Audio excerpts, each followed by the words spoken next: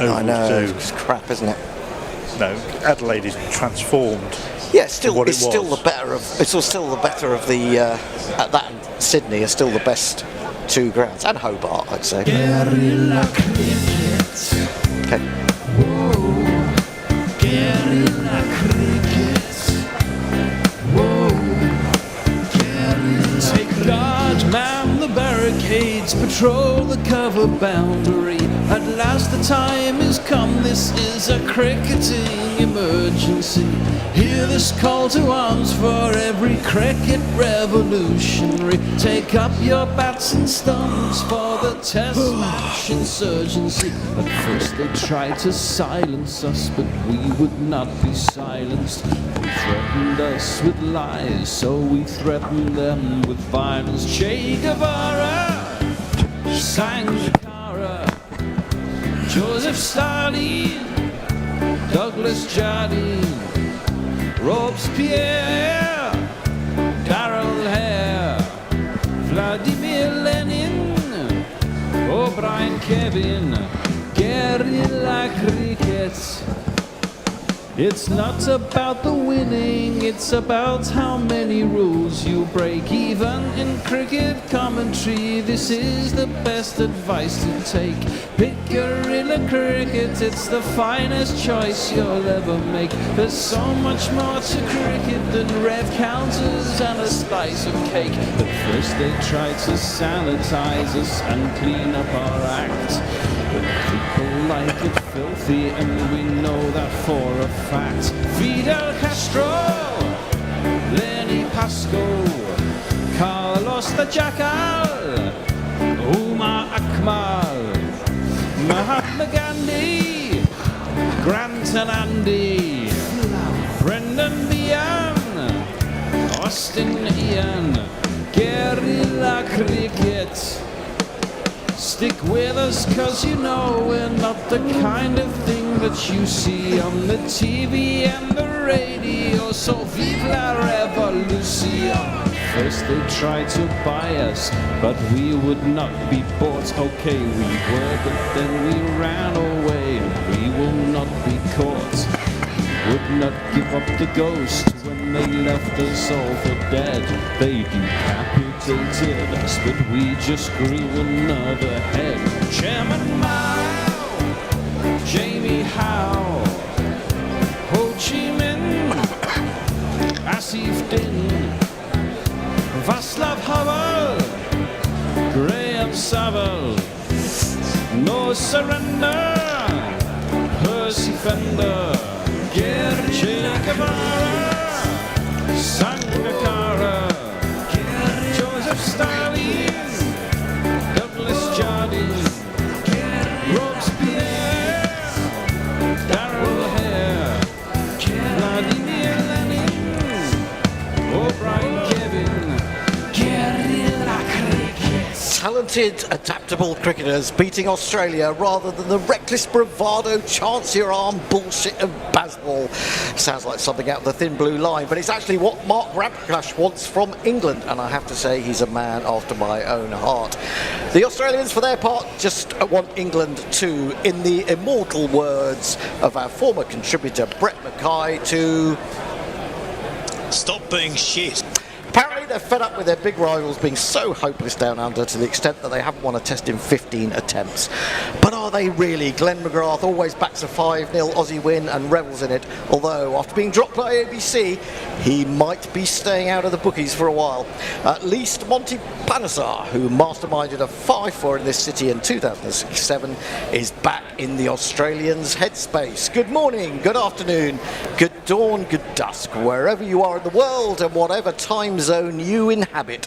Welcome to Guerrilla Cricket. I'm Nigel Henderson, Guerrilla Hendo if you prefer, and we are so glad to have you with us for the most eagerly anticipated Ashes since, well, the last one. With me to bring you the excitement and the build-up from Perth this morning are the Bear. Good morning, peeps. And Jason G. Hiscox. Good morning. And also also, I can't hear a thing through my headphones, Bear. What's going on? Well, I can turn it up for you. Yeah, well, yeah, maybe you should. Maybe you should. Oh, that's a bit better. Yeah, thank you very much for that. The national anthems are just about to take place. That's quite early, isn't it? Well, it's good to get them out there. Why are we starting at 2:20 in the morning? I have no idea. Anyone got any idea why we're starting at 2:20? We can't even ask any of our Australians, because would you believe it? These guys who are supposed to be sort of taking on the heavy workload early in the morning for us have all gone to the match. Yeah. Who'd have thought? What? Messi Jez is there. Kat and Dan are there. No, they're not. They're on holiday. Oh, but they are going to be there, aren't they? I thought they were going to be there. I don't know if they're actually going to be there. Oh, first balls of the Ashes. Yeah, well, we've got an article about that. If you go to our website, First Ball of the Ashes, with one of our students has written a piece on, I think it's Will Munt has written a piece on first balls of the Ashes, and yeah, they have been quite spectacular in many ways and set the tone. Well, guys, the news is that England have won the toss, and Ben Stokes has gone against all his better judgments and has decided to bat. Might have something to do with the fact that all 5 tests at the Optus Stadium have been won by the team batting first, but then that team wasn't England. We only won once there, haven't we? We once at the old Wacker in 1978, 6 or something. Oh, yeah, I've seen it. Oh, goodness me. Don't remind me of the Wacker in 2006-7 where Gilchrist went utterly berserk on the Saturday morning and hit what was at the time, I think, the fastest test 100. The Wacker was the only ground where the Aussies won in 2010-11 as well. Mitchell Johnson right, yes, of course. got a 100 and a 5, I think. I was watching the podcast with Damien Fleming, Glenn McGrath, and Dizzy Gillespie earlier, which was an effort. It has to be. I can well imagine. Said, but they were doing a little quiz. They did a little quiz about who's bowled the fastest Ashes ball, and there were various guesses. Sean Tate, incorrect. Brett Lee, incorrect. Who has bowled the fastest Ashes ball? Wasn't it Mark Wood? I would say Mark Wood. Nope. Maybe it's just in Australia. I don't know, but I may have missed something along those lines. Brett Lee, Tomo? No, I said Brett Lee. Steve Helmerson? No, none of the above. It was Mitch. Mitch Marsh? Mitch Marsh. Now that would be fantastic. Strange. He's quick, but he's not that quick. Mitchell Johnson. It was in that 2013 tour. Yeah, we don't want to be talking about that too much because it's all a little bit traumatic. Anyway, I should bring you the teams, and the big news from the England camp is that Shoaib Bashir has not made it into the team, which it means the 12 that they named yesterday. It means it's an all-pace attack. Jason, what do we make of that? Given the amount of bowling he had in the warm-up games and the shelling he got, I'm not actually that surprised. It does mean that our only spin option is Joe Root, who went for 117 off his 14 overs against England Lions. He didn't do very well either in that match, to be fair. It's not encouraging, is it, really? There are debuts for Australia. We have Brendan Doggett comes in, and he is joined by Jake Weatherald, who will open the batting for Australia, but hopefully not until at least 3 o'clock this afternoon. We've got to be hopeful, haven't we? Has anyone joined us on the Twitter sphere so far? We have had several people. Top of the list is Rob Miller, who joined us first. Hey! Says, good morning, gentlemen. Good evening, gentlemen. Extra Fluffo is with us. Says that your specialist subject for tonight is ... Hey, oh, that's a good point. That's reminded me. I do want your questions for Steve Smith, your general knowledge questions for Steve Smith when he's on Celebrity Mastermind. So anyone who wants to come up with a few of those, we'd welcome those. Any more? Yep. Pirate Bradshaw says, ahoy sea salts and old sea dogs. Also, good night. Good night, as in you're going to bed now, or... Visible Bob is with us. Morning, peeps. I'm so excited and picking it. Oh, I'm excited. I couldn't sleep. I can't sleep anyway. Technical support, which has had those reverbing pretty badly. Yeah, I was trying to tell the bear that I couldn't hear myself properly, and even then, when he turned me up, I couldn't. I can smell popcorn. Who's eating popcorn? That would be Nick. It's Nick. It's Nick. He comes in, he eats popcorn, and he doesn't offer us any. Chris 09891 says, "Here we go." Here we go. Listen, how excited have you been? I mean, I was literally shaking with excitement this evening. I literally couldn't lie down. I mean, I don't know why, and it'll soon dissipate. No, I didn't have a problem sleeping, actually. I kind of lay on the sofa at 8:30, but then I woke up at 10. Because someone came in just when I was about to go have a nod off for 2 hours. Well, I wasn't expecting to find you here either, Jace. No, I wasn't expecting to be here, but... Yeah, I see, my plan was I was going to come in here, because normally I just fall asleep on the sofa watching the telly, and I thought if I do that at home, there's a chance I might miss the start. So my plan was come in here, fall asleep on the sofa, someone will wake me up when they come in, and I'll get 2.5, 3 hours sleep. But I arrived to find Jason in the studio, so neither of us slept. And also our guys from Brighton had got here pretty quickly, hadn't they? They were early. They were here. Early risers. Sort of like midnight. Oh my goodness me! How did they get in? We gave them the code. Yes, we gave them the code. Let me do the teams then, just in case you missed them yesterday. England line up as follows: Zach Crawley, Ben Duckett, Ollie Pope getting the nod at 3. He had to, didn't he, really? Joe Root at 4, Harry Brook at 5, Ben Stokes at 6, Jamie Smith, big series for him, Gus Atkinson, Bryden Cast, Jofra Archer and Mark Wood. Did we ever think we would see those two together again? Well, possibly not. And how long will they be together? That's the question. Well, well, at least a day, because we're batting first. Yeah. That's true. That's true. Well, I did say in the warm-up game that Wood has proved himself just about fit enough to last test and get broken in the first test. Oh yes, it is a worry.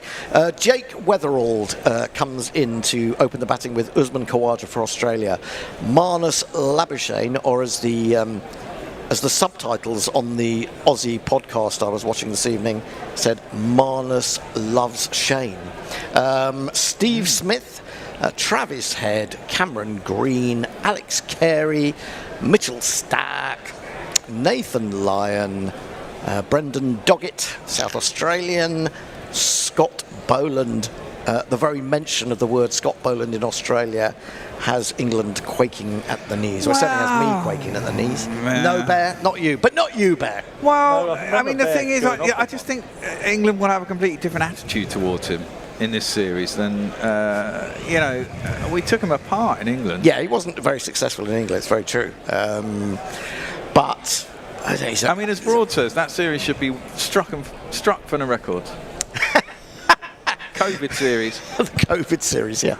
That's right. I think we should have an inquiry into it. Any more people joined us? Extra Fluffo says, it's me doing 150 miles an hour. Oh, right, okay. In which case you have the world record, because it was 160 kph for the record. Yeah, 150 miles an hour would be pretty bloody rapid. Oh, that'd be rapid, wouldn't it? Suryan Yeah. says, great to see a neutral man from India. I don't know, who's the umpire? I don't know who the umpires are. Oh, I can probably that's a very tell good you question. I should look Philip on the... Shaw says, Ashes jokes. My mum told me to stop making sandcastles with Grandad, and then she took his ashes. I've heard Jesus. that joke before, yeah. Brian in Brisbane says, morning. Brian! Greetings. Here we go. Good to hear from you, Brian. And Are you Burnley actually in Till I Die Brisbane? is with us. Who's with us, sorry? Burnley Till I Die. Burnley Till I Die. Invisible Bob slept about an hour. And he also says in the Alan Rickman voice, give me the codes. What film's that from? Die Hard. Oh, is it? Yeah. I thought it was Jeremy Irons in Die Hard. Not Die Alan Hard with a Rickman. Vengeance. Yes. Okay, there are many Die Hard films. Right, umpires, Adrian Holdstock and Nitin Menon. Oh, Nitin Menon, he's very TV good. umpire is Shafadullah. Okay. And reserve umpire is Sean Craig. Match referee is Ranjan Madagali. Okay, well there you go. Do you know, it's hard to keep up with additions to the ICC umpiring panel these days, isn't it? Well, there has been one notable removal. Michael Goff. Michael Goff. Yeah, well, he wouldn't be there, would he? On the basis of him being English. Now, Justin Langer and Alistair Cook are coming out with... what's that? I mean, what is that? It's a glass replica of the urn, and it's about 25 times the actual urn. I mean, really? I mean, this is poor from Australia. Get the proper urn out there. I'm sorry, I don't like that. Is it out there, or is it actually still stuck in Lord's? Well, you know, they can get a replica at the very least these days. I don't like that too. Does that mean that they're going to award that trophy at some point? I think it does. Probably at the end, yeah. That's somebody. Oh, goodness me. Maybe everyone who's a man of a match gets one of those. People, why do we have to, I mean, you know, tradition, it's important in cricket. And I like the fact that it's a tiny, tiny, tiny little trophy. It's quite funny, isn't it? It's funny when they try to hold it up, isn't it? Yeah, exactly. Can you imagine the FA Cup? You go up the 39 steps and then you get there and go, ooh. So anyone at Wembley wouldn't be able to see, you wouldn't be able to see it, would basically you? the size of an egg cup.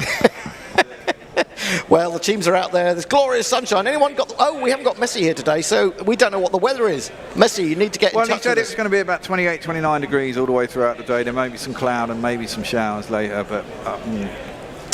now that reminds me. Absolutely ridiculous thing said by Ian Chappell, I have to say. Chappelli, yeah. The thing about Bazball is, if you want to take 20 wickets, you've got to score as quickly as possible, which on the surface sounds logical and rational and very clever. But it's nonsense, because the fact of the matter is, if England get out for 120 by 3 o'clock this afternoon, Australia have forever to bat and get a massive lead. I'll tell you what, Hendo, if England are out for 120 by 3 o'clock this afternoon, Australia would have got about 20. Sorry? Possibly. Australia will what? Well, Australia wouldn't have got many either, would they? Because Australia are batting. No, England are batting. Oh, yeah, sorry. What am I on about? Okay. The nurse will be round. The nurse will be round very shortly. I need a beer. Indeed. Nick, can you hand me a beer from the bottom of the fridge? Yeah, can you get me one, please, as well? I've got a big Cobra in there, as is my want. Now, I was interested to hear that. I didn't know this, that Scott Boland has some Indigenous. Yeah. I didn't know. I honestly didn't know that, and indeed Brendan Doggett as well. Yeah. So.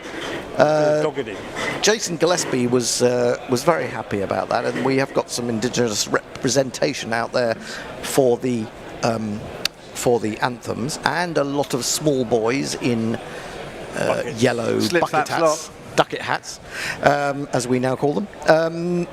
It's filling up. I don't know about you, but this thing about Australian grounds and the redevelopment of grounds and new grounds is that, with the exception of Adelaide, which has also been redeveloped, and Sydney, which I don't think has been, they all look the same now, don't they? This looks every inch like Brisbane. It's probably got the same architect, and it looks multi-purpose grounds, aren't they? Yeah, no, but AFL as well. Yeah, but just because it's AFL, thanks, Nick. Just because it's AFL doesn't mean that you can't, make the ground have a bit more character. Yeah, I kind of get what you're saying, but essentially what you're trying to do is create as many seats in a circular fashion around a circular venue. I mean, it can't really look a lot different, can it? Oh God! I mean, you could put a couple of spires or something somewhere, but it's modern architecture. It's modern, modern ways of building. Even when they first redeveloped Moundstand at Lord's, at least there was some thought that went into it. It was a sort of like a marquee, wasn't it? It was meant to look a bit like a marquee. Well, they've got that thing going on at the top up there. Well, that's just the roof, Bear. Well, the marquee is a roof. It's just got pointy bits. Yeah, but the pointy bits are all the important bits. Well, in my opinion. We should talk about the... come back to you in a moment, because we'll just mention who's coming in. If there's lots of people coming in, we have loads. We will mention who's with us. But I just want to say, because we often forget at this time of the day, the GPL. The GPL, is it open, Bear? Right, it's open. And how much is in the pot? £135. £135 to start the Ashes. Now, that is incredible. If you want to take part in the GPL, and we'd love you to, because it gets... really exciting towards the end of the day. What you have to do is go to our website, guerillacricket.com, go to competition, and you will find instructions on how to become involved. All you have to do is pay us £1 for the privilege of estimating how many runs in total you think there will be in the day. And if you get it on the nose, you get all the money that's in the pot. It starts at £135. The more of you that get in there, the more money will be in the pot, ultimately. So it's to everyone's advantage for you to do your bit. Last thing about that, you've got until the first interval. Yes. The lunch break, sorry. It is the lunch break on this occasion. It won't be in Brisbane. It will be the tea break will be the first interval in Brisbane, of course, because that's the pink ball game. So you've got a session to. You have a make session. your best guess. And you can leave it till the last half hour. I'm not gonna knock you because Lots of people snipe. God knows what will happen as England come out to bat, and you might want to adjust according to what goes on out there. Right, who else has joined us on this fabulous morning? Where are my comments gone? Where have your comments gone? Good question. Disappeared. That's the kind of thing that normally happens to me. Yeah, I know. Not you. You're an IT man. Yeah. You should know about these things. Not that Jeff Thomas was with us. Live chat, there we go. Got it back. We got it back. Don't worry, people. Hooves is with us. Jean Luke, 18, is with us from South Africa. Dr. Brilliant. Science is with us. Time to take back this Ashes. Paul Coffey is with us, who predicts 5-0 to Australia. Are you Australian by any chance? Well, I've been known to go 5-0 to Australia. What did you do on the WhatsApp group? I wasn't. I'm not on that WhatsApp group anymore. Of course. Suter Who, our own Suter Who, is with us. Suter Who? Is he back from the rigs yet? He must be very happy about. I mean, does he like football? I don't know. He must be very happy about the World Cup qualification. That was fantastic. It was a good game, though. Oh, what goals they were! That's They were. extraordinary goals.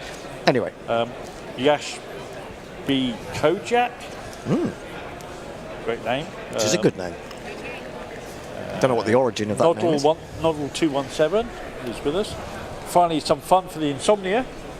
So I presume you're a Northern Hemisphere person. Well, I Raj guess. Patel is with us. Raj, hello. Good morning, my lovely people. And Etienne. Etienne, bloody hell. Etienne. Etienne for donkeys. Ah, great to hear from you. What's the capacity of the stadium, he asks? I know it's a weekday in Perth, it's in the middle of nowhere, but it only looks half full. Yeah, they're very, very tardy, the Australians, in getting in on time. I have noticed this. It's always about 10 o'clock in Australia, isn't it? Yeah. And whereas it's an 11 o'clock start test matches in England. Anyway, Mitchell Stark is going to line up. We'll come back to the contributions on YouTube. If you're joining us for the first time or even for the umpteenth time, tell your friends, tell anyone you know, wake people up, get them tuning into YouTube or various other ways of consuming Guerilla Cricket. The website, guerillacricket.com, tune in. What other radio apps have got a spare? Can you think of? Radio Garden, we're on. Simple Radio, I think we're on. Simple Radio? Yeah, This must be a new record. there's loads of places where we're at. Well, this is a big moment. There is Zach Crawley, the man who punched an Australian for a 4 despite the presence of a deep point. First ball of the Ashes in 2023. What is he going to do here? He's facing up to the left arms of Mitchell Stark. Shall we have some jingles? So have some jingles. Okay, this bow's bowling. To get it out of the way quickly because you never know what might happen first ball. Be ready to bring it down. He's in, bowls to Crawley, who pushes out on the offside square of the wicket. Fielded by Nathan Lyon, and there is no run. 142 Ks from Stark to start with. It was a foolish delivery, not much swing, if any. But as a little bit of shine goes off the ball, we'll see if that changes. I think these Kookaburra balls are going to do a little bit more from what I've heard. Haven't they The pitches them up a bit more, and there's a bit more pronounced seam on them? Yeah, I think there is. Yeah, I think that's right. But I understand that it still goes a bit dead from the 40th over onwards. Well, it used to go dead from about 15, didn't it? So, I mean... Stark in again, bowls and left. What's going on? Zach Crawley has left the ball outside the off stump, but it's gone through to the keeper. And not surprisingly, there is no run. Let's have some other jingles. This guy's bowled. Batting. Zach Crawley was a cricket player, a damn good cricket player. But he was moved from the middle order to open the batting. Now, trapped in the English professional cricket circuit, Zach Crawley must fight to survive. And...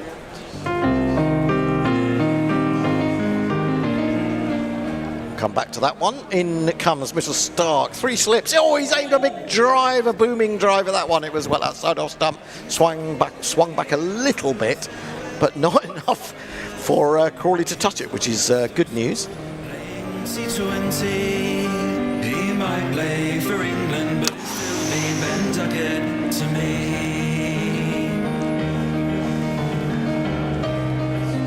Pretty horrible shot, I have to say, when you look at it technically on replay. Thankful it was a scrambled seam and he went across him. Well, yeah, this is the thing though. Mitch bowls full. It's tempting all the time, isn't it? I mean, he bowls it up there to get his swing, and if you think it's in your half, you want to drive it. 3 slips in the gully. In comes Stark. Bowls left alone again outside off stump. So a very quiet start to the Ashes on this occasion. Starks to Crawley. Crawley averaged 77 against him. Against Stark? Yeah, he's only got him out twice. Now, I did read something like 40,000 supporters going out to Australia from England over the course of this Ashes, which is why it's so bloody difficult to get tickets these days. Unlike the 90s when, you know, the Barmy Army was first establishing itself. Stark in again, bowls, driven, but straight to head, I think that is, to mid-off. Now, I think, Bear, you were pointing out Travis Head you see during the haircut? Anthem. The haircut, yeah, it's horrible, isn't it? Now it's awful, horrible. Awful. He's basically shaved the side of his head and he's got a mullet stuck on the top of it. I mean...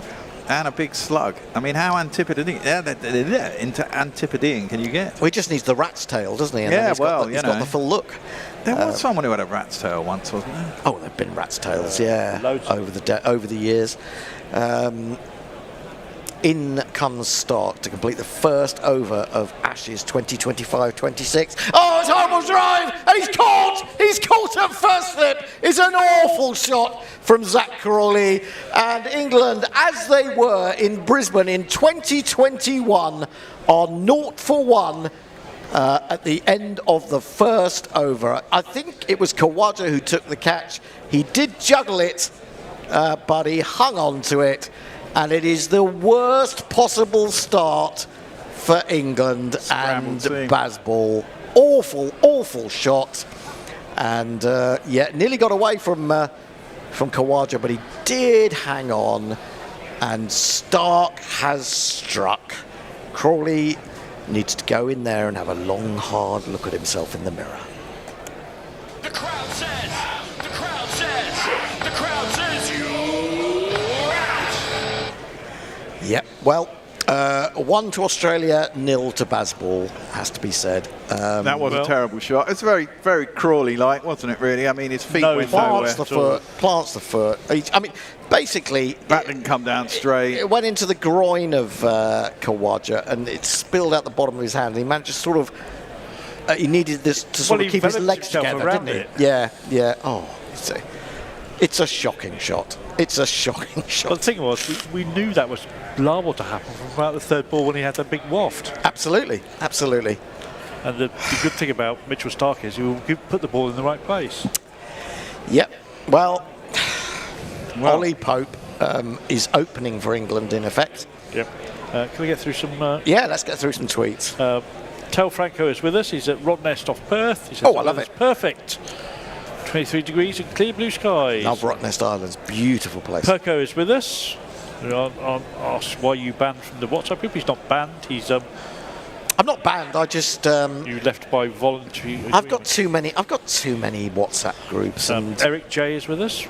001 says, "Where am I?" Question mark.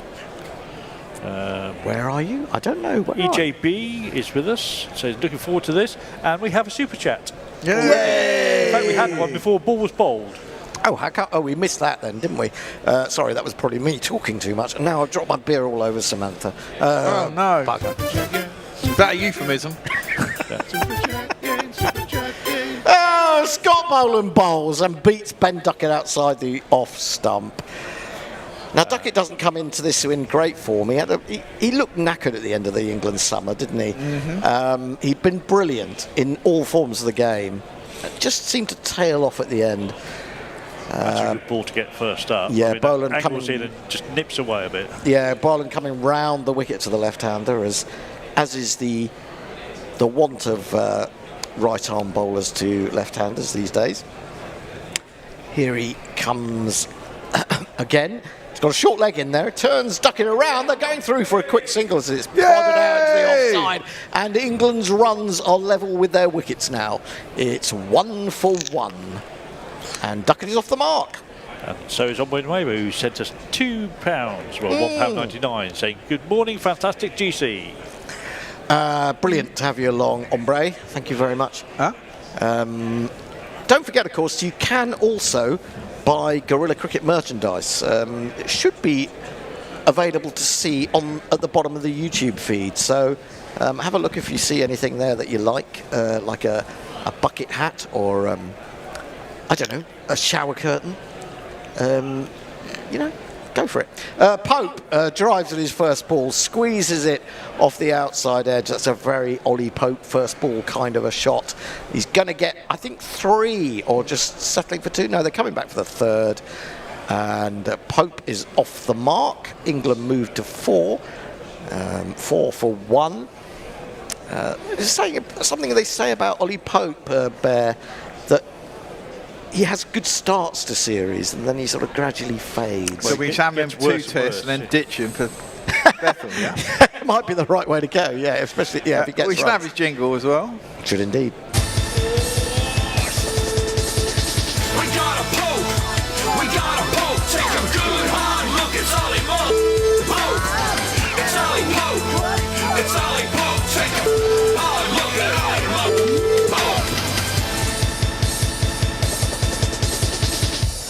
Back of a length from Boland, defended by Duckett down into the ground. He got 3 slips in a gully and a short square leg. So 5 catches. We should also have the bowler. Boland, Boland, Boland. Here comes Scotty Boland. Boland, Boland, Boland, Boland.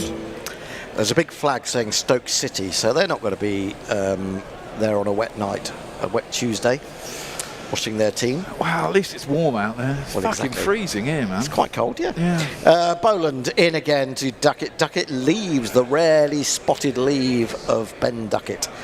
And through it goes to Carey. I heard something on the Joss Butler, Stuart Broad podcast, which is quite good, actually, I have to say. That players, and certainly in Ashes series, will not eat the duck at lunch because they fear Superstition. I love it. It's really good. Tremendous. In comes Boland.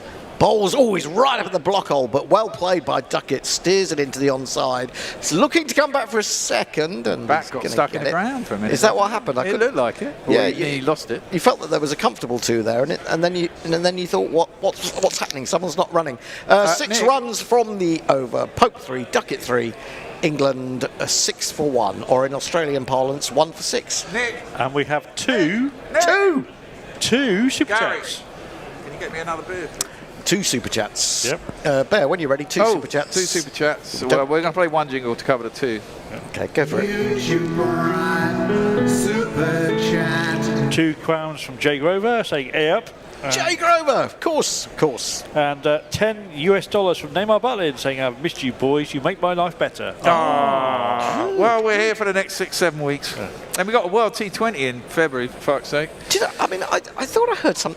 I may be wrong about this, but is there not some sort of centenary or 150-year Test match between Australia and England in March? I thought I heard something about that. Maybe someone had got it wrong. Anyway, I didn't know about it.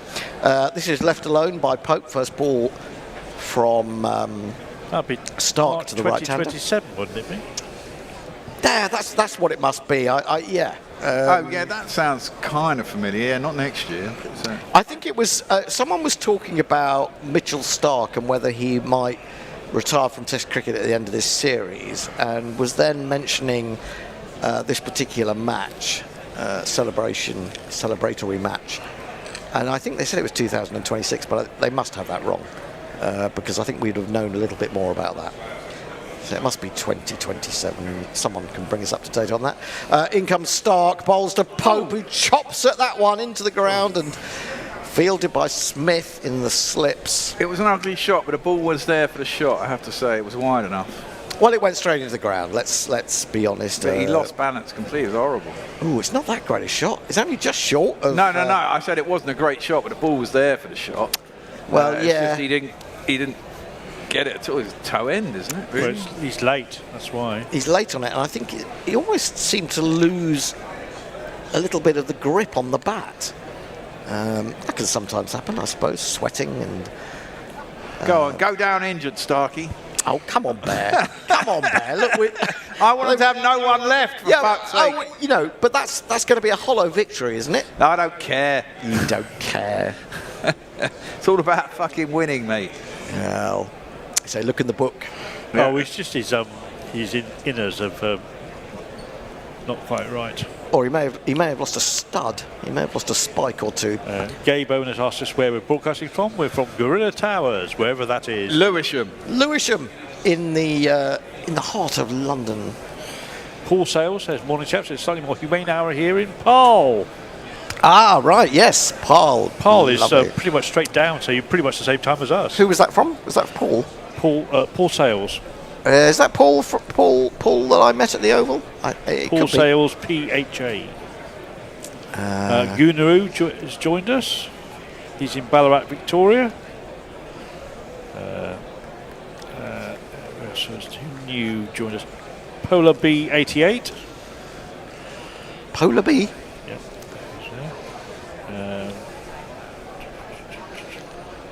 Anyone else? Easy Roller 9370. Quite a way back. Warwick Allen. Warwick, welcome along. Sad Gaming. Well, we'll skip over that. Well, I can tell you that Stark has yet to concede And a run. Run Dave Run. Run Dave Run. Run Lola one. Run. Yeah, Stark 1 for none into his second over. He's just had running repairs done. He's ready to go again. 3 slips gully, backward point, mid-off, mid-on, square leg, and presumably a long leg, but I can't see. This one, Pope tries to help into the onside, but doesn't really get, and ends up sort of flapping it back towards Stark. And there is no run. Now, we told you that Crawley, having said that Crawley had an average of 77 against Stark, He doesn't have any more. He doesn't anymore. And Pope has an average of 25.5 against the very same bowler. Not great, eh?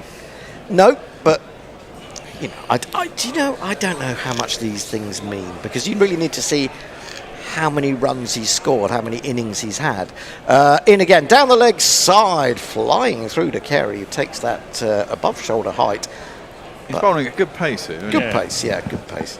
He always, I mean, this is the thing. I think England really, I mean, you want a bad ball, fine, but I mean, first 10, 15 overs, you've got to get through the first spells of all these bowlers, really, and let them know they're in a game. Well, absolutely. I think that's the point, and that's my argument also with regards to Ian Chappell's point, that if you get out too quickly, your bowlers don't get any rest. Stark in again, bowls. He throws this one outside the off stump, trying to tempt Pope. Pope resists, lets it go through. I am looking forward to seeing England bowl, though. I mean, the attack that they've got, in theory, looks vicious. As long as they don't all get broken in the first. Well, that's the problem. And the other thing is, are they too vicious and they're just going to get splayed for runs? I think it's important that they get their lengths right. I mean, this is. I think the problem is very different in Australia, especially on a quick pitch like Perth. Get your length, your length is different from what it would be in England. I'd agree with that, but I'd say that 3 of the bowlers at least. I mean, Woody's slightly different; he's just raw pace. But I would say that that's the thing about Archer, Cass, and Atkinson, as they are good at bowling just that back of a length, which is very useful in Australia. Stark in again, bowls to Pope. He lets this one go as well. It's a second maiden. Fortunately for England, no wicket on this occasion after 3 overs of the Ashes series that we're so excited to bring you. England are 6 for 1. Before I get back to the people, very quickly, the one that's probably the most profligate of is the one they haven't picked, Josh Tongue. He bowls very much like Stark, has a very attacking length generally. And bowls to take wickets and goes for runs as a result. I think the thing with Josh Tongue is that he can take. He's got wicket taking balls in him, but he can be a bit wayward, and he can. He can. I mean, he can swing the ball very late at times, and he's an tall lad. He awkward. can get a lot of bounce. Yeah, gets a lot of bounce, and he's got an awkward action, hasn't he? He almost comes over the perpendicular. Well, he's always from wide coming into you, so you're always having to play at things you wouldn't necessarily have to. Full from Boland, and that's a lovely shot from Duckett. It'll run to the mid-on boundary. No need to chase that. Duckett gets the first boundary of the series. 4 on the floor, and 1 more 4 than the 4 before. That's what 4's are for, to get funky on the dance floor. And 3 names for you to put to you. Easy Ollie is with us. Kiwi by day. Kiwi by day. And of course, our man in Kuala Lumpur. Oh, great. For wrong. Hello, mate. That's not for wrong. Isn't it? No. Of course it's not. What am I on about? Shut You're up. having a nightmare, Ben. This one's shorter, not surprisingly, after the previous half volley got the treatment. Defended into the onside by Duckett. There is And Red River Run O says, just since you mentioned England and Australia are playing 150th anniversary test match 11th and 15th of March in 2027 at the MCG. There we go. That's fuck, so we're going to have to get up at stupid o'clock in March. It's miles away, Bear. Yeah, I know. It's 16 months away. We might all be dead by then. Climate change. Oh, don't say that. Boland in again to Duckett. Duckett leaves outside the off stump. Good leave. A good judgment from Duckett. Now, I don't know what you think, guys, but there doesn't seem to be any lateral movement there at all, really. No. There doesn't seem to be a lot, does there? A little bit of swing for Stark, but then he always swings it. Yeah, but nothing significant, I wouldn't say.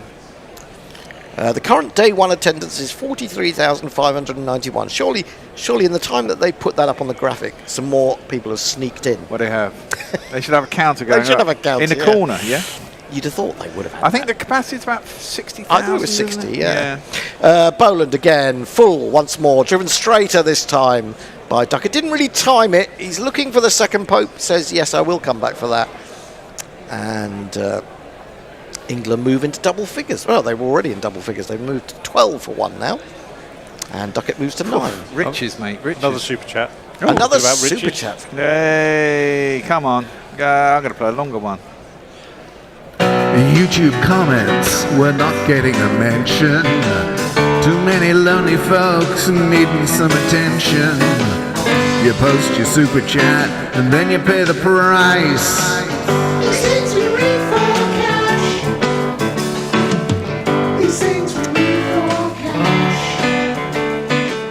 Boland looking for the Yorker this time, dug out by Duckett straight back to the bowler, or bump ball really, and there is no run. Duckett 9, Pope 3, England 12 for 1. Crawley's gone for a duck. If you're just joining us, if you've just got out of bed, well, a couple of overs ago, you probably would have wanted to go straight back.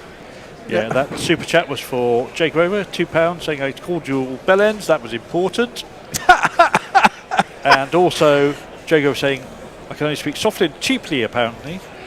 Just know I love you all and I want to see Hendo happy. I want to see me and happy yet too. another super chat. Oh, we'll come back to that. Boland is going to switch to over the wicket. Interesting. The gully has come a little bit finer. I presume it's Cameron Green. And he drives him. He drives him very effectively indeed. There was a definite little bit more wrist in that, wasn't there? A bit more aggression in it. And that is 4 more straight off mid-off from Duckett. 1, 2, 3, 4.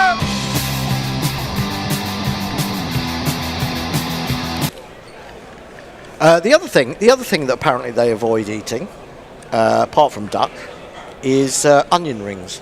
Why? Because they're round like a Zero. zero. Fuck's sake, you fucking... I love an onion ring. Yeah, Bear. You wouldn't stop me from eating onion. No, I can imagine that, Bear. You're not a man to. You are an omnivore, Bear. You are, and you're not the kind of bloke to be worried by superstition, are you? Absolutely. No, absolutely, it's very true. Stark will start his 3rd over. He has yet to concede. How a many run. does he get? 4, 5? 5 Stark? probably. Yeah, I would think so. They can't have him breaking down though. Not with 2 debutants, effectively. Stark bowls to Pope, and he puts that away. Full delivery. Not sure it's going to go all the way to the boundary, just slowing up slightly. The extraordinarily barnetted head has An abomination in. of a haircut, that. Pope moves to 6, 2 3s to his name. Oh, I did enjoy watching Head scamper across the ground with his little legs with the shin protectors on because he's Because he's a short leg for the Boland, yeah. impeding his running style. Indeed. Don't forget the GPL guys, the Gorilla Prediction League. Estimate how many runs will be scored in the day. Pay us £1 for each guess you have. £135 in the pot to start with. The more of you that take part before lunch, because that's when it was the cut-off time, the more that pot goes up. And it'll be a lot of fun late in the day when we are wilting. Very much so. Well, we're wilting now, to be honest. But I'm all right now, actually. I picked up a little bit, but it won't be long. Stark to Duckett for the first time, and he's beaten. There was a little bit of swing, not a great deal, but it was a decent lengthened line. And at 143 clicks, it's pretty useful. Indeed. So 98 wickets to his name in 23 Ashes tests. Mitchell Stark. If you remember, many years ago when we were doing the first night of the Ashes from the Groucho Club in London, would you believe, in front of a live audience? Well, sleeping but live and well oiled. Yes, it's true. We had an inflatable. A few inflatable animals, one of which was Mitchell a great one. Mitchell Shack down the leg side, very full indeed. Almost the ball, had it been straighter, that got Rory Burns in 2021, first ball of the match. But this one's wide of the leg stump. Duckett might feel he missed out there. That was a nice, easy clip, wasn't it? Oh God, they got the fucking skeletons out. Oh, it's all biomechanics, Bear. You've got to know your biomechanics. Weight transfer. Oh God, I can't even be bothered. I know. 70. Oh, I see. But you see there, the transfer is forward. You see, it goes up. The percentage goes up as he transfers through the shot. Goes through the shot. That's how you should do it. Duckett on 13. But now they can measure it in percentages. Stark in. He hasn't missed out on this one. He's played a rather lovely little leg glance. I do like a leg glance. Make the bowler do all the work. And it's 4 more to Duckett. He goes to 17. So that weight transfer graphic, is that a dubious stat, maybe a hyperbolic conviction? It's kind of that sort of thing in graphic form, isn't it, really? Yeah.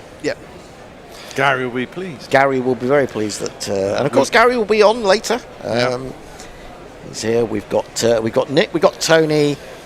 Who else have we got? We've got Forthy coming in from Melbourne later.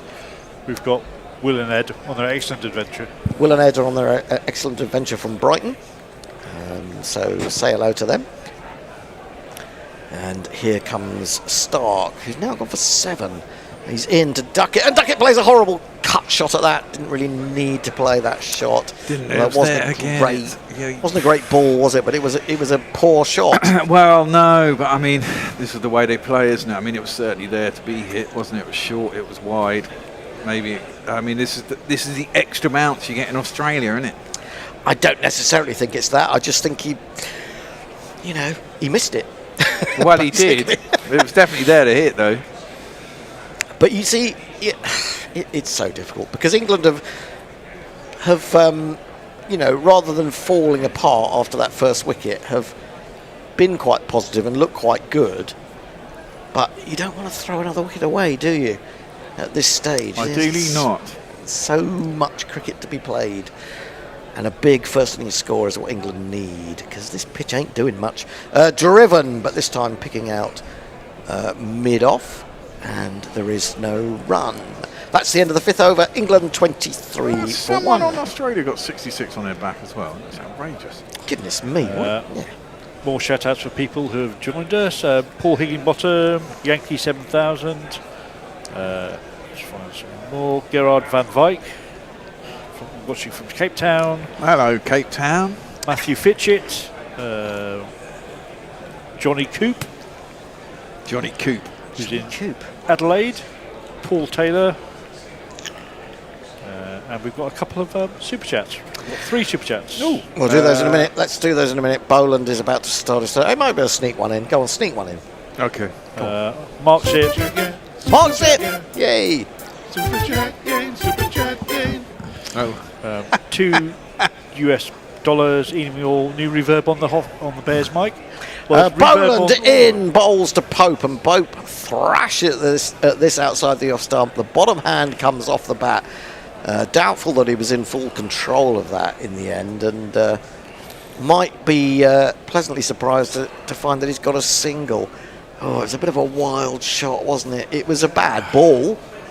It's wide ball. But it went down. Yeah, it went down, but I mean, they got line in the right position if it doesn't go down, though. Just slightly backward a point. I still have nightmares about that piece of fielding by Lyon that ran out James Vince in 2017 when he and Stoneman had got us off to a pretty good start. They have. Brizzy. Christ, that was the team, wasn't it? Vince and Stoneman. Vince and Stoneman. Just a back of a length from Boland, fairly straight, defended by Pope. Dribbles up to mid-on. There is no run. Well, what's this? Yeah, Vince. I mean, I think Vince is an unlucky player. I still, honestly, when T20 is on or the 100 or whatever, I always stop to watch James Vince because he's just so beautiful to watch. And there are plenty of players like that, though. Ramcash was like that, for fuck's sake. I mean, But I think Vince was. I think Vince was a little unlucky at times. Boland in, bowls, driven, slightly on the up, but with any real timing, Lyons slides and could have injured himself there. You got the impression that his knees are stuck in the turf a little bit. Simon Jones, 2002, and he puts the divot back. But that wasn't. It was a little bit worrying for Australia. that was up near the splice of the bat. I think the first shot that he played square was. Don't need to be doing that. He's an old man at 38. Oh yeah, absolutely. Ooh, and he went down and he completely missed it when he was trying to field it. Did they get through for what? Yeah, just the one. Just the one. Pope goes to 9. 26 for 1.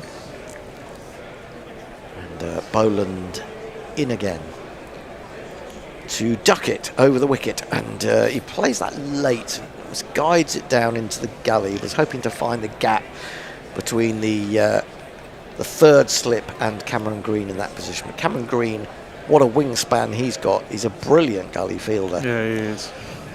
Yeah, it's like when Brian McMillan used to be He's the South almost- African side. Well, There's no way round I it. mean, he's almost two players in that position, isn't he? Yeah. He's got such a big wingspan.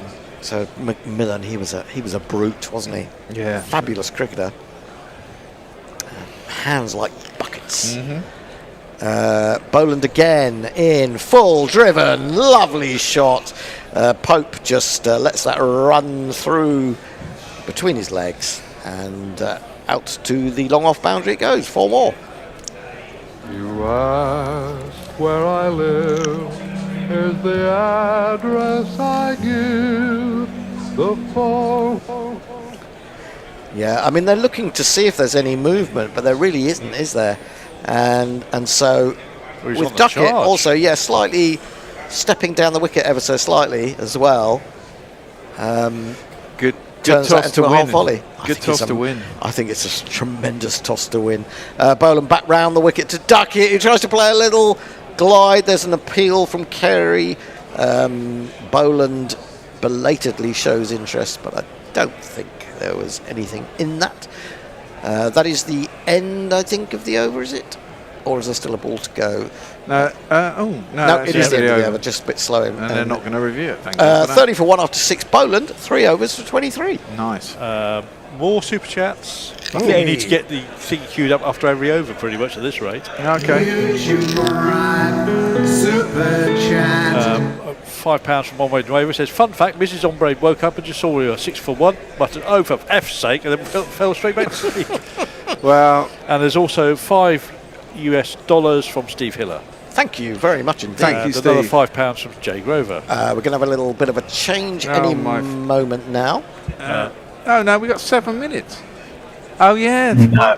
Well, I 20 think you're off at 10-2. Oh, yeah, hello. okay. That's Forthy. The voice Switch of it over Forthy there. comes from deep in the bowels of Melbourne. And What's it like in Melbourne? Me and Forthy? Al. It's sunny but crisp. It's about 16 degrees actually. We've had a very cool spring. Okay, well, we have a marvellous mastermind contestant. He can tell us all about Monty Panesar and Steve Smith. Al Hodge is joining us. Who's taking over on Ball by Ball? Me! It's the Bear! Yay! Can I have another beer, please, Nick? Thank you. Might as well. It's the middle of the night, for fuck's sake. Right, Pope is facing up. Stark is bowling. He's into his 4th over. I reckon he's only got 1 more left after this, so we've got to get through that. That was well defended by Pope up towards mid-off, and there is no run.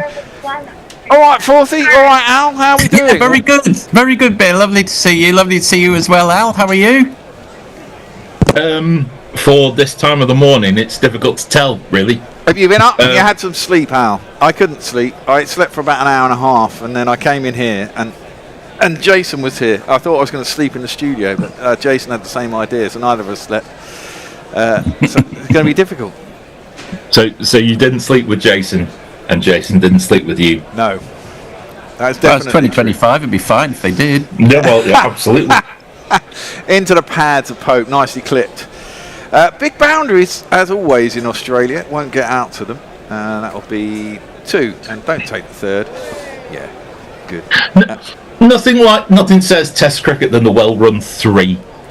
Well, there's a lot of 3s in Australia, as we said. You've got to be prepared to run, and it's not. Actually, first test in Perth, as Messi says. I mean, it's not in the 40s. It's in the late 20s, early 30s. So, actually, something England will be quite used to.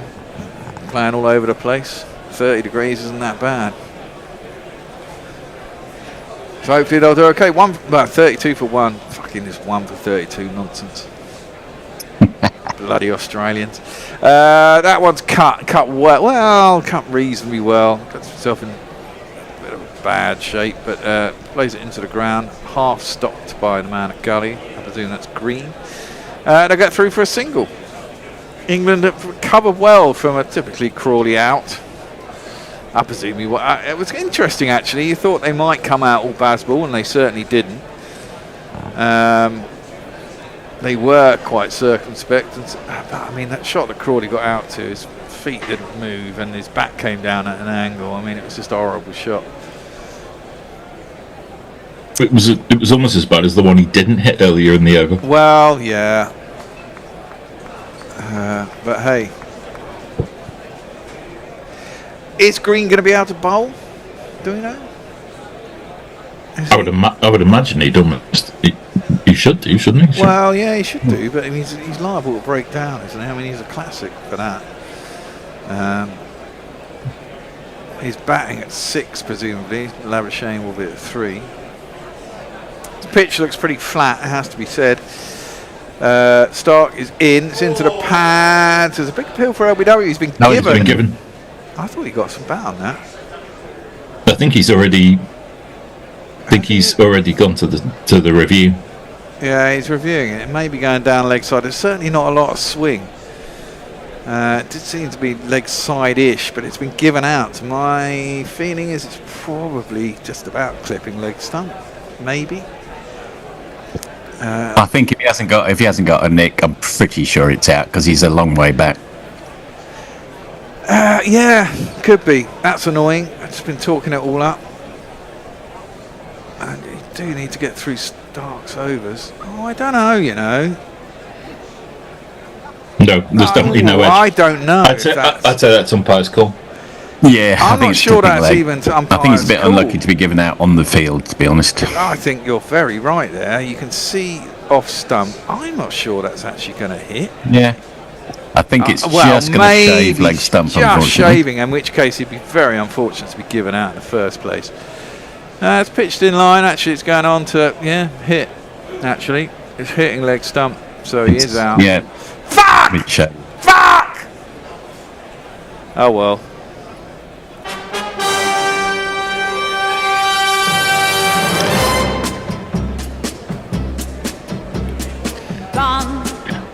At the risk of resorting to old school cricket manuals, his feet didn't move an inch.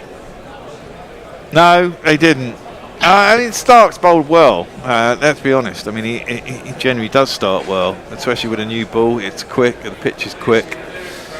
He's bowled a full, challenging length a lot of the time. Got a few duff deliveries with a bit of width. But would you have expected Stark to have bowled anything else? No, that's the thing. So, You got to keep him out. And yet, to be fair, if England lost 2 wickets to him, they might feel they feel annoyed. Hardly surprising though. That becomes the bit that you start to question research. You start to question intention in the net. However, I think so, but I think this is just a classic brilliant opening salvo from Stark. I'm not surprised he's got 2 wickets. It doesn't matter how much prep you do. I think Australia, the glaring sun, the crowd, it's all just that little bit foreign. And, nerves factored in and all of those sorts of things. It's not surprising they're 2 down. Do you want to jingle up our new batsman if you've got time? I will do.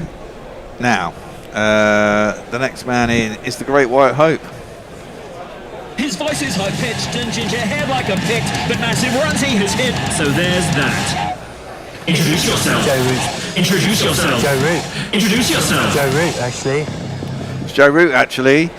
Come on, Joe, get a fucking ton. Get it out of the way in the first test, that'd be nice. Stark 2 for 10. Boland none for 23. No extras so far. Not a no ball, not a wide, not a leg by even, which is quite unusual. Stark is in to Root. It's full. Oh, it beats the outside edge as he drives at that. A lot of hands on heads and but no wicket. End of the over. Stark has 2 for 10 after 4. England are 33 for 2 after 7. Who's on social? There's quite a few. Yeah, there's quite a few super chats, which I think I will have to get to because there's so many people piling on. I'll just go through the names. Apologise, I haven't got time to read all the actual messages. It'll calm down soon, no doubt.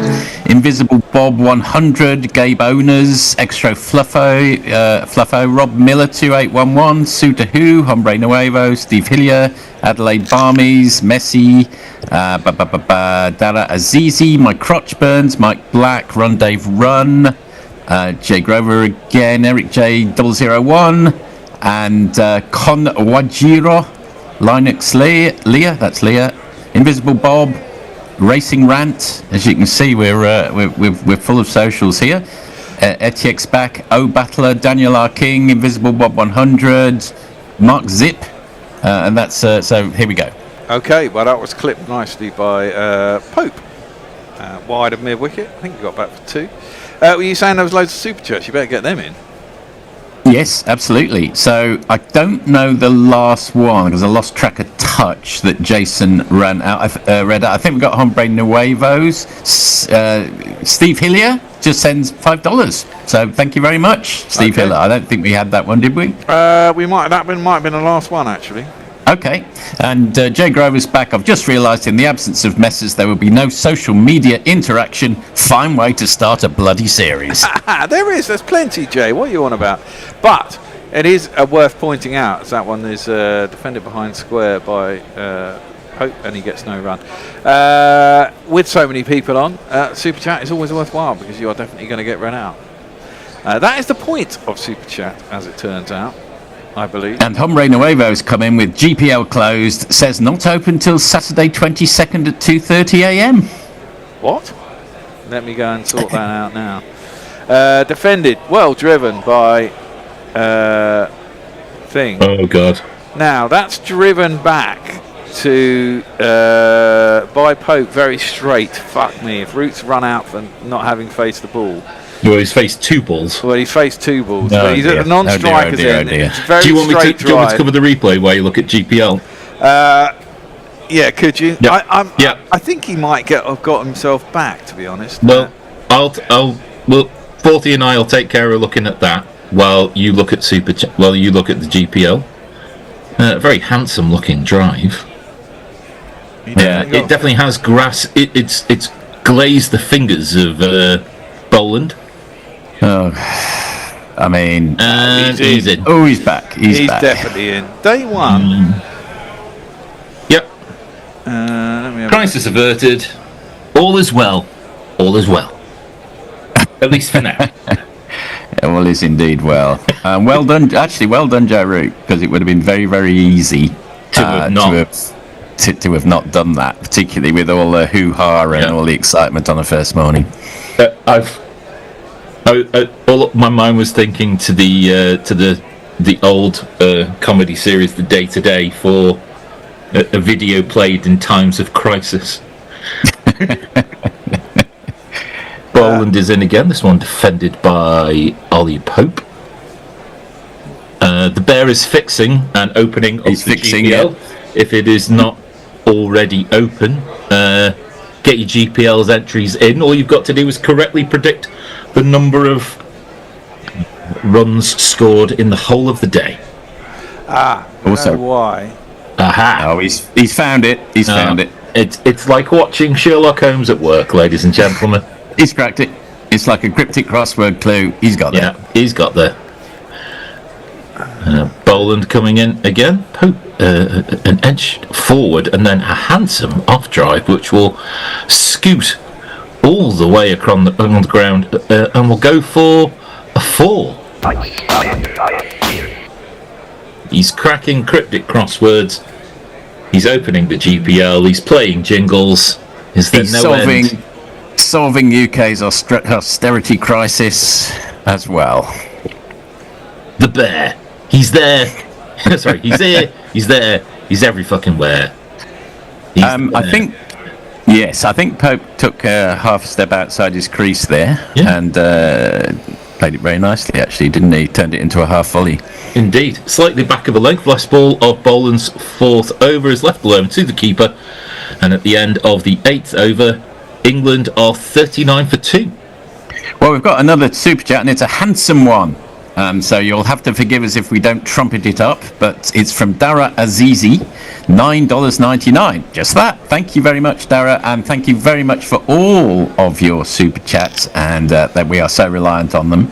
Yes, we have got we've got a little bit more action coming through on the socials. All hail the Centurion, says Eric. Jay says they're tattooed under his eyelids. Extra Fluffo says decimation incoming, and Mark Zip's got some audio nitpicking. AI might need to back off. Al might need to back off just a touch.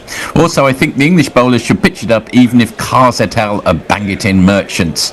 And a couple more super chats. Maybe I'll come back to those. Okay, start. It's in, left alone by Rooty, through to the keeper, and there's no one. Yeah, Zippy, we got a new desk. It's got inbuilt compressors and all sorts, and only having been on air, can I sort it out? I set it all up a bit too hard, I think. There's a bit too much gain everywhere, but I'm getting there, and I will get there. Don't worry. I just can't do it while I'm on air because it's over there. Sorry, I think Hendo was a little distorted early on. Obviously not Hendo's fault. No, it wasn't. Yeah, his compressor was too hard and way too much. No, it doesn't matter. It's all technical shit. But he's now sorted, and you guys are the first guys who've actually come on Zoom. So, but I can't do anything while I'm on air, so I'm going to wait till I'm off air and I'll sort it out. So you're a little bit loud, but it's okay. I can turn down a touch. No, it's all right. It's this end. Stark bowls, it's wide, and Root lets it through to the keeper, and there is no run. Yeah, we can go back to a Peter Allison, Tedlow type whisper. England are 39 for 2, 8.2 overs. Could this be Stark's last over? Or they would try and get 6 out of him? If you're watching in black and white, both teams are playing in white. It's true. Their helmets may have played black. 39 for 2. It's an all right start for England, isn't it? No, it's a poor start. Let's be honest. I don't know. I mean, they could have been blown away in no time at all, couldn't they? That one is left alone by Root through to the keeper, and there's no run. I don't know what you think, Al, but I don't. In a way, it's almost pointless criticising the approach. It is the approach. They've got a strategy. Yeah. You know what the strategy is going to be. You know, the go hard thing. Yeah. So when they get out to it, we can't really say what a terrible shot. I just, you take it as it comes. Unfortunately. No. I think you put Duckett's wicket down to modern technique, and Crawley probably a little bit overexcited first over the first game. Yeah. Well, I mean, you have to say it's quite a good ball by Root. Tries to cut that, gets large on him. It certainly gets up on him, but he cuts it into the ground. And it goes out to gully, and there is no run. I mean, I think it's quite a good ball to Duckett. I mean, it's full, it's quick. It's one of those ones that you could clip, you could miss. I mean, ideally you want to clip it, but I don't think you can fault too much. You can fault Crawley, definitely. But I think the ball that got Duckett was a pretty good delivery by Stark. You can't always blame the batsman. You'd like to think he'd clip it, but at 141 clicks... I think it straightened a touch as well, looking on the replay. I think that's what... now that is out. Root has gone. He's been squared up by an absolute corker by Stark. Don't know what he was doing there. Maybe it went on, but Root has gone, and he's not going to get a ton in the first test. In his first innings, he's going to get a fucking duck. And England now are in a bit of trouble. 3 for 39. What happened there? He got squared up completely. That's very un-Root-like. And it's just gone straight to second slip. And Stark has all 3 wickets. He is the man. And England find themselves in a little bit of bother here. Oh my God, they brought another one bites the dust. Fucking duck on the bottom of the screen. I think that is going to be out, Fred. Another one bites the dust. Rooty won't be happy. At what point do we turn around and say that Joe Root hasn't been in form for quite some time? I mean, we offset. He was horrific in New Zealand, and we offset it with it's 50 over cricket. It doesn't matter. Hold on, Al. He scored a couple of 2 or 3 tons in the English summer, which wasn't that long ago, and that was one-day cricket. He scored. He scored 13,500 test runs. I mean, one innings doesn't make everything. No. All I'm saying is that he was horrific in New Zealand. Yeah, he didn't look good in New Zealand. It was one-day cricket, but I think it's hard to. Everyone's got an opinion, but I don't think you can have a go at him too much, can you? 13,500 test runs. I'm not playing his career. I'm playing the batsman in front of me. Yeah, he faced 7 balls. Everyone's a bit vulnerable when they're new to the crease.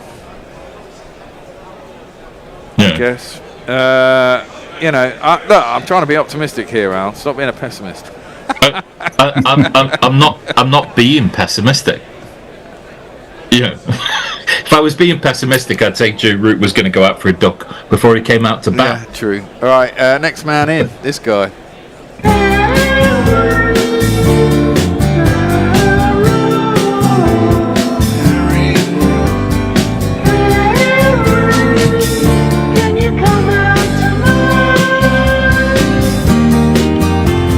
Plays that late and under his eyes, and it's just dropped out on the offside, and there's no run. Well, start getting another wicket now over. He's got to get another one, hasn't he? I mean, you'll keep on bowling. Well, meanwhile, we have got 4 more super chats.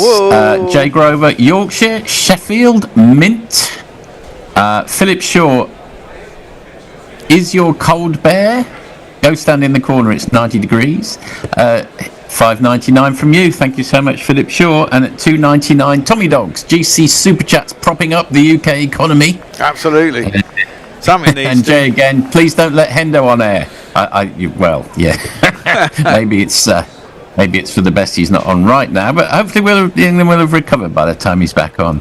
And we've also got lots of messages coming in from Old Battler, Daniel R. King, Invisible Bob, Mark Zip again, Steve Hiller, Extra Fluffo, Polar B, Jamie 18870, who doesn't like the music clips.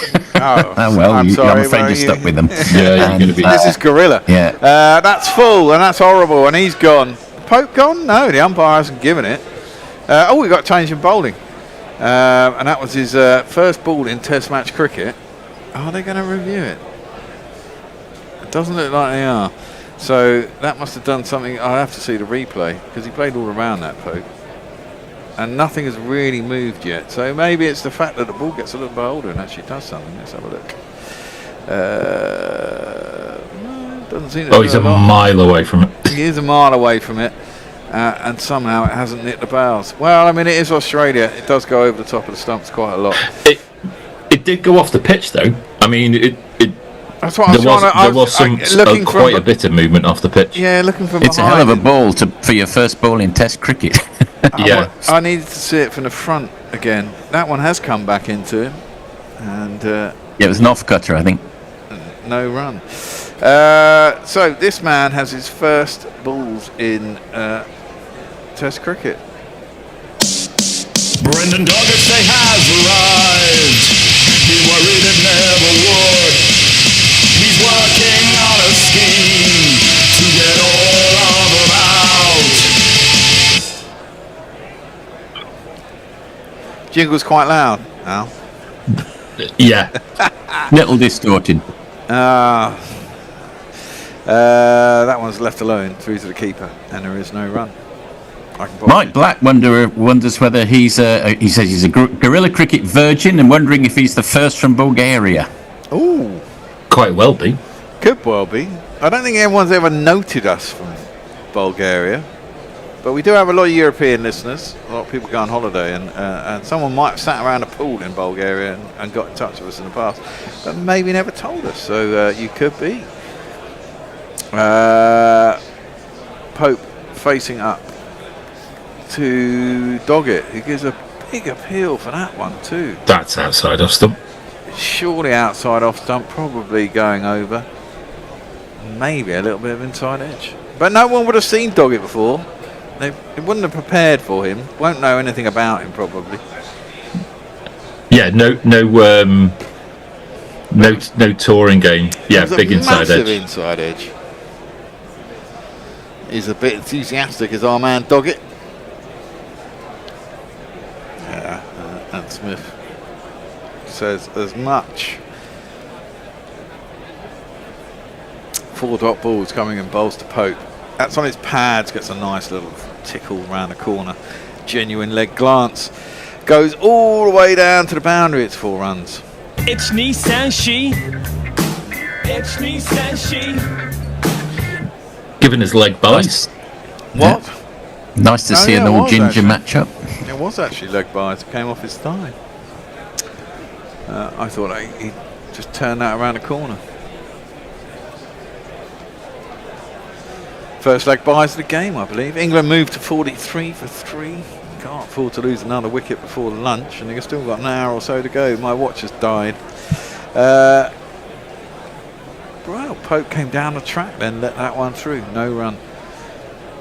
Robert Smith is fidgeting like a motherfucker. Anyway, England 43 for 3. Over to you, Forthy. Righto, Jeff Perkins. Welcome to you. Hombro Nuevo's back. Suter, who is there? Woodsy Shroomer says he's tuned in late and was hoping for a bit better. Well, yes, indeed. Ewan Innes is here. Rick Myfaps.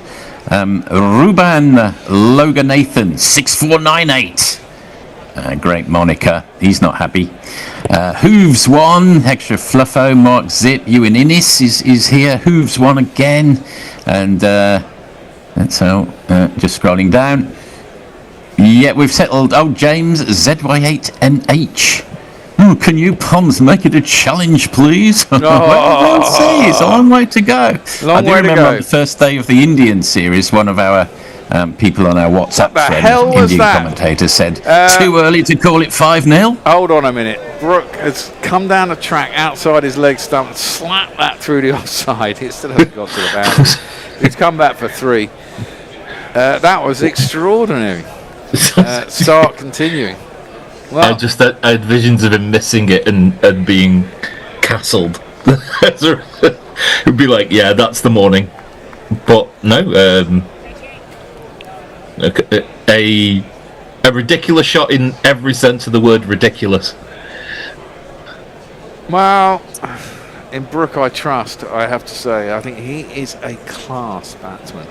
Yeah. He just needs to keep his head sometimes. I do blame him. I do blame him for the fucking loss against India in that last test, actually, in the summer. That one is left alone through to the keeper and there's no run.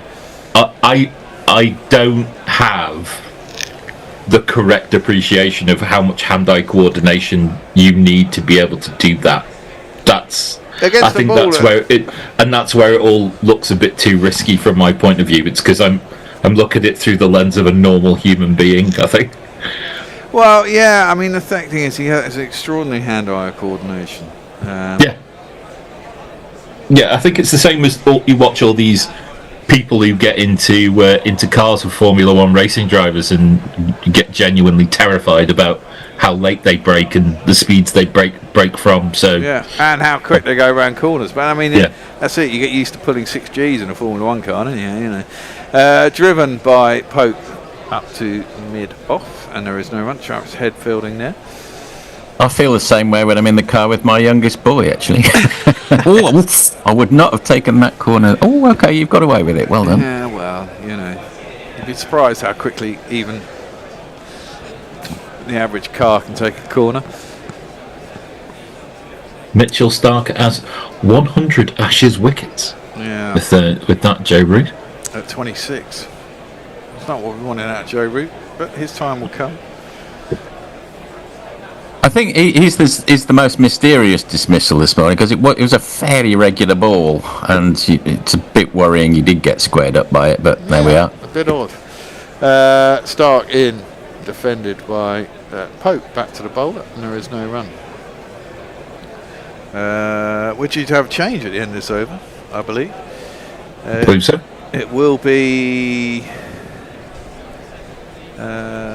who's on next? It'll be Gary taking over from me, Tony, and Nick. Got another super chat from Jay Grover. This is what happens when you send a Yorkshireman to public school. And how much is it for? £2? Oh, it was for £5. £5. Public school costs way more than £2. Yeah, well, certainly nowadays. Yeah. Pay VAT on top too. That's outside the off stump of Pope, who lets it through to the keeper, and there is no run. Damn good thing to paying VAT. England hanging on a little bit here, but still a long way to go, as you say. 1 ball left in this Stark over. He's bowled. This is his 6th over. And you would think it's his limit. Well, you'd have thought so, wouldn't you? But I mean, he's taking wickets. Boland looks ineffective. Yeah, it's amazing how a wicket can re-energise the body. It's true. But he is, what, 36 now? Stark? Still not the best cricket player in his own marriage. That's cut, and cut high and over the top and down towards third man, and will get poked. A handy little 4 runs. Will that bring up England's 50? Don't think it will. 1, 3, Was that last ball of the over? It was. Time for me to Well, go. see you later. Tony's See you gonna be in later. for me. See you later. Bye-bye. Well, the crucial first hour has, crucially, gone to Australia, and Mitchell Starc in particular, who has bowled extremely well on a pitch that's offered a little bit of up and down, but he's got the ball into, dare I say, good areas, and England have not distinguished themselves with their approach to Test match cricket. Nick, is that fair? I think it's a great assessment, Gary. It's been ugly stuff for us England fans, Oh, God. and the top order just hasn't looked good enough to deal with Mitchell Starc. Yeah, well, what is he? He needed 13 to overtake. Was it Wasim Akram? Good old Waz. As the highest wicket-taking left armer. And, Left arm seamer. He now needs 10, which is not good for England. It'll be done by the end of the test. It looks that way. Ollie Pope came in and was inevitably skittish. He got into some terrible positions, the head, the hands, the feet all over the place, but he has looked a little more secure. Harry Brooks played the Harry Brooks signature shot, which is the charge down the wicket and smash through extra cover. Giving himself plenty of room. Plenty of room. I don't even think it went for 4 though, because this outfield is been left with lots of grass on it by the curator. Horrendously slow. It is very, very slow, and that won't help the Baz bowlers, and neither will the size of the ground. But at the moment, England haven't been able to do much Baz bowling because they haven't got the middle of the bat on it often enough.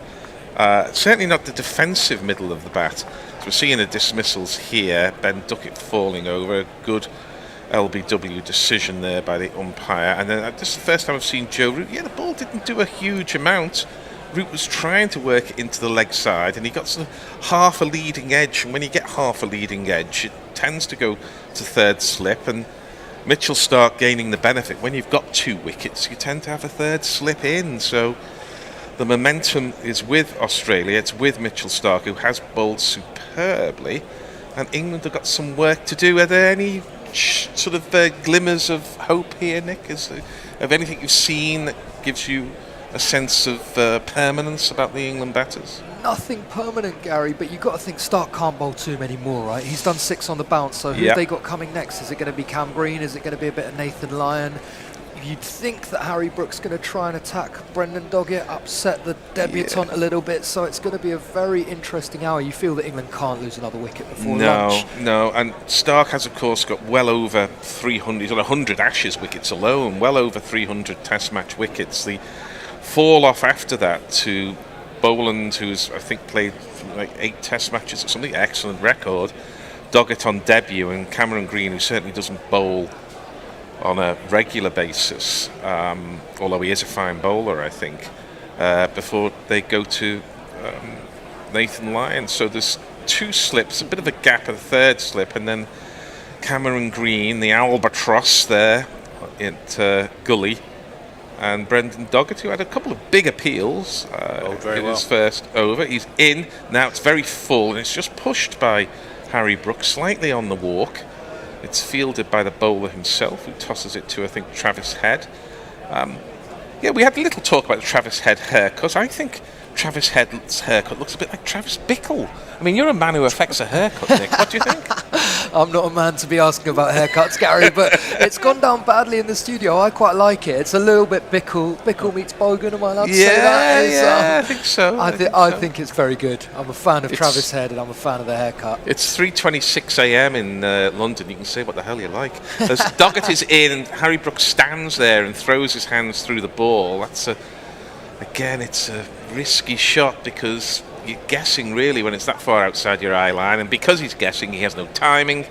Goes out to extra cover with the aforementioned Travis Head fields the ball. He's through for 1. England are 51 for 3 always reminds me of the dartboard there next to the 3. Your triple 17, 3 for 51, as they say in Australia. And that's the first run that Doggett has conceded in Test match cricket. And he's in again, and this is defended by Ollie Pope, slightly falling over, but the pace has dropped by 8 to 9 kilometres per hour. We know players tell us there's a big difference between the 88, 89 mile an hour bowlers and the 83, 84 mile an hour bowlers, so you tend to get away with a technique that's got a few flaws in it. Absolutely, but he looks like he's not going to give much away, does he, Doggy? No. He's on the money every ball. No, he's dogging the batsman. I'll try not to make too many of those puns. With his line and length, he's in now, and this is defended immaculately by Pope. Again, just have that slightly more time than you have against the real pacers. Boland we haven't talked about. He was England's destroyer, but I think that was on his home ground in Melbourne in the last tour with his infamous 6 for 9. Perth is a very different stadium, very different ground, very different part of the world, literally 3 time zones away from Melbourne. And he didn't look entirely at home. He was struggling for length. He was too short or more often over-pitched. But he'll be back. Pope on strike. This squirts off the outside edge, and Cameron Green attempts to field it at Gully. Doesn't pick the ball up because the outfield is so slow. It only dribbles about 5 yards past him. Through for a single. Pope has 23. Brook has 4. We'll be coming to your comments and thoughts in a moment. Indeed, there's plenty of... Oh, I'll bet there is. Funnily enough, quite a lot of love for Nick's hair. Oh, I'll be happy to know. That's nice, because the last time I was on air for about 2.5 overs, I was described as simian, which Simian? I think has never been a compliment. You've got pre-Raphaelite ringlets there. You're looking like Elizabeth Siddle there. But you're going to have to earn every run Peter here. Siddle. Not Peter Siddle, no. Aren't you, Gary, with this outfield? Yeah, you're going to have to run them up. Oh. Brook goes back, gives himself plenty of room, and hits it right off the middle of the bat to the vacant third man. I mean, that was a crazy-looking shot, but it was also lovely. Glorious. There's not one boy for me. I must have 2 or 3. I need 4. So let the Crawley haters get going then. Well, good way to finish over. A couple of these. Oh. Super chat. PJG Godahulls 9551. Well, hello to you. South African listening from the suburbs of Houston, Texas. Oh, wow. Hoping for a 5-0 Aussie. Sorry, chaps. Perth, we have a problem. Yes. Cheers, PJ. Well, welcome, PJ.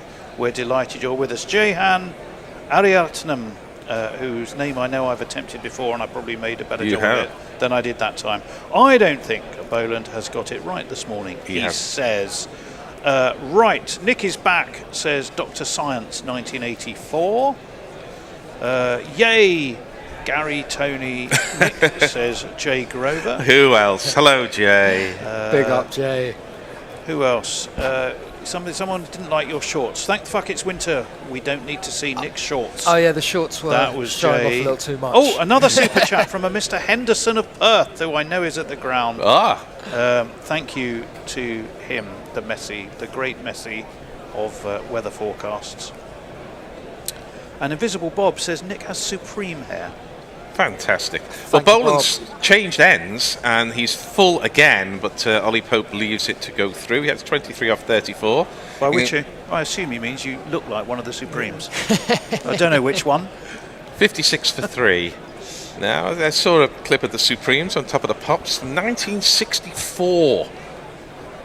The clip was almost as old as I am. And Diana Ross is still going. I sent you a clip of Diana Ross singing I'm Still Waiting while I was waiting for your very kind lift. Oh, is that what it was? It was, yeah. Funny enough, listening to Diana Ross by checking WhatsApp's not what I do when I'm driving. Amazing.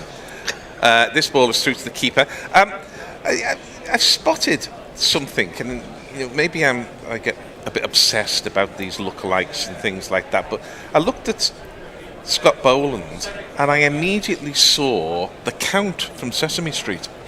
If you have a look at the hairline and the very black hair along with the pale skin, he looks quite a bit like the Count, who I think is on one of our jingles, Counting to 4, in his cod Transylvanian accent. He's very angular. I could very angular. As Boland's in again, this is wide of off stump, and Pope leaves that with a measure of disdain here. And to be fair, Boland is inviting a bit of disdain. He can't find a line, can't find a length. He's now scratching at the surface. He's, to use a cliche, he's somewhat out of sorts, Nick. Yeah, he bowled a beauty to duck it first up, right? He did. Since then, he's been a bit all over the place. 2 full, 2 wide. He's got an absurd record in Australia, Gary. I think he does, averages something like 12. Yeah, I think Rob Smythe, it may have been another Guardian writer, who described it as a 19th century average. It really is. SF Barnes eat your heart out. Yeah, but, that's right. Playing on a matting wicket in South Africa. But he hasn't found his rhythm here, and I think he does need a bit of movement to help him. I think he does. He does. And he also is a rhythm bowler. You can see just by how he comes in. He's in. Now, that's a line and length, but it's met by the straight bat of Ollie Pope. But if he can stay there, he's going to cause problems, isn't he? Yeah. And I think there's a lesson for England here. Although the bounce ballers chase wide deliveries and they get edges, I think the pitch is such that it's going to reward wicket-to-wicket line, because we have seen Carey taking the ball in front of his face, and we've also seen him taking the ball at his ankles. So when you've got a little bit of variable bounce, and that course may go out of the pitch on day 2 or after tea, then this is what England have got to do. Boland's in again, and he's driven. He's not so much driven there by Ollie Pope, he's punched by Ollie Pope. Bit of risk in the shot though, because he just pushed his hands at it. And it's Travis Bickle who runs from mid off to long off, and they're through for 3. It's definitely a run-em-up ground, this. Run-em-up! Sure is, and you're right, Gary. That was slapped well outside the eye line. It wasn't quite a straight battle. Sort of 3/4, but he's got it nicely inside mid-off, and his third 3 of the morning. Yeah, I mean, it's not that England have got their feet in concrete. You sometimes look at batters and you think it's almost like they're choosing to stay inside the line of the ball and trust the eye. And it's a dangerous game to play against bowlers like Mitchell Starc with well over 300 wickets. So here's Harry Brooks on 1 ball to face. Let's hope he doesn't. He doesn't do anything silly, but that does jump at him, and it hits him on the gloves. Took the bottom hand away. There is a little bit of caprice in this pitch, up and down rather than side to side. And I'll turn to my side now and ask you, Tony. You certainly can. Right. Etik78, I know I've said that name as well, I've screwed that up, but looking forward to plenty of dubious points made with hyperbolic conviction. I'm your man. Next commentary stint, we have a jingle for that if I could find it. Joe Boy says, love listening to the Gorilla. Glistening, knew it would be a thriller, not a scintilla or a filler, flashes of Keith Miller. Stark having a lark. Recent Ashes killer, go upstairs for a decent distiller. Love it. We go downstairs for a distiller here. Well, we do. We are literally above a brewery. That is our job these days, organising piss-ups in a brewery. Doggett's in, and that's a ridiculous shot from Ollie Pope. I don't know what shot he was playing there. He ended up on his knees. The ball was just a standard 5th stump line ball, and he got so far across with his hands that he ended up playing inside it. But also, it was nowhere near the middle of the bat, because it was almost like hitting the handle of the bat. I don't know how you get yourself in that position.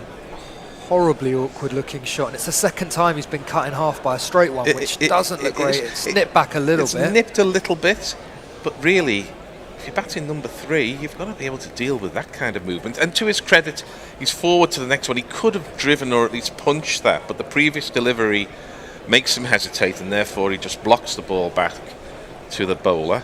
Yeah, that's more like it. It's strange, isn't it, Gary? Because moments like that where he looks very solid and compact in defence, but then the next ball, it's all over the place again. It's almost playing by numbers, isn't it? Jason Gillespie giving the hat to the 3rd Indigenous Australian to play for his country. Also congratulated by Scott Boland, the 2nd Indigenous Australian, and it's the 3rd Indigenous Australian who's into bowl now. And that's clipped beautifully. That is a half volley, to be fair. If you're not putting them away, you shouldn't be playing the game. And it goes to the long on boundary for one of these. 1, 2, buckle my shoe. 3, 4, shut the door. Nice shot. Lovely shot. And it's raced to the boundary. These 63 probably worth a few more, given how slow the outfield is. So yeah, I think so. whether if England can get themselves up to 250, 275, it might not be as dreadful as it first seems. No, you bat first. You're looking at least 300, almost regardless of the pitch. That's down the leg side. He's missed out on that because that was a leg stump half volley. 63-4-3. Pope has 30 off 43. Brook has 8 off 6. I mean, if you're not putting those away, I'm reminded of talking to my son, who, whenever they describe a goalkeeper as a good shot stopper, he says, well, if you're not a good shot stopper, you shouldn't be a professional goalkeeper, and you shouldn't really be a professional batsman if you can't punch a leg stump half volley through mid-wicket for 4. So the heart of the job description, isn't it? It is the heart of the job description, you're absolutely right. A little tale from Glasgow that I'll give you in a moment that reflects well on guerrilla cricket. As Ollie Pope has spotted somebody behind the bowler's arm. It's a huge sight screen. I mean, if that's not enough, then, you know, there isn't enough sight screen in the world. Doggett's in again. It's outside off stump. It's another horrible shot from Pope, but he gets a little bit more of the middle of the bat, and it's gone down to the vacant third man, where it slows down to a ridiculous extent, really. And they're through 4-3. There's going to be a lot of threes here. Whoever's got the spread bet on threes, they're going to win in this test match. I can't remember seeing so many threes on the first morning of the test. It's very, very slow. I can't. It's amazing how slow it is. It's a kind of chop down, that was. It was almost kind of front foot square cut, but without much in the way of timing, and it went, say, to third man. I was at a live version of a podcast in Glasgow 2 or 3 weeks ago, and the bloke behind me said, "Are you Gary off Guerrilla Cricket?" Off Ness and Dormer it was, rather than Guerrilla Cricket, to be fair. But I'm afraid I was recognised at a live podcast. It wasn't the police, was it? It wasn't the police. No, that ball's down the leg side, and there is no run. But it's nice. It's nice to know that the kind of portfolio of work we have here, Ness and Dormer for me, and Guerrilla Cricket, and others can talk about their other projects. But we've got your thoughts now. Well, we do, and somebody said that you're going to be making some dubious points, so in honour of that... That was a dubious point, made with hyperbolic conviction, by Gary. There we go, we'll get that one in early. Let me see, loads of people... No, Ty wanted to know, are you guys in Australia? Alas, we're not, although some of us are. But the main studio is in Lewisham. Messy Jazz is there. See, has been answered. Boland's in, this is defended, into the offside. A little hesitation, and they're through for 1. We'll go back to you though, Tony. Pink Floyd 870s are complaining about the arrogance of Aussie commentators in stark contrast to your commentary. Well, thank you for that, Pink Floyd. You're very kind. And we're very glad to have you with us. Easy Ollie, we generally do get bowled out in day 1 by everyone. Pink Floyd's watching from Perth, but I cannot stand the Australian commentary. Well, that's twice he's mentioned that, so great stuff. Ty had a conversation this morning with Alan Border. He said Australia will bowl out England today. Well, they have started. They've started like they mean to. Well, but Mitchell Stark certainly has. Boland's in, and this is a lovely shot actually by Harry Brook, but he picks out the one man in front at square, saving 1, and the man does his job, saving 1. So we all have these little side, what do they call them? Side projects. What's the word? Isn't it? What is it called? Side hustles. Side hustles. That's the word.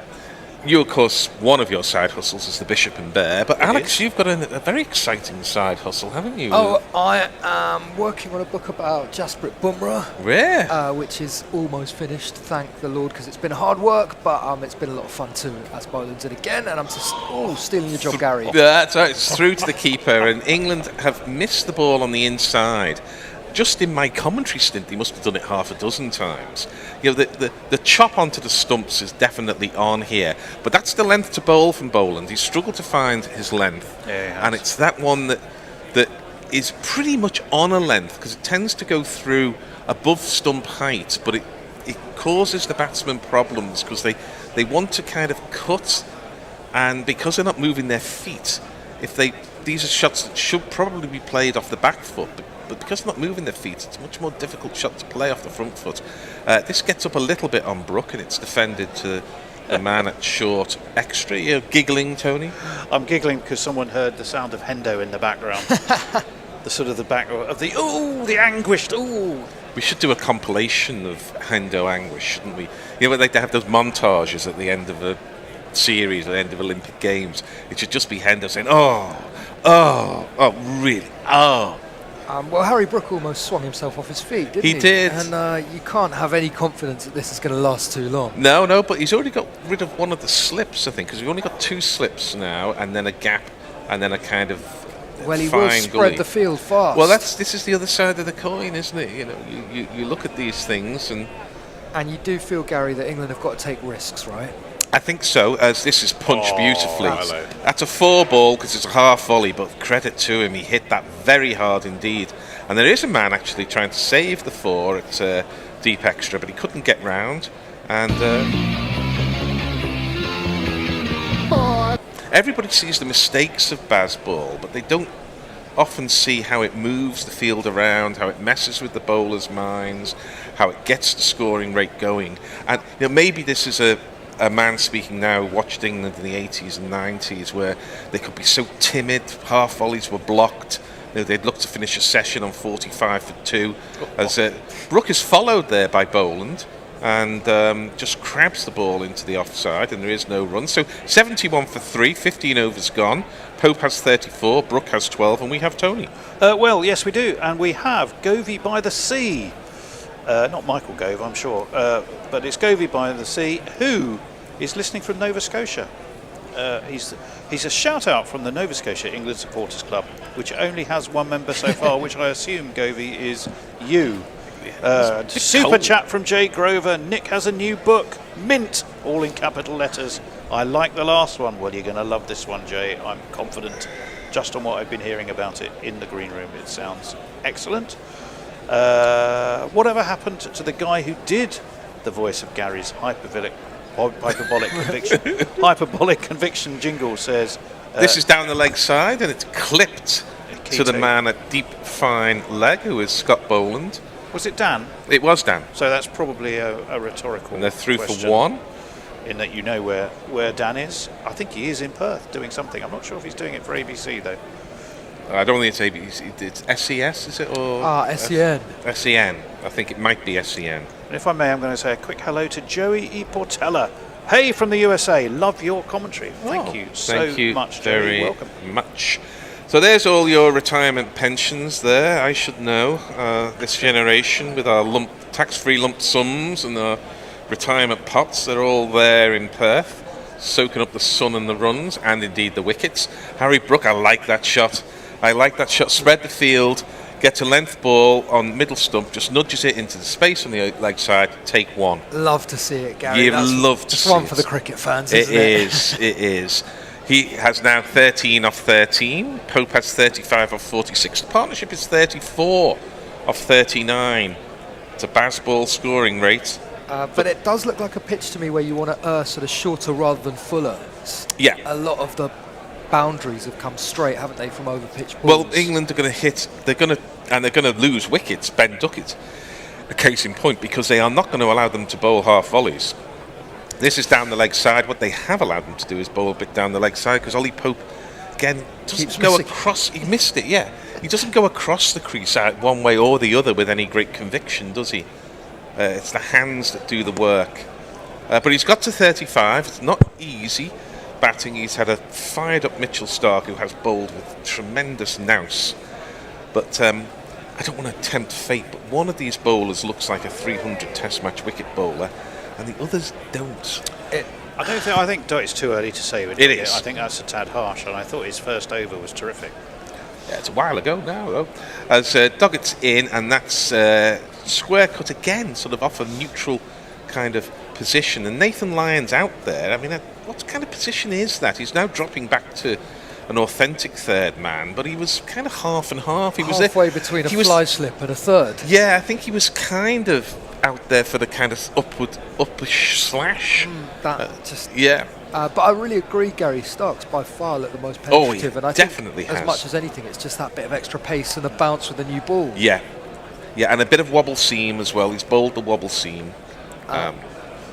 But 2 slips and the albatross at gully as Doggett's in again, and that's down the leg side, and Harry Brook just kind of rides that. It got up a little bit on him. We haven't seen a leg slip or indeed a short leg, which surprises me a little bit, and I suspect that was leg buys. Are they giving it to the batter? They've gone through for 1. Yes, it's a leg buy. Doggett none for 16 off his 3.5 overs, and it was 8 balls before he conceded a run. So they've got on top of him after that. As you say, his first over was good. As we'll come to your comments after this ball, and then we'll have a change at the end of the next over. Doggett's in again, and that's a lovely shot by Pope, but he won't get any runs for it. It was a punch to mid-on, but the field is deeper because the runs have been flowing. Therefore, you've got better chance of runs. We seem to get some kind of those robots. What's the company that makes robots? This is the graphic. Looks like robots. But we'll go to your comments. Well, I'm going to do one of these. YouTube Prime Super Chat. Tell Franco 8 has kindly donated us some Aussie dollars. Reading Hendo's book, Ray, the 0607 whitewash may not be the most auspicious omen in this series, and that was also for Jay Grover as well, just because he's extraordinary and he just keeps super chatting us, and we are grateful. If you want to find Hendo's book, you go to online booksellers and put in if it was raining Palaces.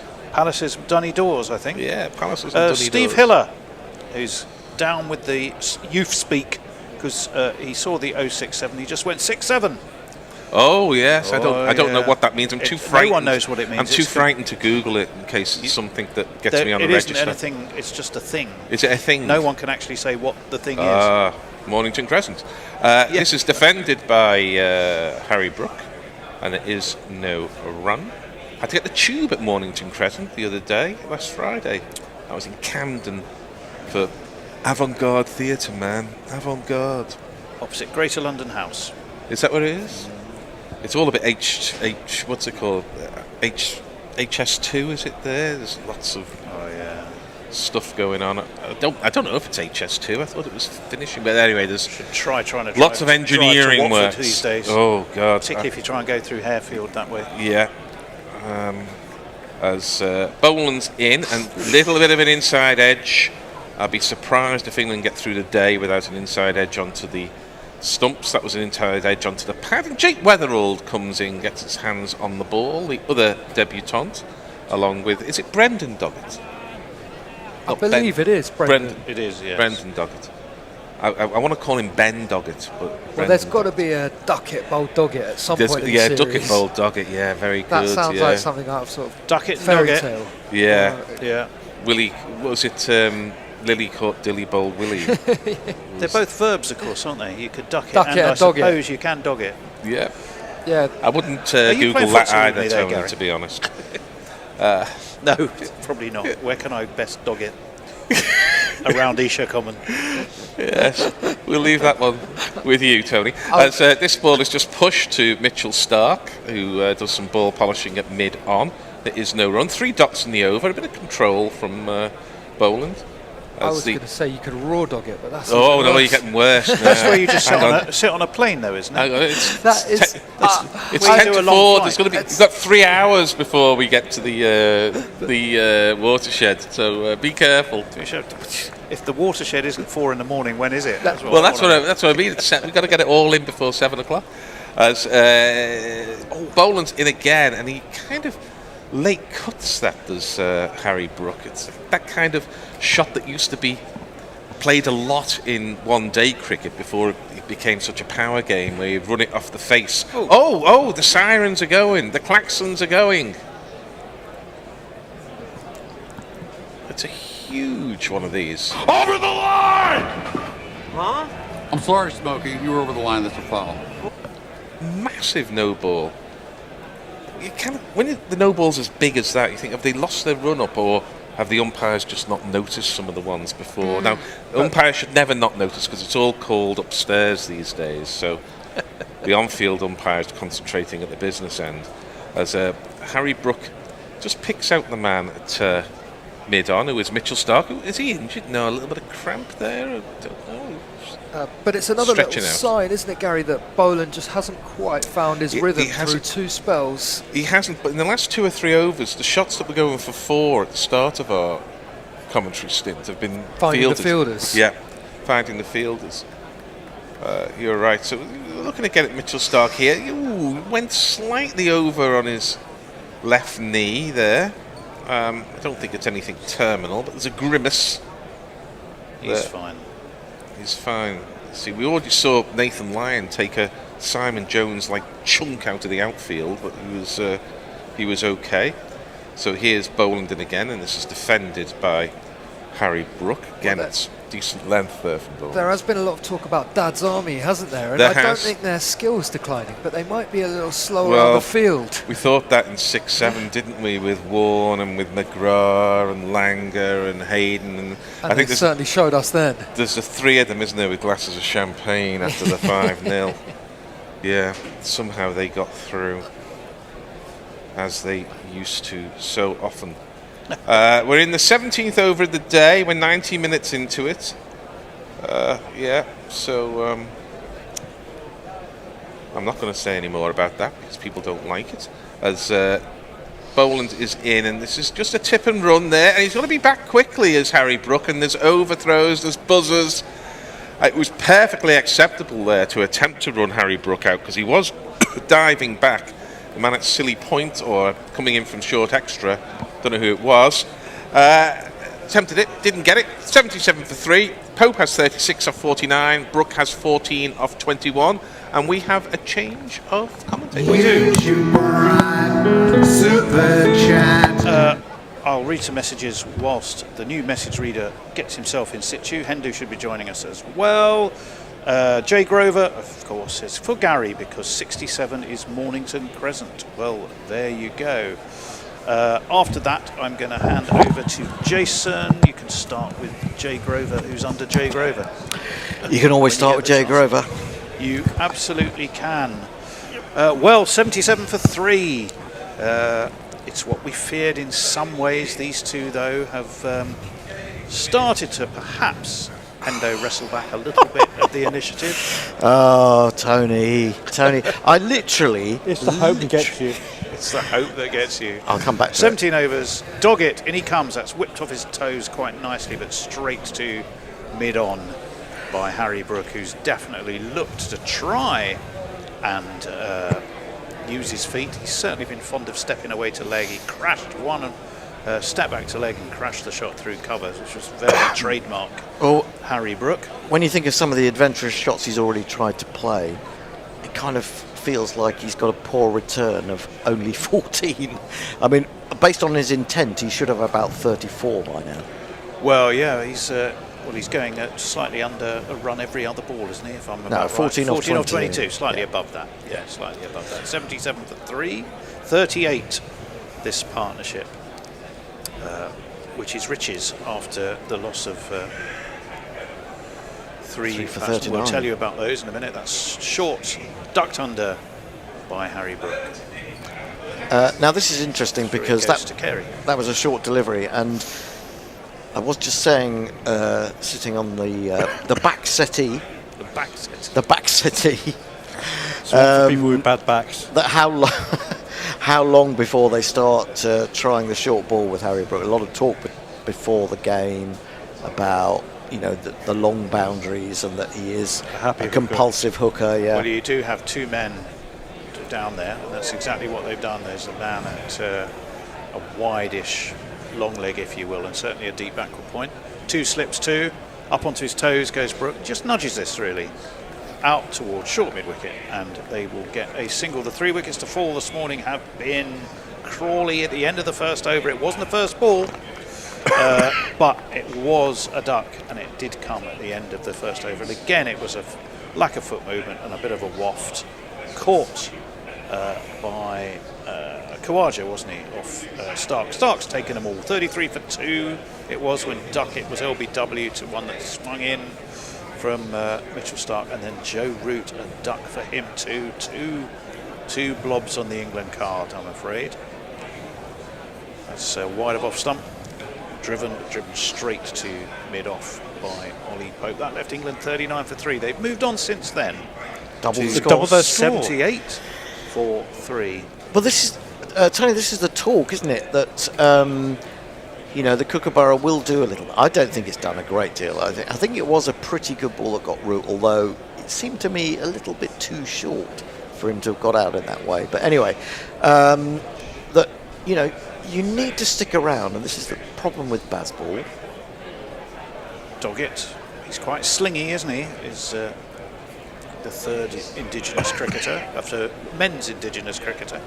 He says summoning up his inner knuckle. Yes, but there is a dot ball and there is no run. We've got some things to tell you. We've got all sorts of things to tell you. It's the start of a series. You can listen to the new Bishop and Bear podcast. We'll probably put that on at lunchtime, so you won't have a choice. Well, you always have a choice.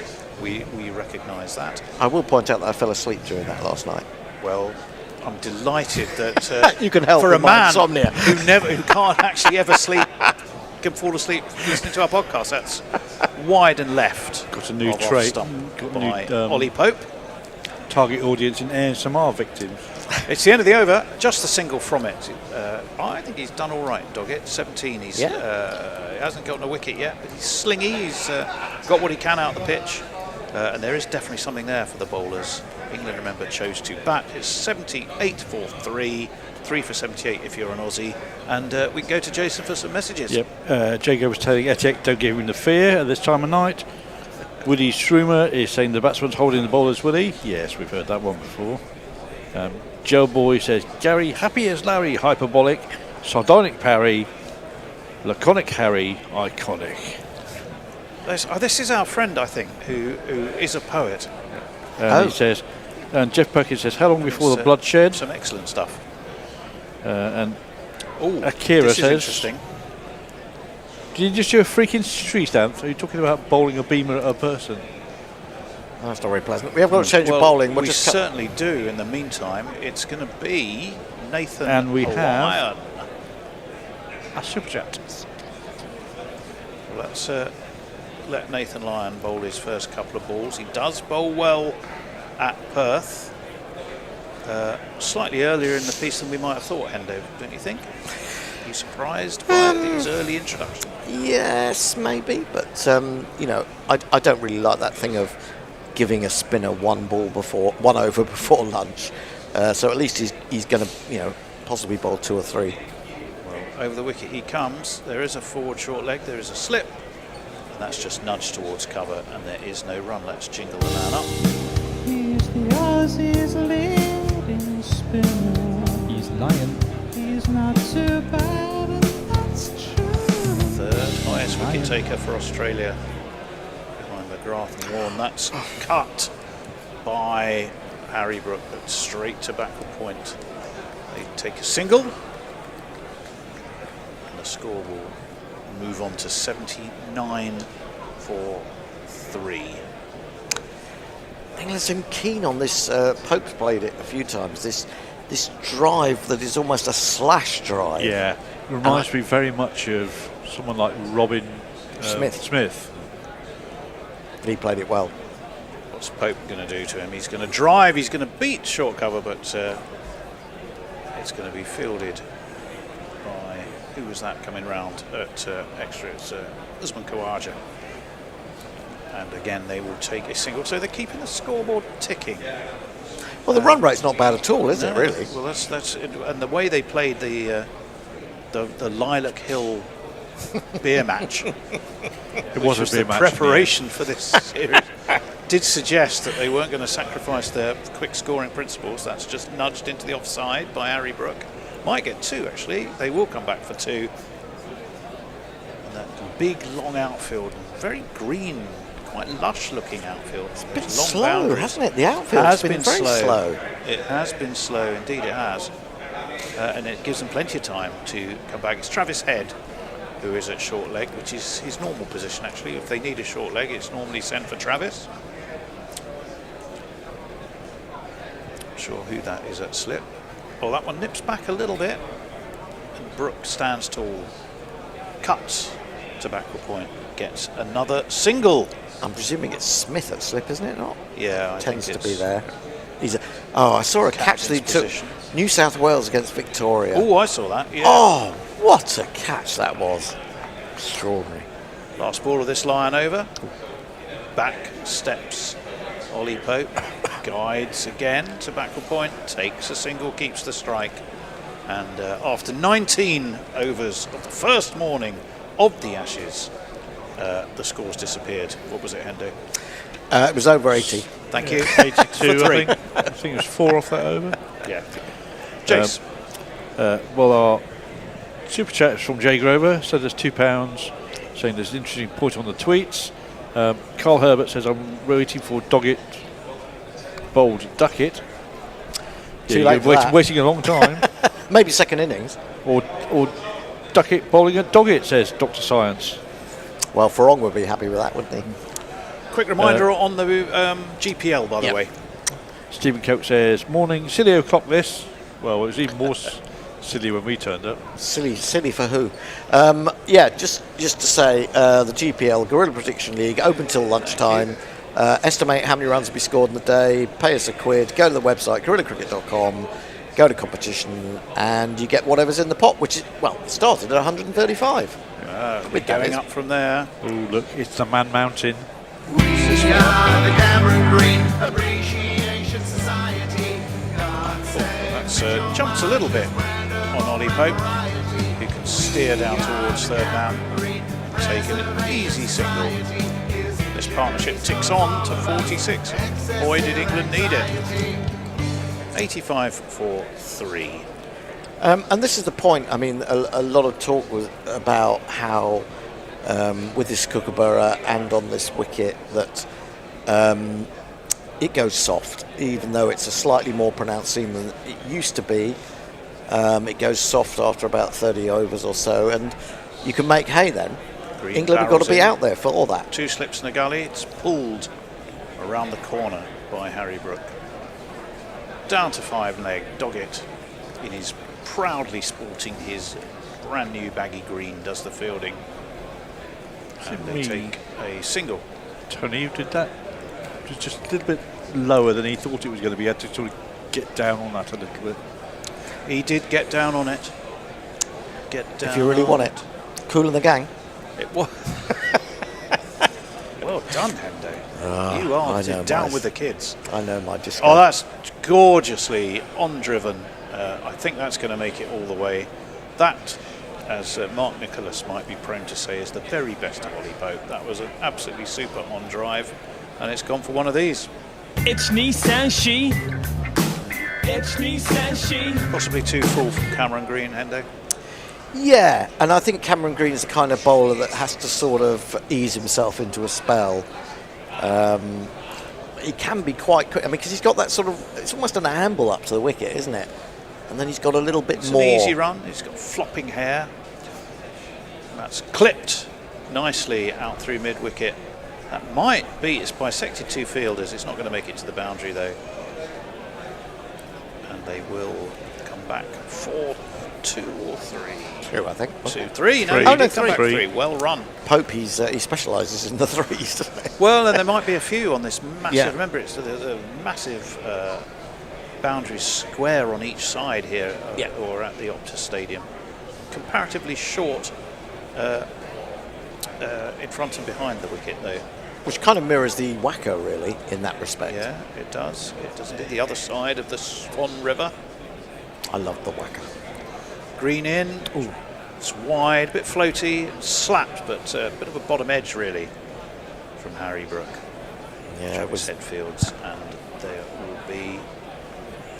They did take a single, did they? Yeah, they did. Yeah, they did yeah. take a single. But it was a kind of 94 for 3. It was a poor shot. It absolutely no foot movement at all. I mean, and people will say, well, when someone's bowling quick, it's harder to get your foot to the ball, to the pitch of the ball, but there was no attempt, and Green, that was, as you said, was a floaty delivery anyway, so he would have had time. So we've got a deep square leg, a fine leg. We've got 3 slips and a backward point.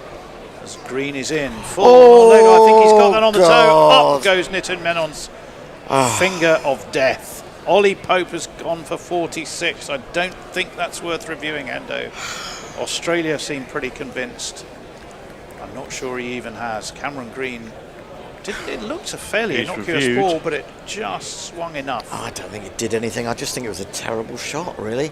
And as lunchtime ticks around, that would be a disaster, I'm afraid, for England, who were just with these two putting together a partnership that could salvage something from the wreck of what had been a horrible start. But Ollie Pope's reviewed, I think, more because he feels he has to. Let's have a look.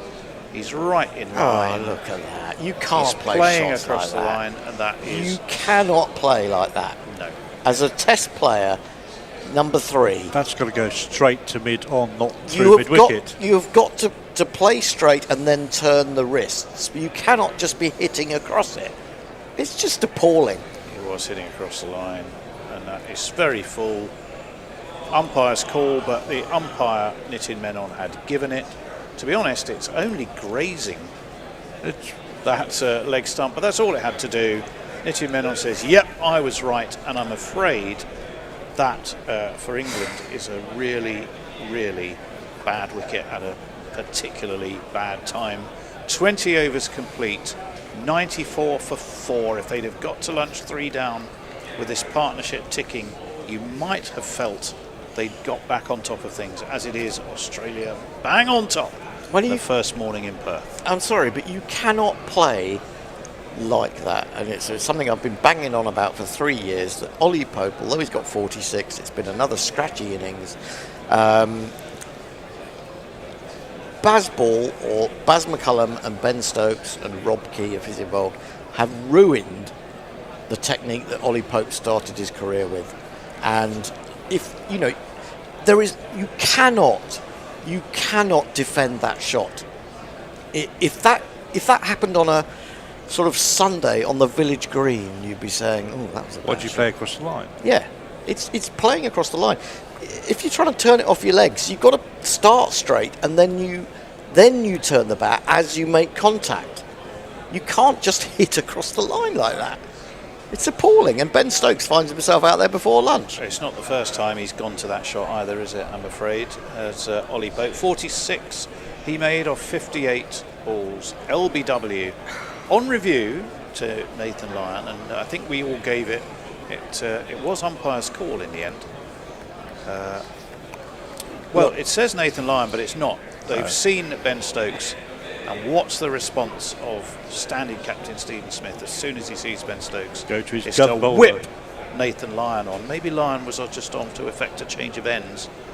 No, I don't think he was. I don't think he was. I think it's just the situation, having got that wicket. I mean, Stark has been off for a little while, hasn't he? He's bowled for an hour. He's been off for 40 odd minutes.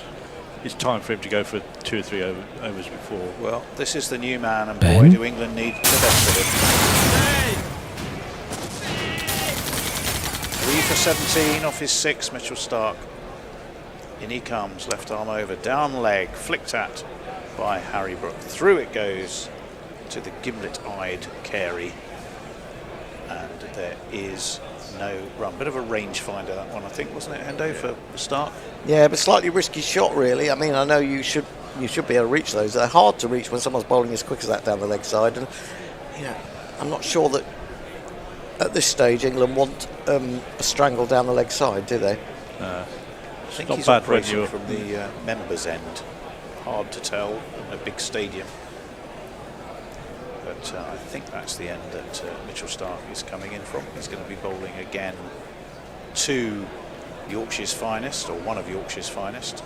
Up onto his toes goes Harry Brook, dabs to gully, fielded by the tall Cameron Green, the wicket-taking Cameron Green, and there is no run. I mean, what is that? It's just a straight ball. I mean, it's of no great pace. It's full. And how far across his stumps is he when he, Well, he's when he's fallen over facing that?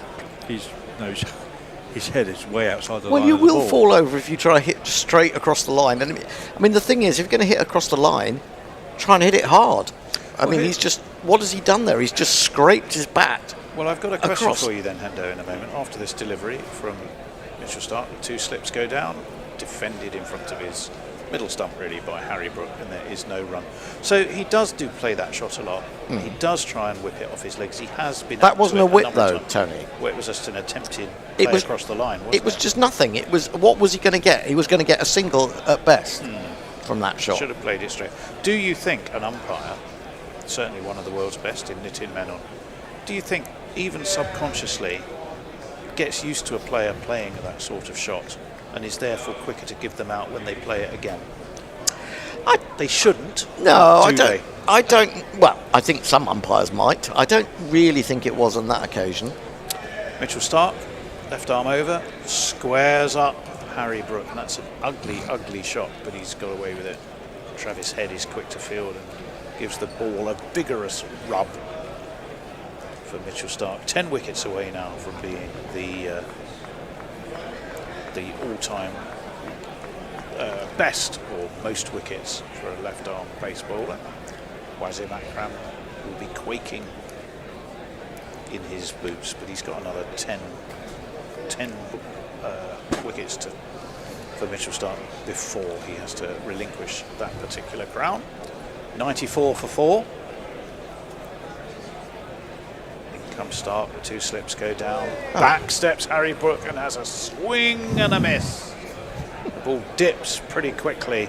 Once again, it was that step away to leg and wry smile from the mustachioed Starc, and I think he realises that if he's got Harry Brook paying that now, he's on top. Yeah, I mean, you can talk all you like about trying to put the pressure back on the bowler, but I don't think that does put the pressure back on the bowler.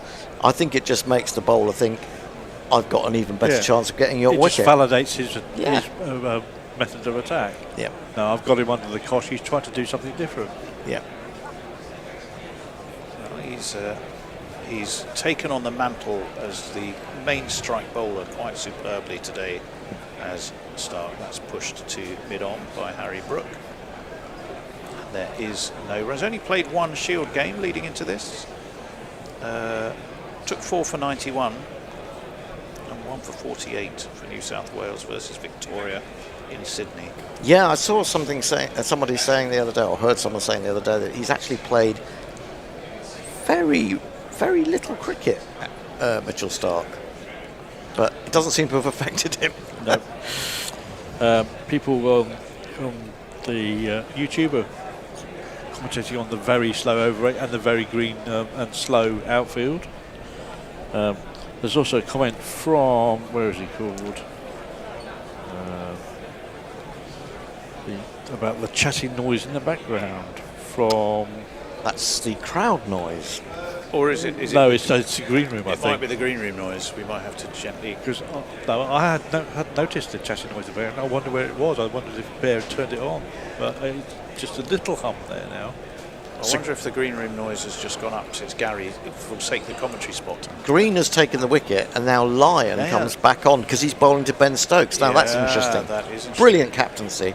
Also, he has tremendous figures, does Nathan Lyon at Perth, which I'll tell you about in a minute. That's driven by Ben Stokes, but driven straight to short extra, and there is no run.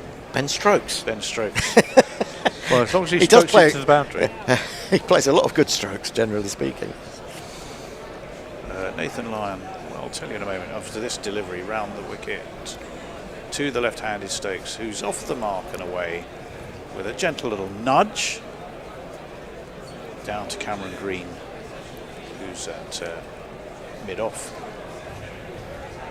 So England's captain, and crikey, they need him desperately here.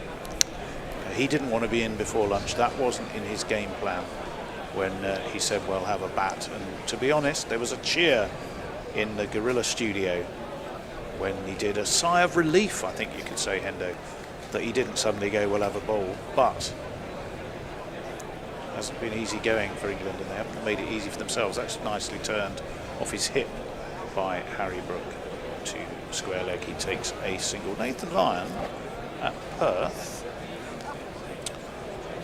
29 wickets at 21. He got 5 for 67 against India in 2018, 6. He got a 6 for against the West Indies. So he does very well here at the Optus. Perth Stadium. In he comes again, that's quite full. Just given a little bit of flight and air, guided by Stokes for another single out to Cameron Green. It should have been, yes it was. I wonder I really do wonder what Brendan McCullum and Ben Stokes has got to concentrate, get out there, but what does Brendan McCullum think when he sees the situation? It's a series to define their careers is how he's been talking about it. That's just pushed into the onside, no run, 97 for 4.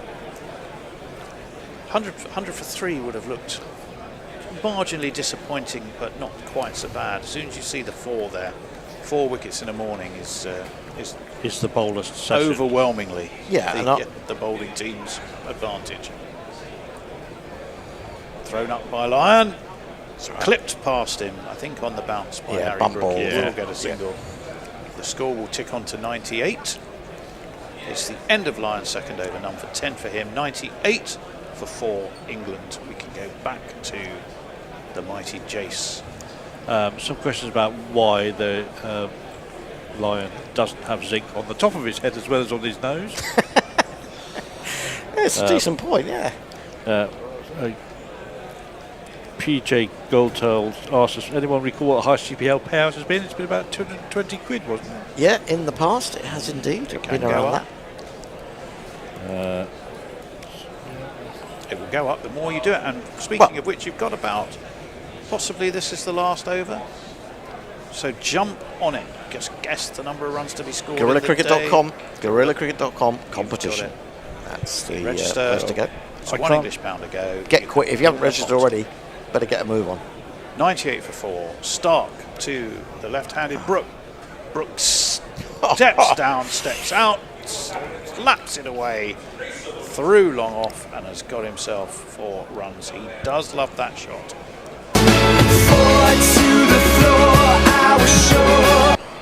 And as ever, the Harry Brook response to adversity is to try and take the game by the scruff of the neck.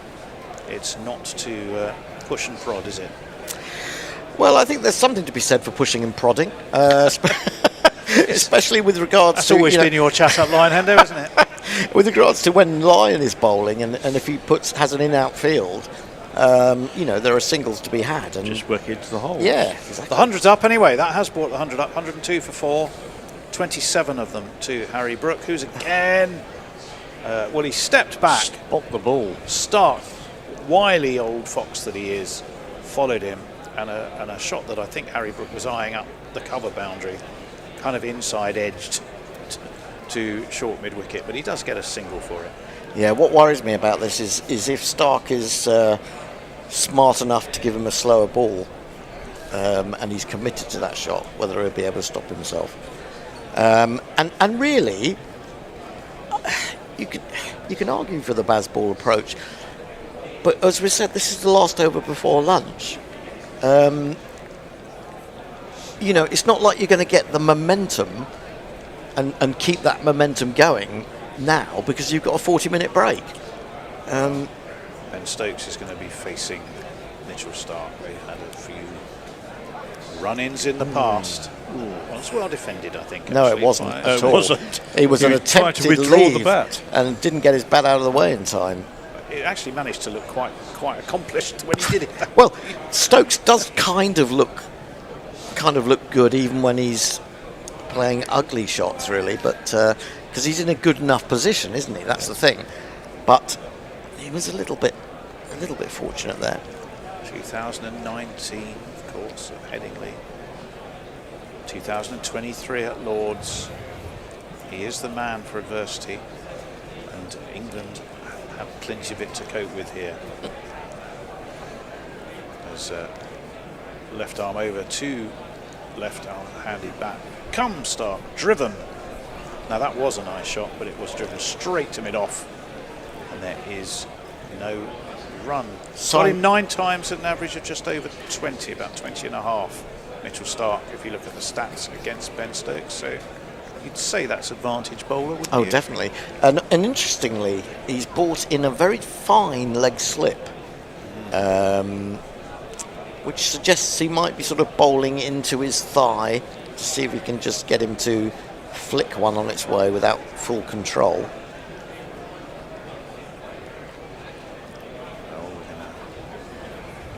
Wait again as Stark is in, it's full, it's driven, it's on-driven, it's straight driven, and it's being chased. It's going to be pulled in by Travis Head, and he should get a couple of runs for that, which will be tidy and handy indeed. 105 for 4.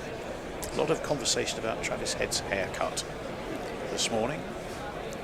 He's had a bit of a shaved side and a moppy top.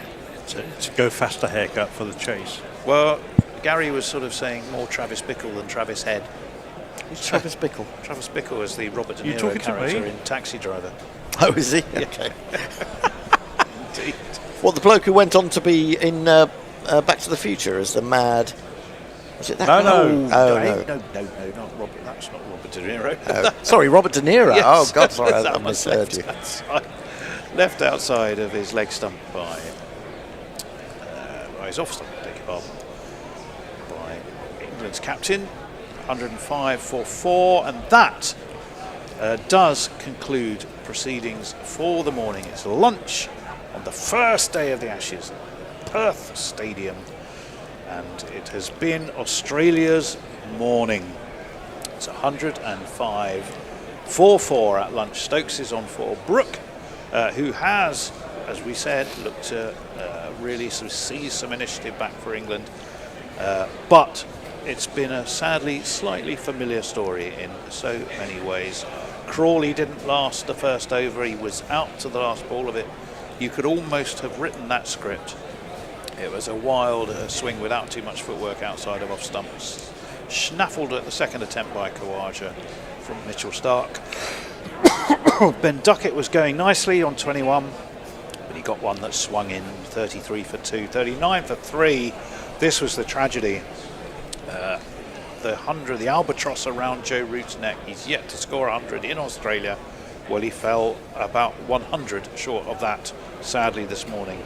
He survived 7 balls before he was caught at slip by off the bowling of Stark. Just the sort of ball, in fact, that we've talked about a lot, that has got him in trouble in Australia before. And then, sadly, and much to the ire of Hendo, it was a poor shot across his pads by Ollie Pope. He's been out that way many times before, but it got a wicket on review for Cameron Green. Closer than perhaps we initially gave it credit for. We thought it was slap bang out. In actual fact, and Knitted Menon did. It was only really grazing the off stump, but that's all it needed to do. So there we are. Lunch on the first morning, Hendo and Jace, and it's Australia's morning. Well, it's Australia's morning, partly because Mitchell Stark's bowled brilliantly, but also because England two guys have played been ridiculous. I mean, 2 gifted wickets. You know, I don't want to bang on about it because it bores people, but it, you know, go back and listen to what I've said over the years about this. Gary's argument will be, well, you know, people don't pick up the good points about Bazball. I don't think that's true. You can see the good points, but I still think that that Ramprakash statement that I used at the beginning of the day about you know, flexible but kind of intelligent batting rather than, you know, he said bravado all the time. I mean, you don't necessarily need bravado on the first morning of an Ashes test match. And so Crawley has gone out, terrible shot. In fact, he played one shot that he could have got out to third or fourth ball, and then just repeated it. And this time he did get an edge. Ollie Pope, yeah, he's got 46. It was another scratchy 46. He never looked comfortable. He could have been out a couple of times with horrible sort of square drive attempts that to straight balls really that went over the top of the stumps, and he missed by miles. So he can't be too sore about the way he got out, but it was a horrible shot again. Harry Brook is trying to grab back that initiative, but I don't see the point of doing that and over before lunch when you can't build the impetus. Okay, after lunch, fair enough. I'll you've got to go with Brook's ability in that respect. But Jason, do you agree with me on that? Yeah. What's disappointing for me is that they got starts, a couple of the players. Yep. Two guys got 0 because they got out before they have a chance, really. Yeah. But 2 guys got starts and gave away their shots with shots across the line. I don't know that. I mean, I agree. I don't know that Duckett. I think Duckett just missed it. I mean, I don't think it was a terrible shot, but it was disappointing because he started so well, Tony. He had started well. He had indeed, and I think you just keep coming back now to the fact that you need the combination of Stokes and Brook to be there 2 hours after lunch. Then perhaps that Stumps ideally. Well, Stumps would be good, or at the very least to be there long enough to have someone like Jamie Smith, who is a great stroke player, coming out with some sort of foundation to build on and play those shots, rather than sort of having to, struggle a little bit and think that maybe he's got to shepherd the tail. The tail does wag, but he's going to have to do an awful lot of wagging, I think, in this test. It is. None of them. I mean, Mark Wood is a good. He can play some lovely shots. To be fair, he's a good striker of the ball. Yeah, and as is Joffre. And Bryden Castle we've seen has got Test 50s, but and Atkinson's got a Test century. But you can't be expecting these guys on the first morning or the first afternoon of an Ashes series to necessarily be coming up with that sort of rescue package. A lot of pressure. If you are just joining us, and the fact that you're hearing us discussing just how many runs the tail can make, that will probably give you a clue to the fact that even though they won the toss and decided to bat, much to everyone's delight in the studio and possibly relief, Mitchell Starc has given something of a masterclass. 1 or 2 England batsmen have done what we kind of feared they might, notably Zach Crawley, and at 105 for 4 it has been Australia's morning. We are probably going to go to a lunchtime podcast, which will be our chat with Captain Dan. Any final messages though, Jace, before we do? Yeah, tragedy unfolding, says Frank Rockefeller. Mayank says along the lines of we're doomed, effectively. Doomed, hey, we're doomed. Just find some other things. England demolition, says Amar Nawaz. And the shocking potential for a low-scoring Ashes series from both teams with the batting frailties, says Dave Run, which is putting a positive spin on it.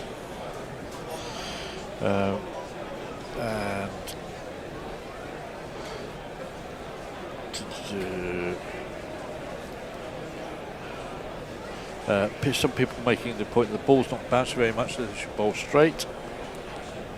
Well, they've been bowling well enough. Thomas Plingup says Australian demolition mode here. England invasion in the first session. Yeah, it's been frustrating. Right, I think with that we shall. I'm not quite sure what it is for us. 4:30. It's not really breakfast. The bear is sitting there ready to kick it off. The bear is about to fire up. Hello everyone, this is Jack from the Cricket Podcast. Did you know that 18% of men over the age of 20 struggle with sexual performance? Well, if you are one of them, then you should know that MedExpress can provide support in minutes through a free online consultation.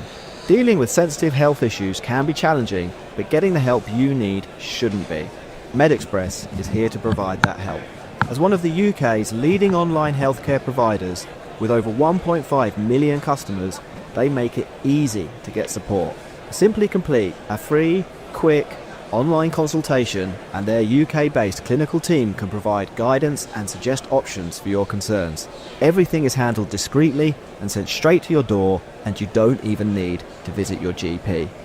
Visit medexpress.co.uk to check eligibility or complete an online consultation. Deals! Deals! Deals! Mega Monster deals! Unbelievably epic savings! Mind-boggling deals! At Screwfix, our Black Friday deals are so good, we don't need to shout about them. Save on everything you need to get the job done. Power tools, safety and workwear, landscaping and outdoor, and electrical. On the app, in-store or online. Don't miss out. Deals must end 1st of December. Screwfix, no stopping you. Did you know that nearly 1 in 5 men in the UK experience changes in sexual performance as they get older? MedExpress makes getting professional support simple, private, and entirely online. Whether you're experiencing performance concerns or just want to feel more confident again, help is available from home. MedExpress has been one of the UK's leading online pharmacies since 2013, trusted by more than 1.5 million customers. There's no need to visit your GP or have uncomfortable conversations. Complete a short online consultation and their UK-based clinical team will recommend the most suitable treatment options for you. Your medication is sent straight to your door in discreet packaging with continued support whenever you need it. Convenient, confidential, and designed to help you feel like yourself again. Visit medexpress.co.uk to learn more and check your eligibility today. The Bishop and the Bear, the Bishop and the Bear, and to the delight of everyone, they're here to share jokes and rants and guests and things. Who knows what's any fun they'll bring? Not affiliated with the Mad Bishop and Bear pub at Paddington Station. The Bishop and the Bear, bats beyond compare, buckets of savoir-faire, the Bishop and the Bear. The Ashes, it's so close we can almost touch it. Friday morning, 2:30 UK time. Every ball will be on GorillaCricket.com, or just come to our Gorilla YouTube channel to see us in the flesh. And there's a lot of flesh. Thank God, most of it covered. Mine's shrinking. Funny you should say that, because the next thing I was saying was the Ashes urn's only just over 4 inches tall. But rarely has it been so true to say that size isn't everything. Everyone has a point of view in the pre-series media frenzy. Some things don't ever change. Glenn McGrath reckons it's going to be 5-0. Others, though, are saying it's England's best chance in years. Welcome to the Bishop and Bear. And at the bar with us are Kat Jones and Dan Liebke, a much more established and we hope reliable pair than Khawaja and Weatherald. We're good openers, yeah. Makers of the excellent Can't Bowl, Can't Throw podcast. Kat and Dan, a huge welcome to the Bishop and Bear. Thank you for having us. Well, yes, hello. Most importantly, what can we get you both to drink? Kat, what would you fancy?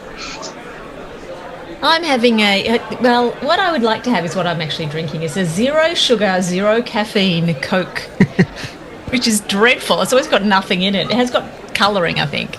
But it looks a bit like a wine if I hold it up. No fun written all over it. Yeah. Coke Zero is not my preferred. I prefer Coke Zero. Diet Coke's nasty tasting. Coke Zero at least tastes like Coke, even though it supposedly has nothing in it. Yes. Well, this one has no caffeine as well, which is good because we're about to go to bed shortly. But yes. We have rooms in the Bishop and Bear. We have everything. It's a virtual pub. You can invent what you like. Yeah. Dan, what can we get you? Virtual I'm sorry, Kat. with it. I'll have scotch in mine. You're gonna good for you. That's more like it. Now you're talking. Dan, what about you? I'll just have a gin and tonic. Perfect. Nice. Simple. Got to be Gordon's, or are you a bit more wacky in your gin tastes? I'm very flexible in my gin tastes. Whatever kind of gin you want to put in there is fine with me. Well, we'll give you the best we got. So there we go. Right. Well, actually, Dan, I was going to start with you because every year, but you've just told us, walking through the Bishop and Bear doors, not this year, you've done an Ashes screenplay. Where can we find those? And tell us a bit about them. Well, I started doing it in 2019, and it's just a whole heap of silliness. Basically, after each day's play, I would reinterpret what had taken place in the form of a screenplay. I would write down exactly what happened. I would exaggerate the characters, and it would make fun of everything that had happened, and it would be 4 pages, and you put them all together, and you get basically a full-length movie summary of the entire series. So I did that in 2019, 19, 20, 21, 22 and 2023, and I've just popped up a thing on my website today to say, no, I'm done. Not doing one this time. Too much work. Far too hard. So did any of them actually get realised? That's what I want to know. No, sadly. It's open. If Netflix wants to make them, I'm happy for someone to... Not even a table read. No, that's terrible. Do you reckon you might change your mind? I mean, are you saying no now, but you'll say yes later? Can't you get Russell Crowe to play someone? He's an Australian. Well, he's close enough anyway. He's playing somebody at the moment. Who's he playing on? Goering, isn't he? Goering? He's playing Herman Goering, yes. Yes. Well, that's pretty close to an Australian cricketer. Yeah. Well, there you go. Yeah. I'm not so sure. Certain ones of the past, maybe. Maybe not the woke team of the moment. Cummings woke fellows, no. But, you know. Well, he should. He's bowling in the nets, isn't he? Ranking up. I'm pretty confident. Australia seem pretty confident he's going to be back for Brisbane. I think he's back for the first test. I think he's bowling in the nets well enough. He's just going to... Imagine if he just walked out to the middle and shook Ben Stokes' hand and had a coin in there and a blazer on and said, all right, and a team here we sheet. go.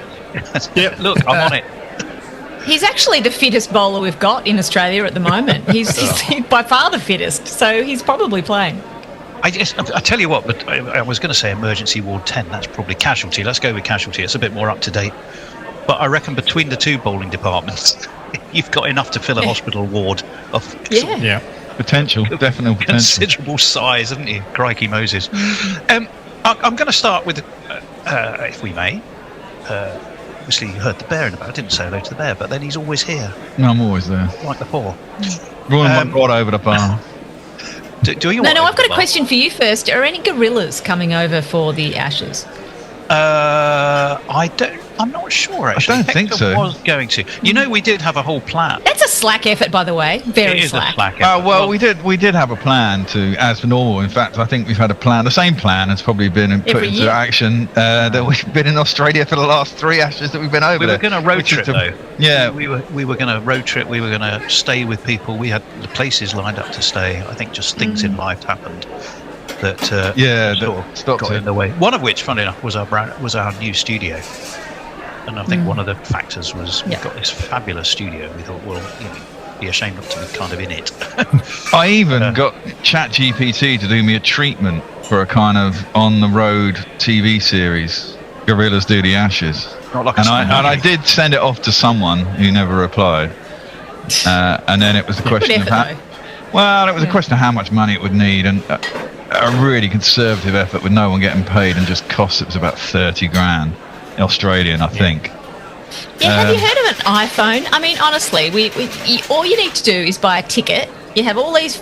You've got to buy a ticket to the Ashes, which costs about $30 at the MCG. I mean, it's not expensive. And then you've got an iPhone, and you do your own thing, and it would cost you, I don't know, £2,000 or something for the. You don't have to come to every Ashes match. I think it's a very weak effort from all the gorillas. You should at least be coming to one. Tell you what, we're going to send 40 one day. We'll send Mog to Melbourne. This is the sort of behaviour that means that you guys are never going to win another Ashes series, particularly not in Australia. Going to Perth. He'll be at Perth. That's 3 already. You see, we've got 3 already. We are so global, and you're on this show, and you're going to be on it. Yeah, I guess so. So we're global. Yeah, so we got we got gorillas in Australia. Yeah, we're going to some of the matches. Yeah. Anyway, I was going to start. We were going to start with where England are, if you don't mind. So there is the old saying: "Fail to prepare or prepare to fail." England, it seems to us, could rue. They've had a white ball battering in New Zealand, then they go off to Lilac Hill for a beer match to play with each other. Whereas Australia have been playing in the List A, they've been playing in the Sheffield Shield. They've had recent Test and ODI stuff where they've done pretty well. Their players, the ones that are still walking and fit, are coming in battle hardened. England don't really look. Can they suddenly switch it on? What do you reckon? Are we being arrogant to think we can show up and it'll all be fine? Well, I think the problem is who else are they going to play? Like all the Australian state sides were playing Sheffield Shield matches against one another, so they didn't have many options. They could play a Caxi side, but Cricket Australia 11, but that's usually just schoolboys and. Half the side aren't going to play in the tests anyway, are they? I mean, that's just getting people down and acclimatised to the time zone, I think. I mean. Ben Stokes had a good point about this. I mean, the modern cricketer, sides don't really get a chance to warm up, do they? I mean, no. The modern schedule means that half the team somewhere, another half the team somewhere else, and they all congregate when it's time to go. And I to be fair, I think in the last 5, 6, 7, 8 years, most international teams have got used to that. And England have a good record in first tests. They win most of the first tests they play, so they're doing something right. Well, certainly not in the last 3 series. Well, every time. Funny enough, the last 2 times we've gone to India and lost 4-1, we've won the first test. Yeah, that's a bit different, I think, somehow. Why? Well, I think India always figure out what make it a nice even pitch and to see how we go, and then. Well, exactly. Then they cheat. Then they create dust bowls, which isn't working out so well for them currently. Let's be honest. I was just reading an article in Cricket Info about how they've lost 4 out of their last 6 tests at home. Why? Because you create these fucking Bunsen burners that are impossible to bat on. Rely on you winning the toss. Toss, exactly. Batting. Well, it does raise a question though that I did want to ask you both as well a little bit, which was, when before an Ashes series and generally, we get loads of Australian players playing in England county cricket. We've had some fabulous ones at Middlesex. The current squad, most have had a spell there, and some have been playing there last season. I mean, Labuschagne has been a long spell with Glamorgan, I think. You're putting your hand in front of your mic, mate. Whether all at Yorkshire. But it never seems to work the other way around. Some players occasionally go and play some grade cricket, particularly early in their career.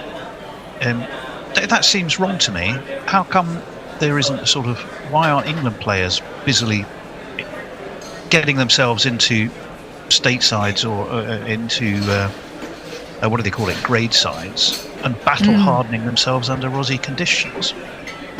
One of the problems is there's only 6 state sides and there's about 500 trillion county sides by my count.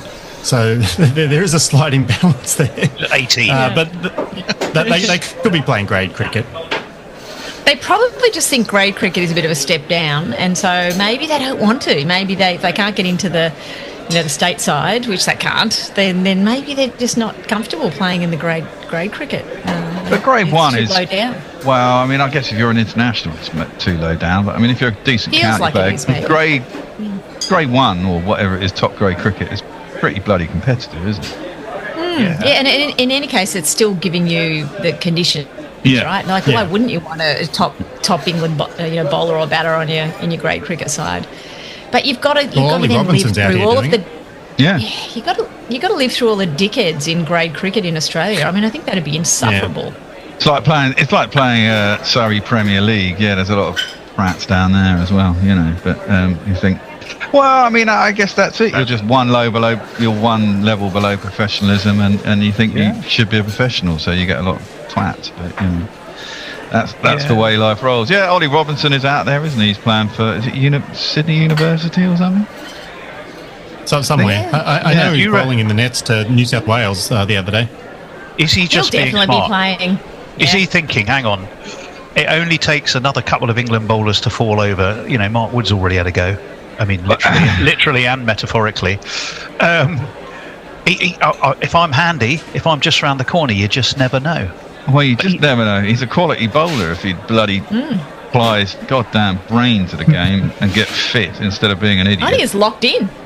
But I mean, weirdly, I did hear reports in, because Labuschaigne's been scoring hundreds for fun, hasn't he? But I mean, there were reports coming out of Australia that actually Shield cricket is kind of a bit like county cricket. It's just not up to scratch, and will he be found out again when he goes back into the Test arena? Is that the case? I always thought Shield cricket was pretty much, up there with Test cricket, and the standard was really that's high. how they pick their new opening batters from whoever's doing well in the Shield, and that's, potentially that's where they fail. But Labuschagne, I think it's a long con.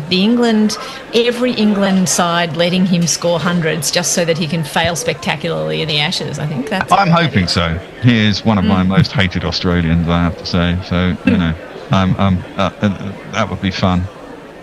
Well, you mentioned, the batters there. Let's have a think about that. I mean, who was it who said? Was it Michael Atherton?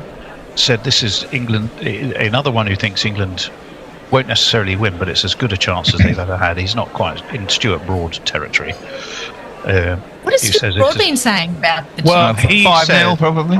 No, he says the best chance since 2010. I'd agree with that. I think. Merv Hughes' response to that was the most interesting. Did you see Merv the Swerve's response to Stuart Broad? He said, I'm just astounded that Merv is actually talking, is he? I thought he was just leading those terrible tours of... I'm always surprised you can actually hear him, because it's just his mouth. His mouth's sort of covered with facial hair. No, his response to Stuart Broad was, if we're the worst team... Oh, that's what Stuart Broad said, the worst team since 2010. The Australians are. Merv says, we're the worst team since 2010, according to Mr. Broad. We've got no chance, have we? Probably 3-1. Because when Australia go 3 up, they'll get on the VBs and let England win a test to give them hope for the next series in 2027. So the other thing about them being the worst team is that they are currently ranked number 1 in Test cricket. So it's a bit of an indictment on everybody else if they're the worst team. Well, yeah, true. I think it comes down to it's an aging side, isn't it? I mean, everyone's over 30 apart from there's one guy who's under 30. Is there someone under Cameron 30? Green. Cameron Green. Cameron Green. Yeah, that's right. Cameron Green, and but he's it is a what, bit 28, 29? Yeah, but the 2006-07 side were all over 30 except for one as well. But they did okay. Yeah, they did do all right. But they did lose in 2005, same team. Over here. But I mean, they were a world-class team. I don't think this team is a world-class team. I mean, if everyone's fit, I just think age is overrated. It can be. Yeah. But I mean, you look at Hazelwood, for example. Now, I mean, Hazelwood is top class bowler, but he hardly seems to be able to string 5 tests together. Yeah. If they get him back for 2, I imagine they might well win those 2 tests. But if he gets injured in the first one, they bring him back too early. That's what they did against India, didn't they? They brought him back in the second test or something, and then he got injured again. And if you're trying to squeeze every last ounce out of your top players, which England have been guilty of in the past, you can bring them back too early and they fail again. Then you find yourself in a bit of a hole. Yeah. And I think that's part of England's hope. I mean, I do agree. I think the Australian bowling lineup in Australia, if they got the 3 quickest, if you've got Stark, Hazelwood and Cummins, it makes it very difficult for England, I think. But they'll certainly give it a pop. But if, Cummins is out for the first, if Hazelwood's injury comes back, then gets injured again, England will feel they've got a chance in this, I think. If Doggett plays, which he looks very now like almost nailed on that he will, if he would be the first fast bowling debutant in 4 years for Australia. Yeah. So they're super settled, aren't they? Or have been. Yeah, I think I read somewhere like the 8th most recent Australian debutant, or 8th or 9th most recent Australian debutant fast bowler is Josh Hazelwood. So they don't debut many. Joshua Reginald Hazelwood, to give him his full and proper name.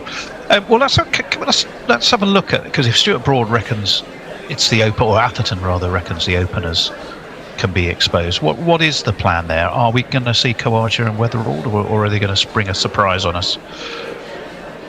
Yeah, Mitch Marsh.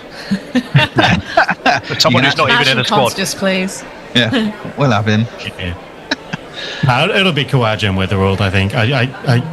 I can't really see, the only other option is to open with Marnus and then start mucking about with Cameron Green at 3. And it just gets too convoluted at that point. I think you got an opener in the squad, they'll open with him. Okay, does that... Weatherall's fascinating to me. Do you know a little bit about his backstory? I mean, I guess you must Nothing. do. Nothing at all? Really. No. Oh, well, he came over a few years ago talking about Australians coming over here, stealing our 1 to 11 batting positions. about when he was 27, so what's that? He's early 31, about 5-6 years ago. He came over and he played for Barnsley Woolly Miners Cricket Club. That's woolly as in woolly edge, not the miners who were woolly. It had been set up apparently by Jason Gillespie, and he was met by Jason Booth, who was the club captain, who saw him, and he's only 5'9", isn't he? And he's sort of quite stringy little fella.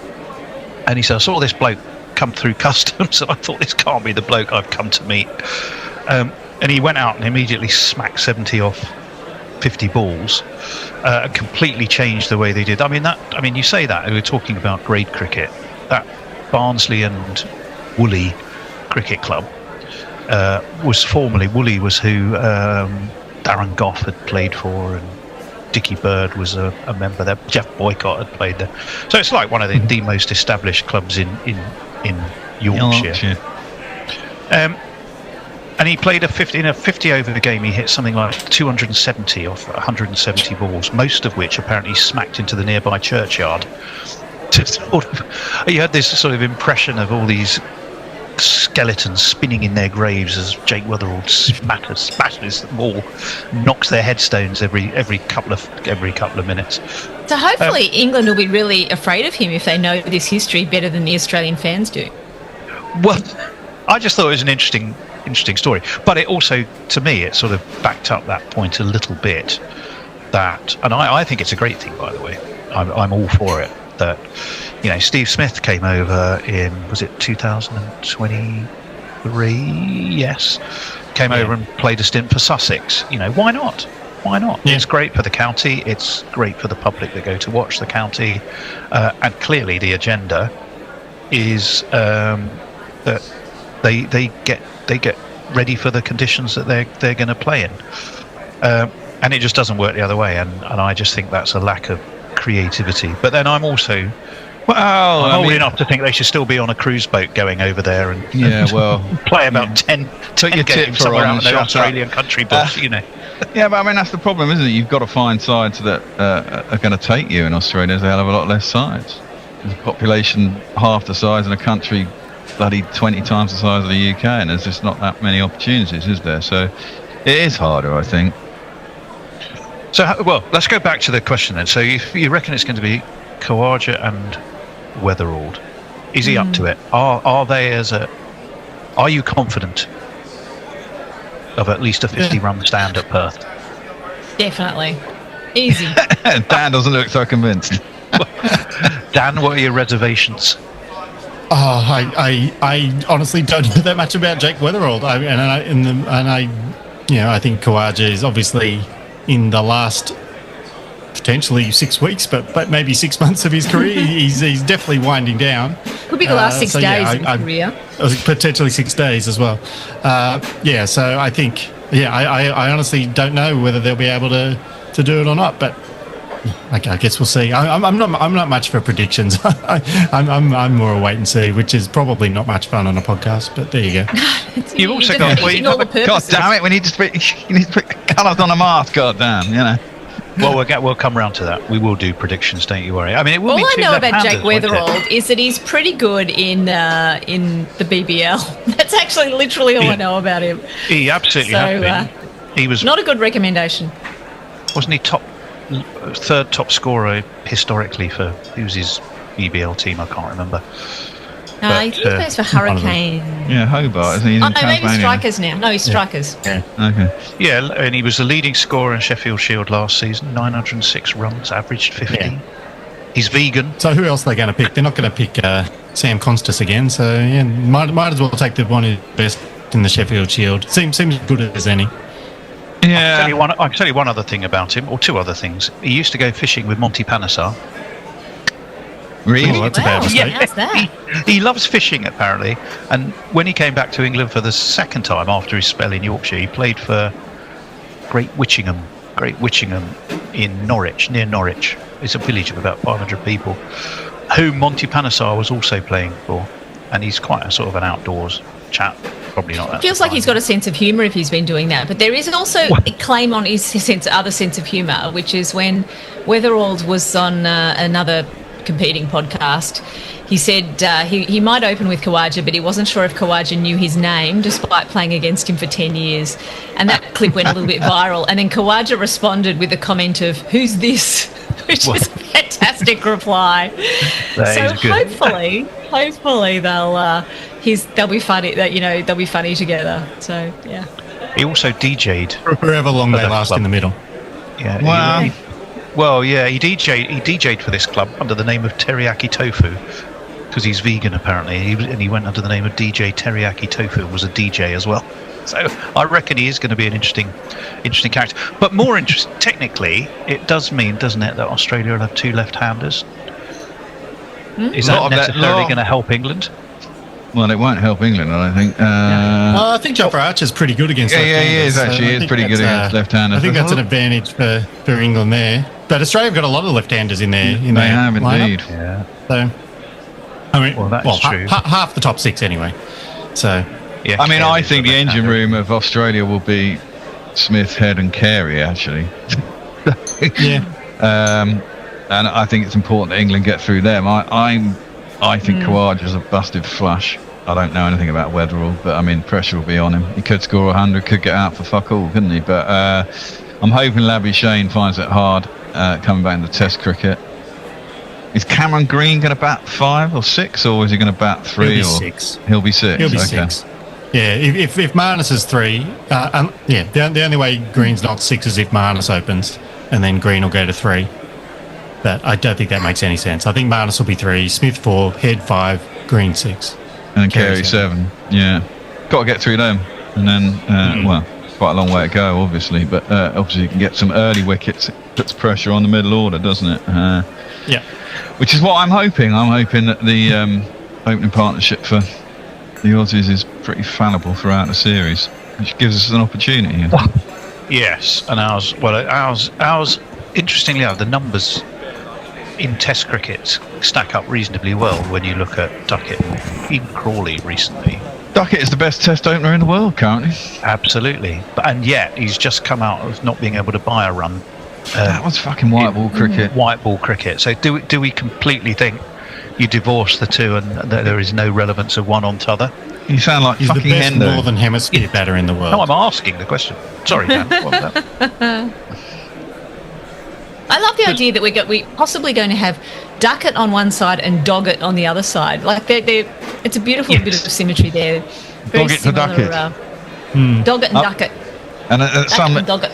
some GC listeners will be praying for Duckett to Doggett, but I don't think that'll happen.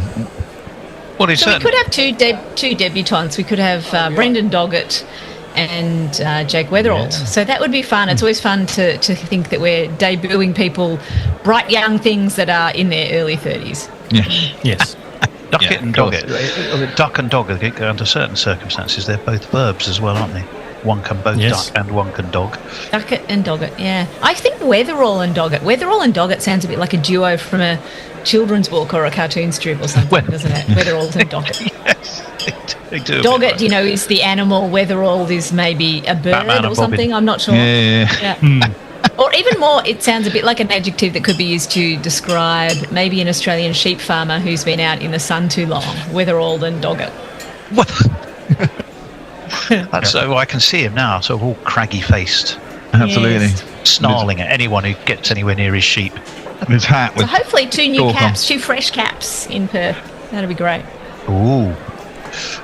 Okay, so who else? You're going to have Labuschagne and at 3 then Smith obviously, and then do we have any new Green? Do we have any debutants for England? Who have we got? Who are we debuting for England? No one really. No, I don't think they've so. all been blooded. That's the bowling attack is a little. I mean, the problem with England is we relied on Broad and Anderson for 20 years, and as was shown against India. Now we're having to basically figure out what the next bowling attack is. I mean, it's great to have Archer back. Whether he plays 5 tests, I don't know. I certainly think, actually, unlike the series in England, the fact that there's 9 days between first, second and third tests gives him the opportunity. He may well play 4 tests, maybe not 5. Gives recovery time. So I think he'll play a big part. Don't know how Atkinson will go in Australia. I've got a bit of worry about him, but he seems to take wickets even when you worry about him. I think Josh Tongue, weirdly, could be quite dangerous in Australia. He's got strange action. And Woody, if he's fit, that's a big if. I mean, his hamstring isn't gone, but I'm sure it will go after neither 2 was overs. Josh Hazelwood's up until 5 days ago. Well, he exactly. went off and he was laughing about it as just a. And we are back live in Western Australia, not the morning England were hoping for. They hurried along to 105 in 23 overs, but they lost 4 wickets in the process. The critics will say they've lost those wickets far too cheaply. What was going on there? Where are we in the game? Well, did they lose them too cheaply? Some good bowling, some poor shots. I thought Pope was unlucky. I didn't, on initial viewing of that, I thought maybe the umpire wouldn't have given it out. It looked to me like it was going down. It was umpire's call. Less so with Duckett. Again, I thought that looked leg siding. Root got turned around and a poor shot from Crawley. It's Australia. It's Australia, isn't it? It's not going to be easy. And, Stark's done a damage. He's only bowled 8 overs, got 3 wickets. Yeah, Stark has looked much more threatening than the rest. Cam Green came on for 1 over and picked up that wicket of Ollie Pope, but Boland and Doggett have been without success thus far. We're going to see Boland starting off the afternoon session, bowling to Harry Brook, who has been pretty brash and brave in his approach. That's your phone's going off, by the way, Jace. Yeah, I know. It's not, I think it's my thingy over there. Something's going on. Someone sorted it. Thank you very much, Ed or Will. Right, let's have some jingles for people coming back out. This man's going to bowl. Boland, Boland, Boland. Here comes Scotty Boland. Boland, Boland, Boland, Boland. And batting for England.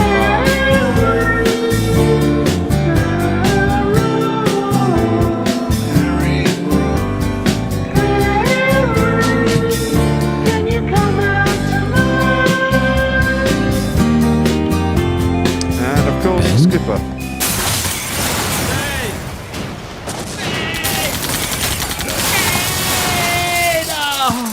Ben Stokes. Take us away. As Boland is over the wicket to Brook and he beats his outside edge. It's on a beautiful length, just 4th, 5th up line. Harry Brook prods forward and he gets fresh air. It's an ominous start. It is, but we haven't let Boland get away, have we? I mean, 39 or 7 overs he's gone for. No, yeah, he had a couple of spells in the morning, bowled from both ends, and I think didn't really find his length. He was too full on the whole, I thought, and there hasn't been a lot of lateral movement for any of Australia's bowlers. He just got a little bit of nibble off the seam there and some really good bounce and carry. Yeah. We have seen a little bit of variable bounce, and I wonder if that will start to get more exaggerated as this test match goes on. He's close to the stumps bowl, and this time Brook advances. It's over the infield. It's going to race over the boundary for 6, I think. That is a remarkable shot over cover. It's gone flat and it's gone far. Harry Brook has hit the first 6 of the test. He is outrageous, isn't he? He's such a talent. Second ball after lunch. Boof, take that. It's incredible. He gives himself so much room and just frees his arms through the ball. I think that... He's got such a good eye. Incredible eye. I think in terms of test match batting, and he and Rishabh Pant are in a league of their own and how exciting they are to watch. It's just, you can't take your eyes away from it. Well, he scored how many test tons? Like 7 or 8? I think it's 8 or 9 actually, but I mean, I think 7 have been overseas. Yeah, he's only got 1 in England. This time he just tucks it into the leg side, but they run well and they're back for 2, so a nice positive start for England after lunch. Harry Brook moves on to 36. Oh, look, it's Nelson. Yeah. Yep, 111 for 4. Oh, no. 113. 113 for 4, no, there we are. Scoreboard's quite slow on the telly. Well, it's not really a scoreboard, is it? It's some bloke in the studio just updating the graphic. It should be automated these days, you'd have thought, Jace. You would have hoped so. It's on the money again from Boland. This time Brook just presses forward and pushes it straight back to him. the point I was going to make about Brook is he's being aggressive to Boland because Boland is probably the slowest of the bowlers out there. Yeah, I'd have thought so. I don't think Doggett's that much quicker. They're around about the same pace, mid-80s. Yeah, both 130s, Boland and Doggett, aren't there? Notable drop down from Stark. I think it's the pace as much as anything that caused damage this morning. I think so. And that's the thing about Stark, isn't it? I mean, you've got to see him out almost. He's got better with age as well, to be fair. Yeah, he seems to bowl less loose spells now. This time Brook just pushes to mid-on for no run. But you think that if England can put pressure on the other bowlers and keep Smith going back to Stark, that it could upset Australia's rhythm a little bit. Well, it could do. They might lose all the wickets in between. That's the danger, isn't it? But I think Brook's going to keep going after them. Stokes, I would expect to dig in a little bit more and try and build his way into an innings. Oh, you'd have thought so. It's amazing it's the first time he's playing in Australia since 2014. Who? Stokes? No, he played in the last one. Did he? And he was on the highlights. Oh, yeah. Got 50 in Sydney. But it was the back end of the series and he was just coming And he was just coming back. Yeah, he'd had his 6 months out, hadn't he, for his mental health and stuff. Yeah. And that is the end of the over. 113 for 4 after 24. What have we got going on socials, Jace? We'll have a super chat already. Oh, good. Lovely. Let's have some of that business. YouTube Prime Super Chat. And that's Jehan Ariyatnam, 15 Aussie dollars, saying, "Hi guys, I grew up in Canterbury, born in Ashford, but I moved to Australia in 2014, now living in Perth. So are you at the ground?" Are you at the ground? And I presume my question is, with climate change in the UK, what's it like in Oliver Twist? Well, it's been cold today. Yeah. Really cold. First cold spell we've had, to be fair, though. Last few days, it's dropped a lot. It was warm. And I mean, it was like 14, 15 degrees about 2 or 3 days ago. I mean, we had snow in the Yorkshire Dales and of course, hills. Jay Grover's got a response for him. He says, we can't time, we're 2 weeks from lack of gruel. He also wants to know what the heck it is you've got on your head. It's Stark to Stokes from the other end, and it's leg side-ish, worked away towards mid-wicket, and they're going to come back for a couple. Very nice shot from Stokes, typical, clipped it off his legs. I mean, he's probably one of the ones with the best technique, isn't he, in the side? I would have thought so, certainly against pace bowling, right? Yeah, he just lines himself up pretty well. He also doesn't want to put out too much risk at the moment, so he's playing the risk-free shots as much as possible. Yeah, route aside, he's probably the most sensible of the top 6, isn't he? These days, yeah. I mean, there was a start, wasn't it, when he started Bazball captain, and he was just go out there and fucking go mental right from the word go. Thankfully, he reined that in. Yeah, he's left that one alone outside off stump. Stark just about up at 140 into his second spell, isn't it? No, third spell. He had one over at somebody just before lunch. Yeah. I just wonder whether somebody from the back room had a word with him and saying you're not making the most of your potential by going out and trying to fray the ball everywhere. Yeah. And you're wasting a resource. I mean, when they started Bazball, they just did that all the time, didn't they? I mean, that was the general approach has been refined in the meantime, and he was certainly, I think, an adherent to I've got a lead from the front when they first started playing Bazball, and allowed everyone else, didn't it, to play with freedom. Yeah, as he leaves this one alone again, and I think equally, like as they refined it, he felt that he had to sort of lead that by example too, Bear, right? Yeah. But it's better to do it than to say it. So you give people freedom, but you bat a bit more sensibly and hope that. Well, I think what he's done is he's definitely got the blame-free culture into the side. Yeah. Yeah, I think that's been the biggest sort of change with Bazball is that it's the mentality shift, right? The freedom. Doesn't have to be about blasting everything for 6. No, but it's about if you fail, it doesn't necessarily matter. Well, of course it does in a big term of things, but in the real terms, as Baz McCullum says, it is only a game at the end of the day. I mean, it means so much to us, but you can't have the whole world on your shoulders when you're literally playing a game of cricket.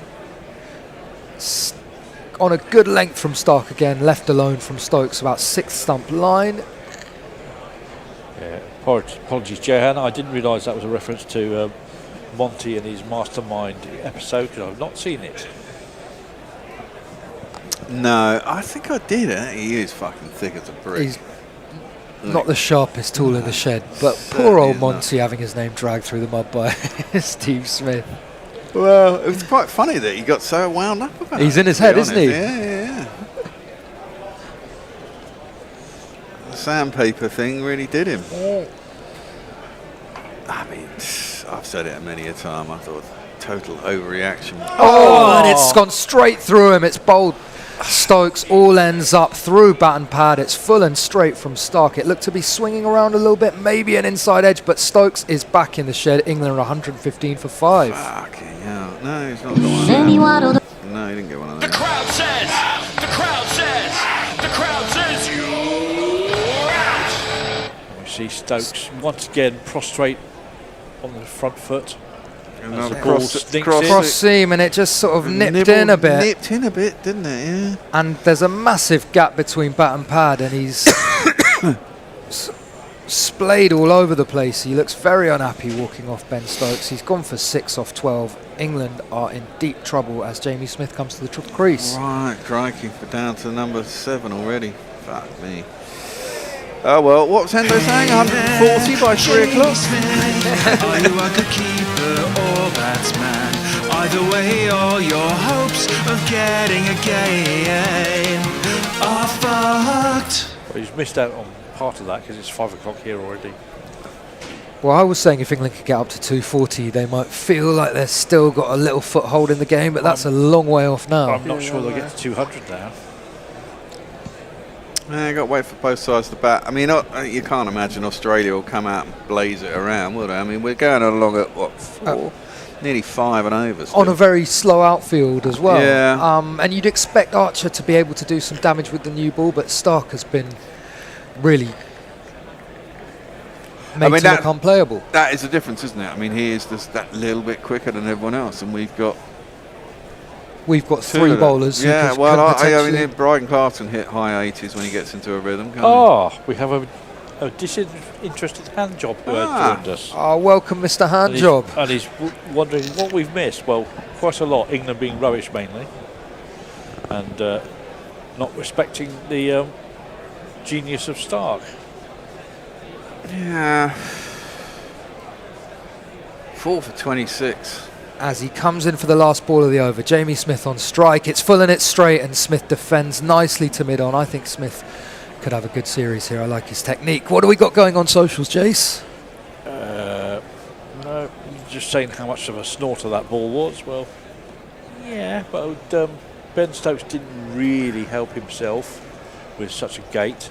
No, first over after lunch, second over after lunch, isn't it? You know, it was a very good one, but I think it was made to look better than it was. I think it definitely nibbled back in. I think it moved, but I think he was somewhat flat-footed and a bit.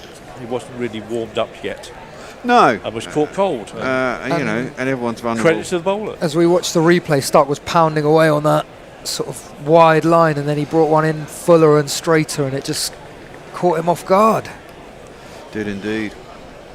So it's going to be Boland to continue from the other end. Brook, we would expect to keep going after him. Someone's dissed Mitchell Stark. I'll come to it after. As this one's short, and Brook just tucks it off his hips out to the man on the leg side fence for an easy single. So, Pre-Goed Howells says, not a bad effort from someone who's only the second best cricketer in the relationship. Now that is being slapped with a fairly biting put down. I mean, Boland's going at 6 and over. I know. Yeah, he's been very expensive. Has the Boland bubble burst? As he's in again, it's short and it's on off stump, but Smith works it away to the man just in front of square on the leg side. There's no run there. Well, we all know about Smith. He's another one who doesn't really move his feet across, doesn't he? I mean, that last innings. Oh, it was a no ball. I was hoping that Stark. Second one Boland's bowled. Yeah. Stark bowled quite a lot of no balls in England, didn't he? Oh, that's not that tight actually. It's 2 inches.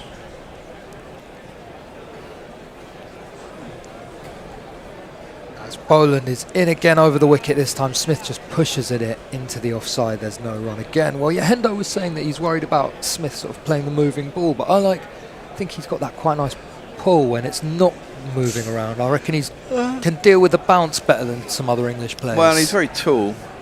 He is quite correct, but yeah, I mean, this is it. When the ball moves, he doesn't get across.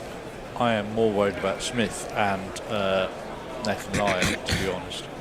He does seem to have a weakness for spinners. They seem to get him out bowled and LBW far more than they should do.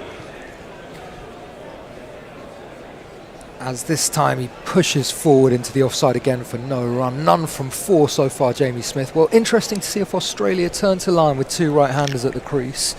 You'd think that they both look to really get stuck into him if they do. Well, a couple of right-handers on the first day wicket, you wouldn't really want to be bowling Lyon that much, would you? Only as a stopgap to give the guys a break. No, well, he's only bowled, what, 1 over or 2 overs? 2 overs, I think. In 2 spells. But Scott Boland already into his 3rd spell, halfway through his 9th over. This time it's a bit shorter and wider, but Smith just pushes into the offside again. I mean, the good thing about this England side is not a lot of them have got any hangovers from previous series. Yeah, I was thinking this, Bear. There's no scarring, and they don't seem like the bunch who'll be.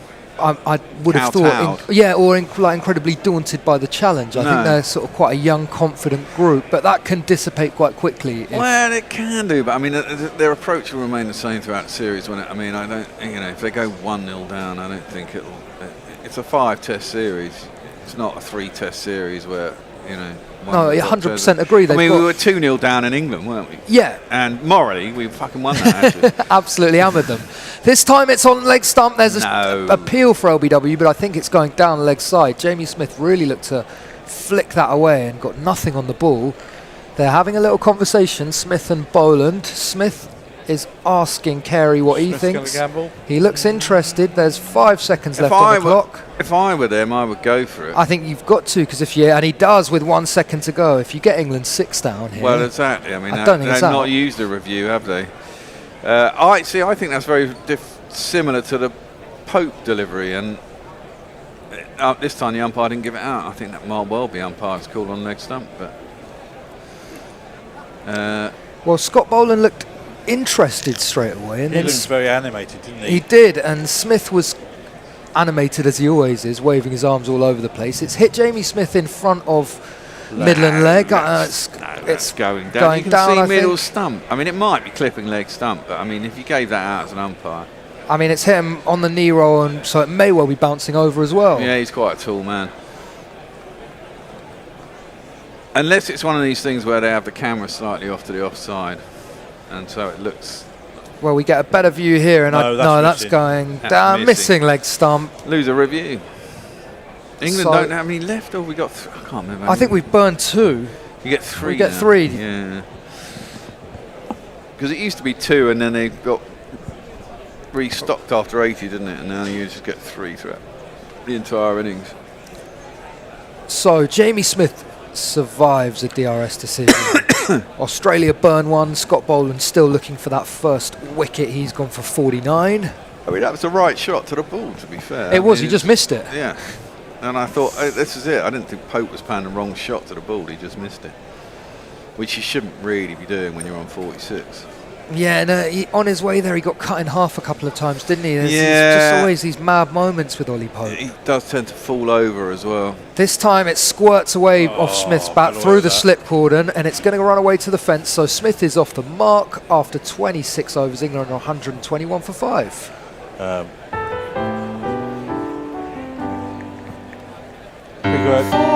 Figurehead Howell says the only Boland I recognise is the one just north of Cape Town, i.e. wine country, Paarl, Stellenbosch, Franschhoek. Yes, I've been there, it's lovely. Never been to South Africa. Me neither. I'd like to go and watch cricket there. Rick by Fraps, that's an interesting name, says if Stark bowled an over to his wife, it would be lethal domestic violence. Nick Vickers says, hi Gorillas, hi everyone. England's performance aside, it's great to have Test match cricket back on GC. Yes, it is. Isn't it just? Vittori's still with them. I know, he's with Australia now. Yeah. He was with us, wasn't he? About He- a yeah. year and a half ago. These fucking mercenary ex-pros. Jago says, I don't hate any of them. I do feel weirdly happy that South Africa won the World Championship, though. Yeah. As Stark goes with a bouncer this time. Haven't seen too many of those from Australia so far. That's one for the over. And a question for you, Bear, from our South African friend Pigwhead Howells. What happened to Simon Gear and South African Guerrillas? Couldn't find any English radio comments for SA versus India. Yeah, they gave up, basically. They couldn't stick the course. Laggards. They gave up after a couple of years, I think, 2 or 3 years. Wild test that, wasn't it? Oh, God, wasn't it just? I mean... Stark continues over the wicket. It's short and it's worked away out fine. It beats the man at fine leg, goes to the boundary. So that's going to be 4 for Harry Brook. Looked like he hardly got any bat on it, just tickled it off the face and it's raced away. Yeah, I mean, India, what are they doing preparing pitches like that? It's really fucking stupid, isn't it? It's Gambir said afterwards it's exactly the kind of pitch we want. I mean, he's a stubborn man, isn't he? No, he is a stubborn man. Well, if that's the kind he of always pitch, feels like he's chewing a wasp. I mean, it's dumb. It's just that the cricket becomes a lottery on those pitches. Yeah, you lose the value of the brilliant batters they have, right? And the Precisely. brilliant spinners. And the fact that they've got better spinners. Exactly that. You want a wicket, and look, ideally you want to win the toss and bat first. Oh, and that's a lovely that. shot from Harry Brook. It wasn't a half volley by any means, but he's put it straight back past the bowler for back-to-back fours. Harry Brook is rolling at the moment. 1, 2, 3, 4. That was gorgeous. Yeah, just on the up, and he gave it the full face of the bat. It raced back past Mitchell Stark. There have been a lot of boundaries scored down the ground. Yeah, well, it's quite a short, comparatively short Straight. boundary. Short, straight, big square. Yeah. I mean, Australian grounds are generally big. They're aren't always that sort of Well, they're all used rugby for AFL, field, aren't they? oval, Aussie rules ovals. So Harry Brook moves to 45 or 51. He's been very positive. Looked streaky at times, looked brilliant at others, as is his wont. This time Stark is down the leg side, it goes through to Carey, but he's still up 143 Stark into his 10th over, so no signs of him feeling the pace of the day yet. No, well, he's only in his 10th over. He's not exactly having to work hard at the moment for his wickets. No, and he's got the prospect of quite a long time with his feet up towards the end of the day, potentially. It doesn't look like he's going to be out there for a long time. Out there for a good time, not a long time. That's the way he'll He's see certainly it. having a good time at 4 for 34, isn't he? It's not a bad morning out for the big man. This time Brook looks to give himself room, but it's short from Stark, so he leaves it alone. And Brook does not uppercut, which is what he would normally do in that situation. Yeah, just maybe a little bit of sign of respect for the pitch and Mitchell Stark's pace that he decided to leave that alone. He was looking to go over the covers. I mean, it's amazing that you can play these shots against guys bowling at nearly 90 miles an hour. I mean, they come charging down a track at 90 miles an hour. And I mean, most of the time connect with it. I mean, that shot off Boland for 6 was outrageous. Insane, and he gives himself so much room. He's standing about 4 foot outside leg stump by the time he connects with the ball. Such good eye and such good hands. Last ball of Stark's over. Brook looks to give himself room again. It's a full toss that he misses out on it, but it squirts through to Carey. So it's a dot ball, as exciting a dot ball as you'll see. 129 for 5, England are after 27. Dipsnack says, the big three are destroying the game. It's nice when the underdog stands up to the bullies. I don't know which game you are referring to there. Well, South Africa, India? Yeah. Well, are you calling South Africa a minnow? Well, when you look at their resources in terms of money and how it's affected their game, I mean, yes, kind of feels that. Yeah, they've been pushed out of the big, out of it by the big three, haven't they? Really. In other news, Mark says TNT commentary is so poor. Volume down. You three are on for the rest of the series. Well, thank you very much. We love to hear it as Scott Boland continues for his 10th over. This time he's short and outside off stump, but Jamie Smith sort of straight arm pulls it down the ground for 4. It's a sort of short arm jab, the kind of shot you expect to go square, but it goes straight. Well, these two, of course, when England were in trouble, what did they get in England? They got against 300 India in that second test, yeah. No one else scored a run. And they absolutely raced to those, didn't they? Yeah. It was sort of a session and a half. They really took the game away from India very quickly. So England fans would love it if they could do the same here. If they can bat through till tea, you'd think the scoreboard will have moved quite a lot. You'd have thought so. Short again from Boland. This time Smith plays a sort of forward defensive shot on the front foot. It's an unusual shot to the ball, but he defends it successfully back to the bowler. I mean, the fact is that they've only bowled 27 overs in what? An hour and... Nearly 30 minutes. Yeah, it's pretty shockingly slow. Yeah. 2 hours and 30 minutes, sorry. But England have got it close to 5, so they're keeping the scoreboard moving. No, and the wickets have only taken, 5 to 10 minutes out of that. So Yeah. No, it's been slow, and Lyons bowled a few overs, so it hasn't been out-and-out pace as we'd expect it will be for the first part of England's innings. Bowling in again, it's short, and this time Smith just pushes in between point and cover, so he'll come through for a single.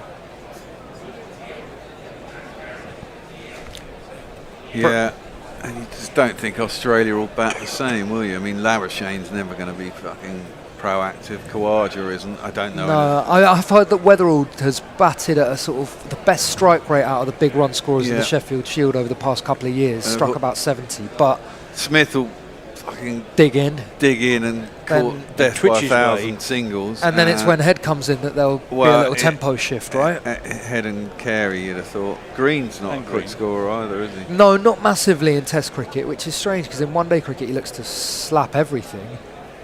Boland short again. Brook goes for a sort of pull shot, although it's well outside. He was playing that very late. I think that was like a practice shot. A sort of kind of old Trescothic style leave. Yeah. But change of tack from Scott Boland in this over. 4 short balls in a row. Well, he's just pushing him back, and one of these next two will be full and on the stumps. We're probably leathered to the boundary would be my call. So we're back on the half hours now, aren't we? We are indeed, Bear, and we are coming up to 5:30 pretty fast. Yeah, we are. This has gone very quick, isn't it? One more over after this, I reckon we'll get. And this time Brook gives himself room and slaps through the covers. I don't think it's going to reach the boundary. The chase is on. No, it's going to reach. It's slowing as Travis Head gets round to it. It's stopped about an inch short of the boundary. They might have run 4. They've run at least 3. Brook is back on the striker's end, so they've run 4. Bloody hell. That only ever happens in Australia. It really does. Big ground, slow outfields, and you're earning your runs. Earning yourself a nice cup of tea as well if you can bat another hour and a half. So that takes Harry Brook to 49. We get our first half century of an Ashes tour. Don't speak too soon, Bear. Yeah, well. As this one, he just pushes back to the bowler, so that will end Scott Boland's 10th over. He's gone for 62. England are 138 for 5. Carl Herbert says if Brook gets a double ton, England are in this. Well, now you've just put the one more kiss over. of death on it. Yes. I know. God, look at him. He's right on it today, isn't he, Tone? You'd never know it was 5:30 in the morning and he hasn't slept. Exactly. Look at him. Are you taking drugs, Tone? Are you taking drugs? And slight chiding from Jay Grover that we're ignoring the. If you are, can I have some? Ignoring the chat. And Extra Fluff says, I want to be ignored. Nice little music quote there. Who's that? Is that Ramone's reference? No, it's I want to be adored. I want to be adored, yeah. Of course, Manny died, didn't he? Manny died, oh yeah. And Dipstick says, I am a South African fan. We are lucky we're still producing players who can compete. The other minnows are falling further behind. Nobody only wants to play India, Australia and England playing going forward. As Stark continues over the wicket to Smith, it's full and it's straight and it's prodded back to him. Yeah, it was Remy's the drummer, isn't it? Remy's the drummer, and I was thinking Manny was the... Manny was the bassist, wasn't he? They're a bit before my time, Stone Rose, I've got to say, but just slightly. So we are in the 29th. Manchester, right round when I was proper up there. Manchester. Yeah. Were you at uni there? Yeah. 1990. He's a Hacienda boy. Hacienda days. Hacienda, yeah. That was a fucking wild place. I don't doubt it, Bear. So we're 138 for 5 in the 29th. Where do we think England are hoping to end up? This rate, 250. 250, take 250 here. This time it's full and straight again from Stark, but it's driven beautifully by Smith, and that is going to go to the fence. So 4 runs for Jamie Smith. He is into double figures. 4 on the floor, and 1 more 4 than the 4 before. That's what 4s are for, to get funky on the dance floor. That was a lovely shot as well. They're playing these straight drives really well. I mean, they are, Australia are tending to try and get the ball up there, so I mean, they are offering the drive as a shot. And there's not a lot of movement, is there? The odd one is. You've got to put it up, push it up to try and get some swing on this pitch, it looks like, but they've gone to the fence numerous times. I guess the flip side is they've got 2 wickets from full straight LBWs. Yeah, it's only 28 overs. This time Stark's shorter, and Smith just sort of tucks it away, and that's race to the boundary as well. Bloody hell, it's madness. 3.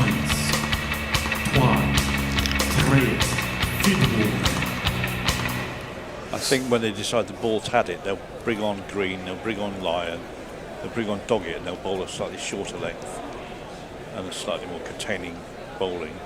But at the moment, they're not. Well, I don't know if England. I mean, this is it. I mean, it's basically back to where we were in England, isn't it? I mean, I can't imagine Australia going out anything like this. They'll bat for 140 overs. England will bat for 60, and they'll be roughly the same score. You know, with the exception of Head, maybe Carey later in the innings. Carey's a guy who scares me a little bit. This time Smith goes again, and that's going to be that fine leg is going to run round and cut it off, so it'll just be 1 there, I think. Did they get back for 2? They've run. They're a bit run slow well on the if they did. scorecard, and we didn't see that. No, just a single there. And we came out on 116, so we scored 40 runs in that half an hour. Yeah, they've literally 5 overs. Raced since lunch, and I mean these 2 batting, they will continue to score quickly. Yeah, they won't hold back. And we see that on that graphic, beautiful weight transfer from Jamie Smith, and he just held the pose. It was picture book. But I mean, as we talked before, I mean, look, okay. Fields are different in test matches. This time he's hooked into the leg side, but it's straight to the man on the fence, so it'll just be 50. 1. And that is Harry Brooks' 50. Brooks come off 58 balls with England at 148 for 5. Long drawn out grinds and flashing cameos, quite accumulation that just grows and grows. Plucky or lucky, inducing reverie. These are a few types of half century. Well, it was a flashy one from Harry Brook with 5 4s and a 6. And he hoped from an English perspective it won't be the last of the series. Well, let's hope not. Stark to Smith, it's short, and this time he's flicked it away very fine. I think that is going to get to the fence. Fine legs dived, and looks like he's hurt himself, and the ball has trickled into the rope. Yeah, he's another one, the knee's gone into the outfield. Yeah, it looks a little sort of dangerous out there, doesn't it? It does a little bit. It looks a bit Simon Jonesy. This mounds of turf coming up. It's very easy to go through it and dig in. And Scott Boland has got up looking a bit ginger, but I think he's all right. Bound to see the way you get shot for crossing a boundary, crossing a boundary. Are we supposed to have changed at the end of the last over? Yeah, so there were. At the end of this one. There were 14 off that over as it comes to an end. We're changing around in the studio, and once we figure ourselves out, we will be back with you very shortly. Who's on next anyway? It is Tony, Nick, and Gary. So Nick, I guess you can stay there, can't you? That would be lovely.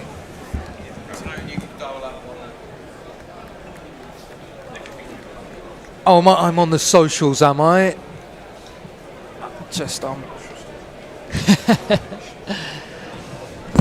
And we're going to see Brendan Doggett back into the attack for a second spell. As Jay has given us a super chat. He said, boo, I didn't know Manny died. Childhood decreasing ever further. It's a sad one, isn't it? And even me being slightly too young for the Stone Roses makes me feel old. Yeah, well, there indeed. 152 for 5 after 29 overs. Harry Brooks got his 50.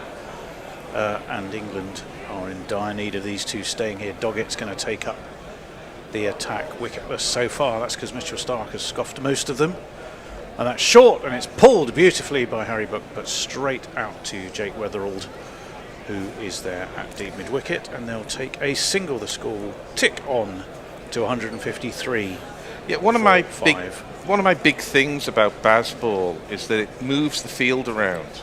And already we're seeing, because of the attack from Jamie Smith, 22 off 15, Harry Brook 51 off 59, England are still in trouble. But you look at the field, and the field looks like 320 for 3, not 153 for 5. It's because these two essentially put the fielders where they want them, which is back out, saving one. Okay, there's 2 slips in a gully. It's still fairly attacking. But even the guys on the one are a bit deeper than you would expect 2 them slips to be. and the gully for Doggett. And up onto his toes goes Smith and crashes this away, but those big old long boundaries are not going to give the ball the chance to reach the boundary. And they will take a couple more. I've never seen 3 in fact, 156 for 5. Never seen a first day of a test where the ball has stopped in the outfield before the fielder has got to it so often. But then other little parts of the ground, it's sort of raced away quite quickly. It's a very strange outfield. It is strange, like uphill and downhill. A crown green bowl tends to. But going back to your point, Gary, it does feel like England have just managed to shift the momentum since lunch. And I mean, that's part of the idea. That can all come crashing down quickly if they lose a wicket. Doggett, that's just a little bit loose and was going down leg, and it's helped on its way. Did Harry Brook get bat on that? Mitchell Stark is down there at fine leg. And they're going to give that as runs. Yes, they are. He did get something on it. The score ticks on to 157 for 5. Will bring Jamie Smith, the other Smith. We've got 2 Smiths in this game. Obviously the captain, or the current stand-in captain, equally former captain. Field-wise, we've got an extra cover mid-off, mid-on, square leg, a fine leg, 2 slips and a backward point, and indeed a square leg. And this one is steered backward a point. Nathan Lyon is going to chase after it. He is going to have to chase too, because he's going to haul it in just short of the backward point boundary. They will come back. Good running by these two, keeping the pressure on. They're keeping the scoreboard ticking. 3 more to the score there. On this outfield, to be going at 5.39 runs per over is absolutely extraordinary. Yet for all of the faults of England, and England are in a weak position, they score 100 runs, they're in a weak position. But their ability to score fast in most unpromising of situations. Well, yeah, 160 for 5. There is, of course, an argument that says, just hold that thought for a second as we wait for Doggett, who got a good little spell with Durham this year. There's a shout for a strangled down leg. Nitin Menon is not remotely interested. He's looking cool. Neither am I. White hat. Oh, he's gone for it. They've gone for a review. Alex Carey is pretty convinced. And so is Steve Smith. There's a few high fives going around. Look very confident here. I didn't like the look of it at all. Well, I didn't like the look of it, but he's walked. I think he's walked. It looks like he's walked. Well, in that case, England are now, if they were in the... He has walked. He's on his way back. Well, Harry Brook got to 50 and 52 off his 60. He's been strangled down leg. I know some people argue that it's a legitimate wicket, which it is. It's a glove, isn't it? Indeed, it's glove. It's a big fat old glove too. So Alex Carey was absolutely right, and England have lost their 6th wicket. Crucially, it's England's vice-captain Harry Brook. Yeah, I'm definitely giving that to Doggett, because he's got the ball at head height there, and it is variable bounce in this pitch. But credit to him, he's only really fast medium, not anything above that. He's got the ball head height. It surprised Brook a little bit. He's got his hands in front of his face. I think that's a bowler's wicket. I really do. Well, yeah, it was a good short ball from Doggett, and it's his. Is it his first wicket? First Test wicket. First Test wicket. Well done him.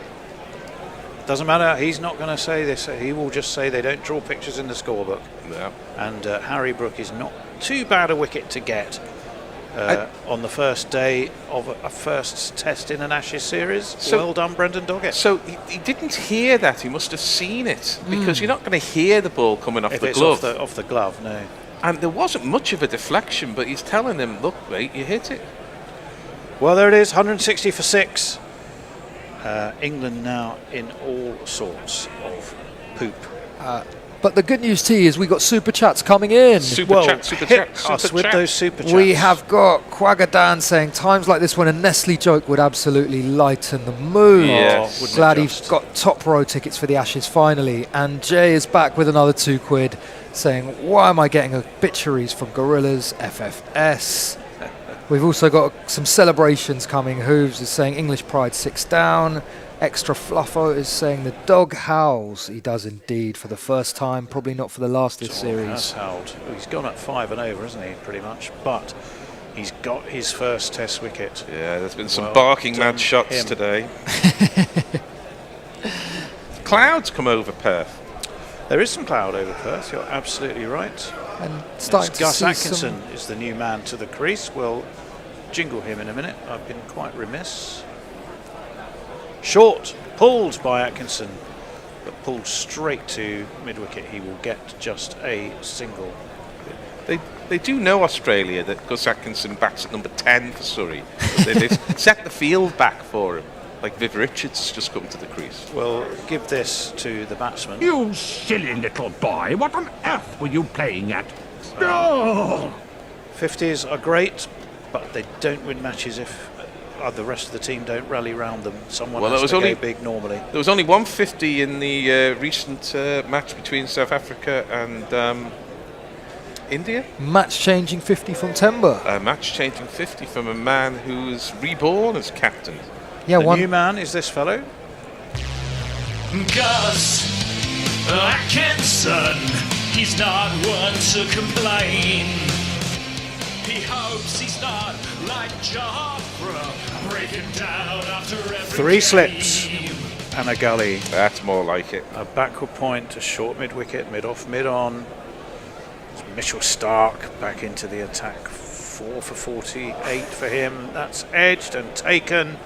He's got his 5 for Atkinson. Hasn't troubled us for too long. He's gone for 1. England are 7 down for 161. Stark has 5. And boy, has he slipped into the lead bowler for a match role. Crikey.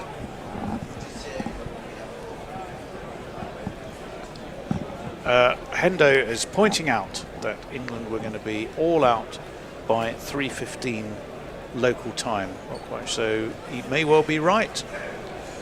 I don't suppose he'd have popped over to point out he's highly likely to be wrong. So we're still waiting for the first instance of that. It is time for the cliche. It's well taken by Steve Smith.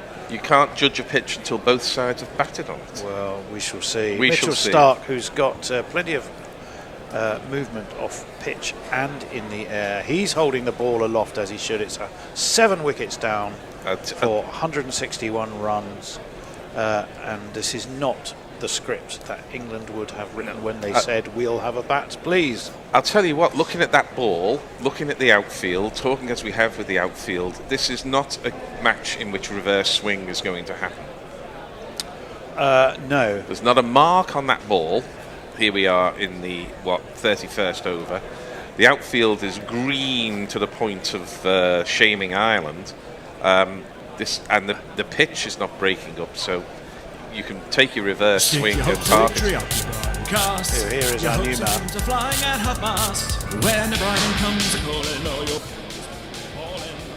Three slips go down. Stark comes in. Cast drives a little bit outside edgy. He's got it between gully and backward point though, and the chase for the ball for Lorne between the long legs of Cameron Green and the slightly labouring legs of Nathan Lyon. Neither were going to get there, but it was only Green who looked remotely interested, really, wasn't it? And it's 4 more for England, and boy, do they need them. Boy, do they need them. I tell you what I liked about that shot from Cars. He didn't go too hard at it. So slightly soft hands meant that the ball went down. And I think that's sort of wise play. If you go hard at this ball, as we know in Perth, it's always going to carry. Well, 165 for 7. Stark in, defended in front of his middle stump by Cast. Bat, body and legs all sort of slightly, not quite in the same place, but it was effective. Yeah, it's the tail enders forward defensive where they go back first and then play a forward defensive, which means they're actually barely out of the crease. But that's what 90-mile-an-hour bowling does to a tail ender. Well, if England couldn't have didn't want to write the script that he's unveiling here, Mitchell Stark could hardly have written a better one, could he, for himself? Dream day. Dream day for him. He's still going in this 12th over, and we're not halfway through the day Hazelwood and Cummins, who needs them? He's saying for himself. As that one beats the outside edge of a dodgy forward prod by Bryden Cast. He's bowled some beauties. He has bowled some absolute beauties. And he hasn't relied on the swing that's so often his calling card. Yep. Yeah, well, the ball won't swing, will it, here? Apparently the Fremantle doctor doesn't come in because the stadium just won't let the breeze come in. The poor old Fremantle doctor is retired. Yeah, he's no longer doing the rounds. Just does very occasional house visits to his favoured old elder patients. Can't get a ticket to the new ground. Yeah. World's gone mad. World's gone mad. It's the star of the day so far, Mitchell Stark. In he comes, up onto his toes goes Bryden Cast. Jabs at this somewhat. Cameron Green is in the gully, and there is run 165 for 7. If he keeps that technique going, he's going to edge one soon. A couple of things I will tell you about, but we'll wait just until Bryden Cast has taken his guard here. He's got one more ball of this excellent Stark over to face. Australia very much in the box seat. Body language is positive. Everyone is on the prowl, looking to try and get yet another wicket. That's driven. And he's going to get some runs, actually. He ends up going backward a point. They've sent Nathan Lyon back to the deep backward point boundary. They've taken a single. The score moves on to 167 with the 2 runs they took there. 167 for 7. 54 for 5 wickets, 54 for Stark. And lots of happy Australian fans in the socials. Excellent. Hooves is saying... We love to hear it. Nothing we love more here in South London. Hooves is saying Stark's going to get 7. He loves it. Ewan Innes is saying Shamos can't have England bat again and have the test over by end of play tomorrow. That would be dreadful. We've been looking forward to this for years. Yeah. Stephen Kelk is saying if England are bowled, the worst that would have happened is that Australia have quite a lot of runs for a few wickets, but you can recover from that being blown away in the first session. ... Zippy Tuna said, forgot this was on and trying to forget again. Fair enough. Go back to sleep, pretend it never happened. Ty Edward Devlin says, you Poms underestimated the Aussies. We're the best team in the world, always have been, and doing it without Cummins and Hazelwood. Right. We're watching highlights here, aren't we? Yeah, we are. No, we're not. No, that is live. Away. Doggett, the bowler. Well, hauled down to fine leg by Jamie Smith. I want to contest that point a little bit. I mean, the Aussies have been competent, with the exception of their nearly 400, near 400 test wicket bowler, Mitchell Stark, has been absolutely fantastic. 168 for 7. He has been fantastic. There is no doubt. There's not much. That. I mean, they've held 1 or 2 catches. There hasn't been any brilliant catching. And, you know, they've had a star performer who, to his immense credit, has turned up and has torn England apart. Well, Doggett, he'll be cock-a-hoop. He's got his first test wicket. He's got a man at forward short, and he drops one short to Bryden Cast, who crouches down in a very exaggerated duck. So we do get a duck to the dog. But it's by Bryden Cast, not by Ben Duckett, who, alas for England, departed somewhat earlier today for 21. Hadn't looked too bad for it either. Oh, he looked very but good. The LBW victim to one that really just shaded back into him from Mitchell Stark. No run there on that occasion. I said I had a couple of things to tell you. I will try and do it after this ball, depending on what we see happening now. For the right-hander, which is Cass, they are pushing. Oh, hello, Bryden Cass. I knew nothing about that. It was short and it rose up to him, and he just stood tall and just. Basically, the ball just seemed to hit the bat without him really knowing what the bat was going to do. I thought it hit his helmet. I thought he ducked I think he headed it. Did he? Goodness me, have to have another look. Oh, yeah. He did. He did head it. He knew nothing about it. Hit the guard. Held it. But the bat was held low. And, well, we're going to have a little break because inevitably that, and quite rightly, does mean there'll be a few concussion protocol checks and the helmet will be looked at and maybe replaced. It's the first time we've seen a short leg in, so he is telegraphing to him that he's going to bowl short. And I must say, Doggett I haven't been particularly impressed with, but he does have a nasty short ball and he's using it well. Well, he does have a nasty short ball. I thought Cass was a little late ducking on the last one, and that one he's just had no idea about. Well, he didn't know anything about it. It almost looked like he almost ducked into it. He did. It wasn't great. Anyway, he looks all right, but he's going through all the appropriate checks. It's 168 for 7.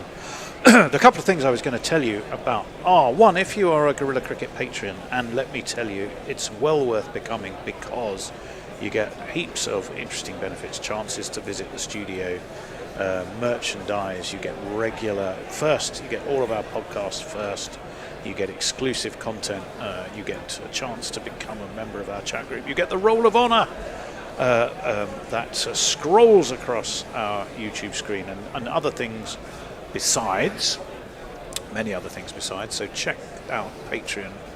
And that was a swing and a miss by Cass. Again, he's looking to. I think he's here for a good time, not a long time. He wasn't That's overly the Cass approach. He wasn't overly keen at getting into line for that one, was he? And indeed, he's having another look at the helmets. I'm not quite sure they fitted it back on to his liking the first time. Nearly got an edge to that. There might be a bit of a bent bar there. I think it's a new one, isn't it? I reckon he doesn't like it. Maybe he's not happy but with it. They have to change the helmet if it gets hit, but it wasn't the helmet, it was the guard. Got a short third and a gully, so they know that he's likely to try and... Hey! And he's launched this, and he's been... Oh, that's sensational catch. It's gone straight down the throat. Sensational catch. Deep backward square. Who was that? It's 8 down. It was Labuschagne who took the catch. Unbelievable catch. Doggett has a second, well bowled him. It was a leg trap, really. You've already got a man who's been hit by a short ball. Drop him another one. He wants to attack it. He pulls it high and handsome. But these are long old boundaries. And Labuschagne was quite far in. And he had to backpedal and take the ball above his head, but he did it expertly. Doggett has a debut too. He may be outshone so far by Mitchell Stark, but 2 for 27 on your debut, I think you'd take that, wouldn't you? You absolutely would, and sure he has bowled very well since lunch because he's gone to a short ball attack. I didn't know he had it in him, but he has. Well, no, he's lively. He looked very lively when he was playing for Durham in the county championship. It means, of course, that it's now 168 for 8 for England. Hendo will have his eye on that clock. Bryden Cass is a Durham player, isn't he? He is indeed. Would they have played together? They should have done. They would have done it because it was last season he was there. So yeah, I mean, sometimes the England players don't play much. Whether they actually played in a game together, that I don't know. Right, it's Jofra Archer. We wanted to see him. We've been waiting to see him. We've been desperate to see him, but not with the bat. Just after lunch on day one was not the plan. Doggett in, Archer ducks, through it goes to Carey, and there is no run. Let's jingle up Jofra. But from my memory, his jingle does not particularly celebrate his batting. He will break your helmet, break your heart, hotter than lava, cooler than Bogart, in your face, at your stumps, on your toes, on your mum. Jofra.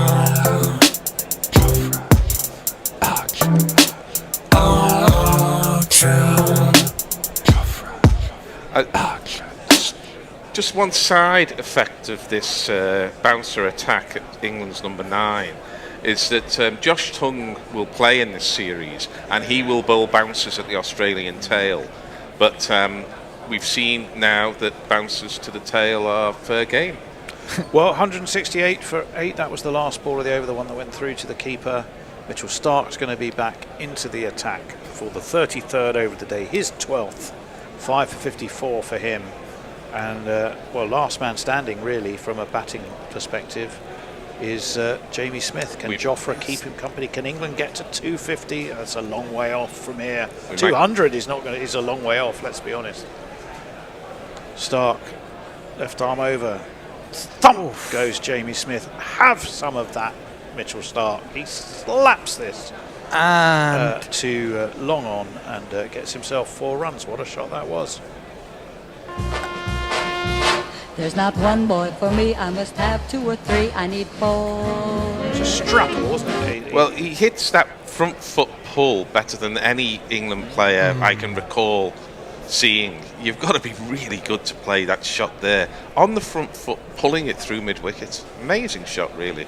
It's a lovely shot, and as if you needed more good news, we got a couple of super chats in. Super chat. Delighted. I haven't finished what I was telling you about Patreon, but it's all happening. It's all happening. Zippy Tuna is saying it's going to be a fight back for the ages. Get in, it's going to have to be. And Jay is saying, please no Hendo. Stark in, swing and a miss. Smith has got his intentions very clearly marked as he looked to pull that to leg. It beat his outside edge, went through to Alex Carey, and there was no run. Right, I'm going to finish what I was telling you. So, Patreon, all these fantastic benefits. The wonderful people who help to keep us on air are our Patreons. On day 3, which is Sunday, we have a Patreon lunch.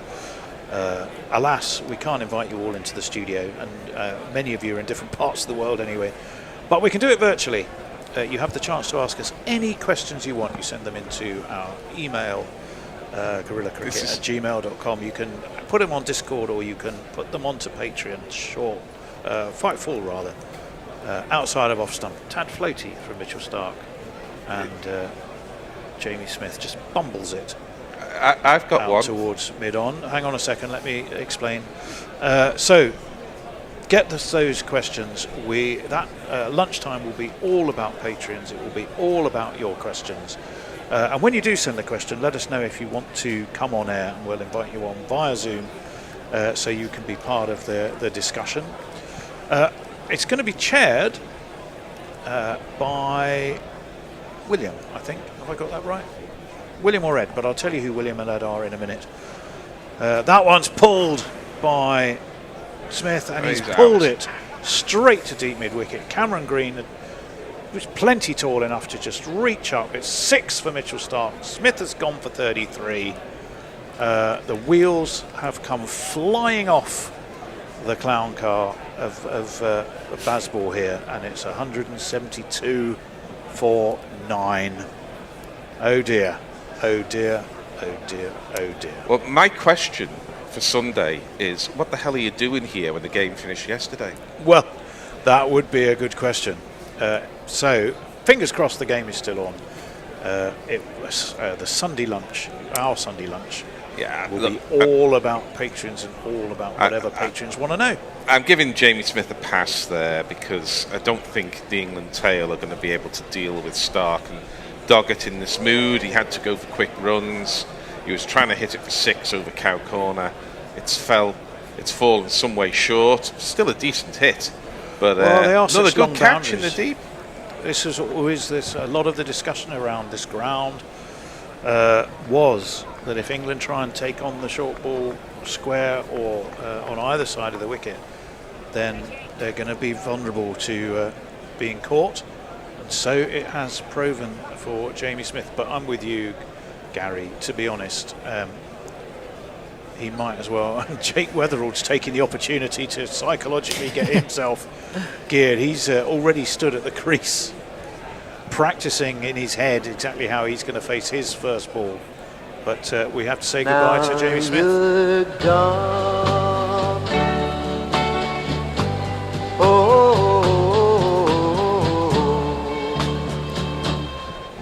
I reckon he's about 50-50 to survive these 2 balls, Mark Wood. Well, we have a new Mark Wood jingle. The question is, will it be the new jingle or the old one that the Bear has loaded? I bet it's the old one. Right, Mitchell Stark's going to be bowling to Mark Wood, who steps back and goes straight up in the air. Someone's going to be underneath it. It's Carey. He doesn't even have to move. He just stands there. Mitchell Stark then will have 7 for his troubles. What a performance for him. What a terrible shot from Mark Wood. England have been blown away for 172 after just 32.5 overs. Jofra Archer finished the not out batsman having faced just 1 ball. Mark Wood faced 1 ball and it was the one that got him. He tried to step back. He didn't time it at all. He had the bat angled. He literally just spooned it up in the air. Carey took actually 2 steps forward, waited. He had the big gloves on, and that Kookaburra dropped straight into them. 172 all out. Are we changing now? I don't know. I'm asking it. I can't remember. That's a very good question. Well, I think we are. We may well be, but we have a little bit of a break. So 172, 32.5 overs. I won't go through all of the wickets. Suffice to say, Mitchell Stark magnificently had 7 of them. What a performance from him. 2 in 2 to finish. Wood and Archer, well, we're going to be more interested about what they do with the ball than with the bat. They've only ever played together once before in a test match. Would you believe? And I think that was in Southampton in 2020. They've never been paired together other than that. Nick, Well, they've got their work cut out today, don't they, Tony? give us some messages. Give us some hope. Well, all we've got coming in on the socials are Aussie gloating, fair enough, Well, let them and enjoy it. They're quite a quite lot of right. English bemoaning. Mr. Handjob about 5 minutes ago said, right, England need to seize back the initiative and declare, put Australia to the question. We've moved past that pretty quickly. What else have we got? Nick Vickers is saying, I must admit I thought the match was starting tonight. At least Stokes and Co have turned up on time. We should be changing, yeah, you're right. Who said Archer gave Marnus a good one? Come on, Jofra, says Nick Vickers. What else have we got here? Suter who is saying, feed me, Hendo. I think you'll be getting your fill very soon. Stephen Kelk is saying, I predicted 20 wickets would fall today because why not? Oh, we're halfway there, all living on a prayer. We would love 10 more. That would make me very happy as I go back to bed. Jay is saying at Colo, that's something personal about To the Lighthouse by Virginia Woolf. What? I don't know how that's got into the chat. Digius Builders is saying England looked like a team firing on all cylinders until the game started. Dismal. Extra fluffo Dad's Army going over the top, and that is all we've got for you now as Bear is going to come into my seat. I'm going to be off to bed. Well, you're going to go off to bed. We're going to be joined by the Bear, Hendo and Forthy. Forthy, I last saw a picture of him not that long ago wearing a red bucket hat. Sadly an Australian one. Oh my God, he's got it on now. Oh my Lord. He looks like he should be on holiday in Blackpool, not in Australia, but there we go. I will love you and leave you.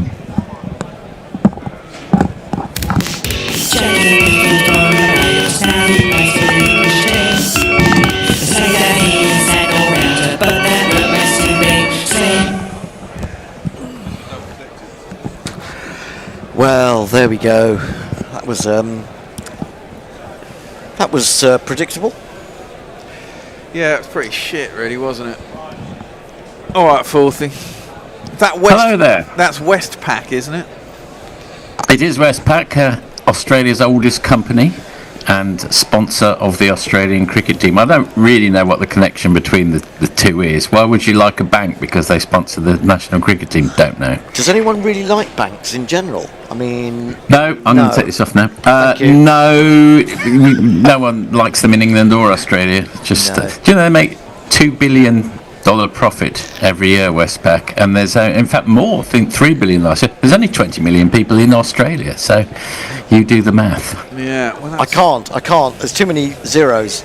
Too many zeros, yeah. A bit like England's batting. Oh, very good. Lovely segue. Lovely. That was, well, I don't know if you were here earlier, Forthy, when I was talking about the fact that listening to the Joss Butler, Stuart Broad podcast. Oh, yeah. Onion rings. They won't eat onion rings or duck. And I love the fact. Well, maybe they should do a reverse jinx and start eating duck and onion rings and see what happens. I mean, dear me, this is not what we wanted. Snub their noses at danger, and well, they do that anyway, don't they? But still get out. Rubbish. The bear. Congratulations on sounding really quite lively. Well, A, at this time of the morning, and B, I suppose you knew this was coming, so yes, it's all about expectations. Yeah, I mean, well, you'd like to say there's a long way to go in the series, but we've seen that once England start to struggle in Australia, they don't recover. And yes and no. Do you remember 2000 and or what was it? 10-11. 10. The one we actually won. We didn't get scuttled out for 106. We got scuttled out for 270, including a Siddle hat trick on the first day, and then there was a massive partnership on the second day, and Australia established a huge lead, and everyone said, here we go again. And the same thing in 2005, to be honest. England got blown away in the first test, so, hey, you never know, it's sport. That is true. I don't know. I just feel like I've seen too much. Too much. Yes, there is that. I'm like the vicar who stumbled across two parishioners in the back of the vestry. Where's this going? I don't know. It all went downhill with Brook, didn't it? I mean, it was an odd way for Brook to get out. Well, to be fair, Bear, it had gone a bit pear-shaped before that. Well, it had done, but I mean, he was looking supreme, and then he kind of. When he left that, I thought he's nowhere near what they're appealing for, and then it was obvious that he'd actually just gloved it. Yeah. Well, I don't. Look, the only thing I would say is that there were flashes during that innings, brief though it was, of England taking on Australia, and Australia briefly getting on the back foot. It didn't last on either occasion, but. You think yeah, exactly that. I mean, you think it will come off for England at some point or other, won't it? I mean, you'd have to hope it would, yes. Look, we were 2-0 down in England, and we came back. Yeah, it's England, though. It's in England, and those Test matches were quite close, weren't they? That's the difference. Okay, look, 172 all right. I will eat Forthy's West Pack hat if England take 5 wickets this evening. Okay. All right, is that fair enough? You'll have to send it. I don't know how you'll send it. You'll have to, is it tasty? I might have to have it with a garnish of some sort. He's teed it up for you. I can't eat through a television set, but if you can get it FedExed over to me. Do they have FedEx in Australia? I don't know. Possibly. We do. Yeah. Good. Australia. We have Australian Post. I'll Australia Post. Okay, fair enough. I don't know.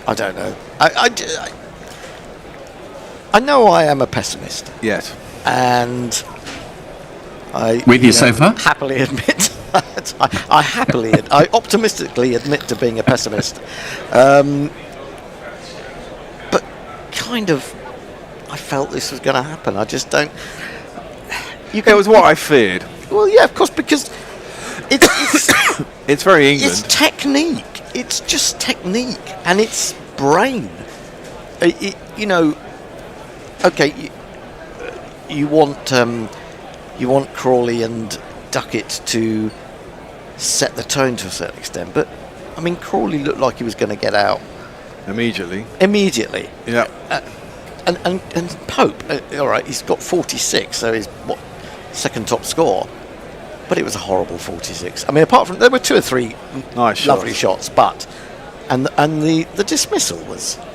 I can't even. And Root, number 1 batsman in the world, got out for duck. So, yeah, I mean, the thing is, for this to work for England, I mean, this is it. This is Australia. It's a kookaburra ball, and although it lasts longer, as we all know, and now it's 35, 40 overs, and we haven't even got to fucking 40 overs, have we? So, but the point is that your openers have got to see out the new ball bowlers and take a lot of sting out of new ball to allow England's lower order, middle order to get going, and they just didn't.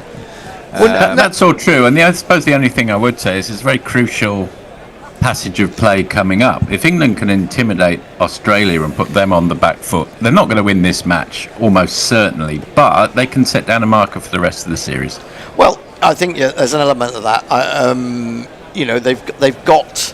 They've got an opening partnership of a debutant and a guy who's gradually running out of road, despite having been a really good player. So it's possible. It's possible but you're asking Jofra now to go out there with England having only put 172 on the board. Yep. And it makes it more difficult for him to be attacking.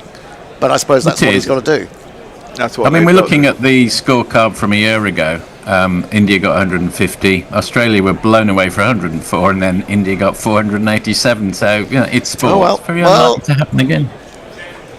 Yeah, it's sport, but we normally lose it. 40. I know. I'm fully aware. and you must be more aware than most people, being in Australia. Exactly. I imagine. Do you dare venture out of your house at this stage? I think that slightly the sad thing is it's almost here we go again kind of thing. If it was a really close run rivalry, then you'd have it would be can you believe it and all that kind of thing. But it's a bit of a shrug, and here we go again now, which is a shame. Oh, hang on, has Labuschagne come out to open? No, Weatherall. No, but hang on. No, I'm sure I saw the name Labuschagne came up. Is he at the other end? Yes, he is. How weird is that? So why isn't Khawaja out there? Do they want right and left-hander or something? Possibly, or is it an injury?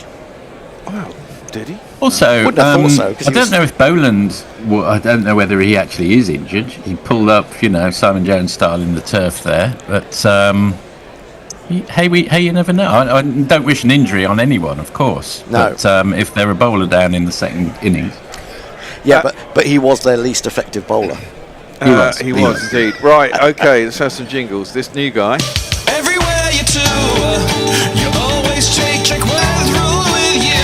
Everywhere you do, lovely. You have to take Weatherall to every ground you go. This jingle was so bloody obvious. And the bowler is. He will break your helmet, break your heart, hotter than lava. Cooler than Bogart, in your face, at your stumps, on your toes, on your mum. Jofra,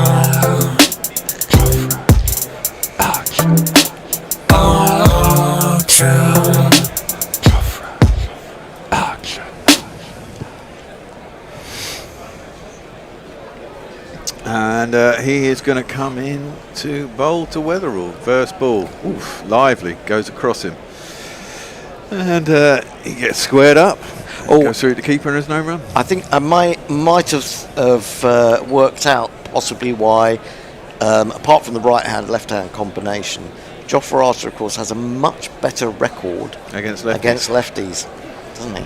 That's there's a lot of them in this side. That was a really good first ball. It was a good ball, yeah. And of course, he'll only be warming up now. He's chunky, isn't he? He's a chunky guy, Weatherall. He's a bit crab-like, isn't he? Oh, that's got to be close. No, I think it's going down leg. Might well be going down leg. It's knocked him off his feet. It's very full. No, it's close. It is quite close, but I do think it was stretching down leg. He's actually got some swing, some late swing, I think, and that's the problem. Well, they're going to review it. It's difficult to see because he got knocked off his feet, and it always makes, and then his feet went around from outside his stumps. Yeah, it was just it just looked to me as the movement was going to be taking it down the leg. But say I thought that was Pope. Well, yeah, true. And I also thought that. Well, I mean, who got away with one because it was umpire's call? Was that Smith? It was Smith, wasn't it? Yeah, that's right. Yeah. Let's have a look. I suppose it's whether it pitches in line. No. Well, I don't know, actually. It hasn't done that much. Well, Does it pitch in line? Because if it does, I think it might be full on leg. We'll see. It's definitely pitching in line. Yeah, I'd say. I'd say it pitched in line. We're going to have a look. Chances are it'll be clipping and it'll certainly be not knocked out. him off his feet. Well, I think that's going to be out. That is out. It is out. Boom, Wow. take that, bitches! Great delivery. Wow. And Australia, the same as England, 0-for-1. Yay! No, I can't go there. And they lost a wicket earlier than England did. Yeah, they did actually. We lost in 6 balls. Wow, good debut, sir. Good debut. Well, yeah. I mean, he's got a funny style, hasn't he, Weatherald, in those 2 balls. Very crouched in his stance. And, quite ugly. A bit like a lower grade Devon Conway from what I've seen. Well, Smith's come out and said, what the fuck's going on with Khawaja? Did he, when he caught that ball in the slips, did he injure himself? That was right at the beginning of the day. Well, exactly, and he remained out there, didn't he? Unless he's just, not feeling very well or something. It's possible. Oh, wow. I mean, getting Smith out in the first, out to the centre in the first over with a brand new cherry. That was a cracking delivery. Got 2 super chats whenever you're ready. Right out. Well, 3. Tony's having a word with Bear at the moment, so he's not in a position to fulfil those right now. But we will. Gone off. Okay, well, come back to that. Tone has just said he was off the field at the end of England's innings, and he's been off too long, so he can't come out. So. Right. Okay. Well, that could just be. Did he not come back out after lunch? Maybe. I don't know. I didn't even notice that. To be fair. Well, no, but it's hard to notice these things, isn't it? It is. Unless they tell you. So this man is on. Stop fidgeting, Steve. Just stand still. Stop playing with yourself. Oh, very unsightly. Stop fidgeting, Steve. Stop fiddling about. Stop playing with yourself. Oh. Archer. Oh, terrible ball down the leg side. Fortunately, it's not an ODI. Stop playing with yourself. You will go blind. If he did, that'd be genius. What? Go blind. No, don't be horrible. No, it means he wouldn't be able to see the ball when he get out. Well, do you know the way Smith plays? I think he might still be quite good. Eyeless. Fills the ball. My Cocker Spaniel's gone blind and deaf. Oh no. And incontinent. Oh, wow. I mean, that was rapid. 145 from Archer. Totally squared up. What a Smith. ball. Thought he got the edge, but he didn't. Through to the keeper. What a ball. No run. That was an absolutely cracking delivery. And we got faster to come from the other end, haven't we? I presume Woody's going to open up from the other end, isn't he? Yeah, I think what's interesting. Well, possibly not. Could it be Atkinson? Could it be? It's probably not going to be Cast, but Atkinson possibly. I mean, Woody likes a little bit of shine off the ball generally, doesn't he? Yeah, he does a little bit. First change. Well, Smith facing up. Archer coming in. And that one squares him up again. He defends it back to the bowler and there's no run. Everything squares Smith up, but he still plays it perfectly well. I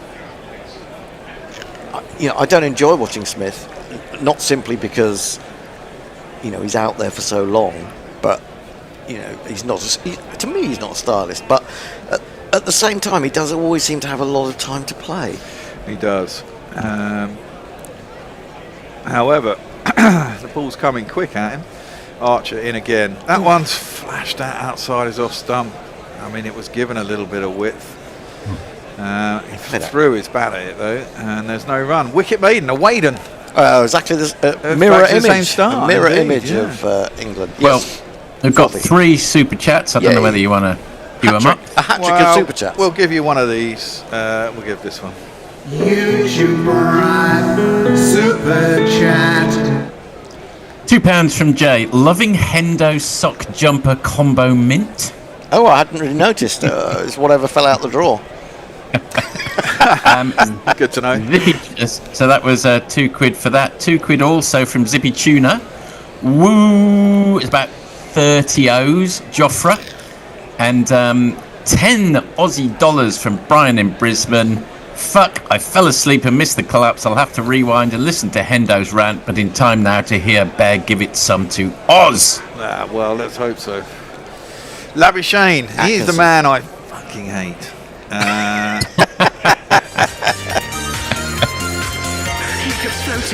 think it's well, it is going to be Atkinson for England opening up. First ball's a dot ball. The selectors have no trouble. It's not as lavishing. It's not as lavishing. And of course, it is a good jingle though. Yeah, well, that's all right. And the man bowling is. Gus, the hat-trick served. That's 3 wickets in a row. Coming into Labuschagne. Whoa! And Labuschagne is a good lever. I'll give him that. And he left that one. It goes over the top of the stumps, through to the keeper, and there's no run.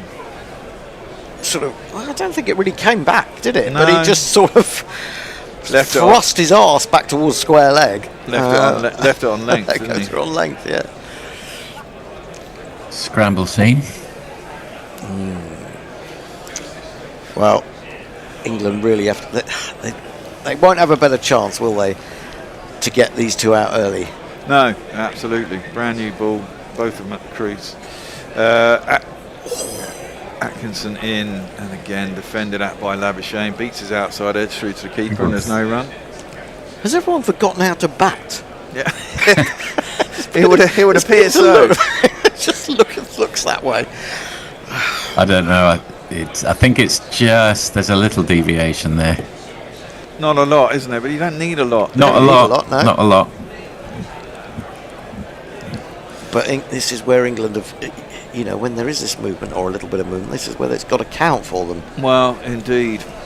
Yeah, you've got to get a little lucky as well. Yeah, Atkinson in again. That one's too wide, and Labuschagne can leave it through to the keeper. No run. I think the thing is that that Australia won't give you a wicket. England are very good at giving. England are very good at doing what the other team wants them to do. They play into the hands of teams so often. Yeah, I mean, Stokes still has a winning record as captain in terms of tests. I mean, it's not as good as it was at the start, but I mean, that one has beaten him again. He hasn't laid a bat on it. He hasn't laid a bat on anything. He hasn't laid a bat on it. He's been beaten on the outside edge 3 times. That's an absolute cracker of a delivery. Absolute beauty. Yeah, it's unplayable. That has gone quite a lot. I mean, it's a scrambled seam on a new ball, and it's really gone away gone appreciably. Probably too much, to be fair. I think it's probably doing more now. It's doing more for England than it did for any of the Australians. Yeah. Weird. Well, Stark did get a couple, but to go, not that many. Yeah. I think this is what I think England will lose this test, but this passage of play is very important. Yeah, Atkinson, last ball of the over, it's defended. I mean, he's up at 140. I mean, that's the same, pretty much similar pace to what Stark was bowling. Yeah, and also you have to look at the fact that England got 6 off the second over, so we're still well ahead. Well ahead. Lots and lots of chat. Extra Fluffo, James Mitchell, Hooves, Joy Boy, Jay Grover, Larry Jerry, Inner Light, Sagneed Gata, so I hope I got that right. Larry Jerry, again, lots from it. Kieran Roseblades with us, that's nice. Kieran. All right, Kieran, up for work. Eric J001, Shelley, hello Shelley, hey, morning Shelley. to you. Leah's with us, and Burnley Tilida, Jeff Perkins, Beer Battered Gummy Shark. Nice. Beer Battered Gummy Shark. That sounds like all of Bear's dreams in one go. That one was down the arse by Joffre to Smith, first ball of the next over. Sorry, I can't read all your messages. We've got getting so many at the moment, but I'm just giving you a name check. That's fine. I mean, I'm guessing that we're now getting the early risers for work in England. Yeah, what time is it? 6:30 English time. Yeah. Yes, I would have thought so. My wife will be heading off to work in about 25-30 minutes. Archer in, left by Smith through to the keeper, and there is no run. You said that with a great deal of unnecessary pleasure. Did I? Yeah, I felt like that you did. I didn't. Sent her out to work. No. While you lounge around watching cricket. Yeah, well, that's what she says to me, Henry. Is that what she said? You don't really do a job, do you? Is that what she said? Well, basically. Although I managed to pay all the fucking bills in the house somehow. So You're good on the admin. I'm good on the admin. No one else is. Archer in. Flashed at by Smith. I mean, it was out there. Just a bit quick for him. 90 miles an hour, near enough. A bit quick, and it didn't really do anything. Just threw the ball through the bat, didn't he? I mean, there was a man who didn't move his feet for someone who. Well, exactly. Sometimes, though, I've noticed this about Smith that if he does play bad shots, he doesn't seem to get out to them very often. No. Which is kind of frustrating for England. I'd try that Yorker again if I was Jofra at some point. Very full delivery. He's in again. Ooh, he goes right across his stump, Smith. That's just a bit too leg-sidey by Jofra. Through the keeper, and there's no run. Dingen the Tripod asks, is this a great pitch, or did batsmen forget how to bat? I think the latter. Yes. There was a lot of throwing of hands at the ball and some poor foot movement. A couple of decent deliveries, but a lot of giving away wickets, especially towards the end there by England. Yeah, but you can't. I mean, you shouldn't be expecting Carson and those people to get. No, I know. Of course you shouldn't. No, that's the point. Left alone by Smith through to the keeper, and it's up to the top order.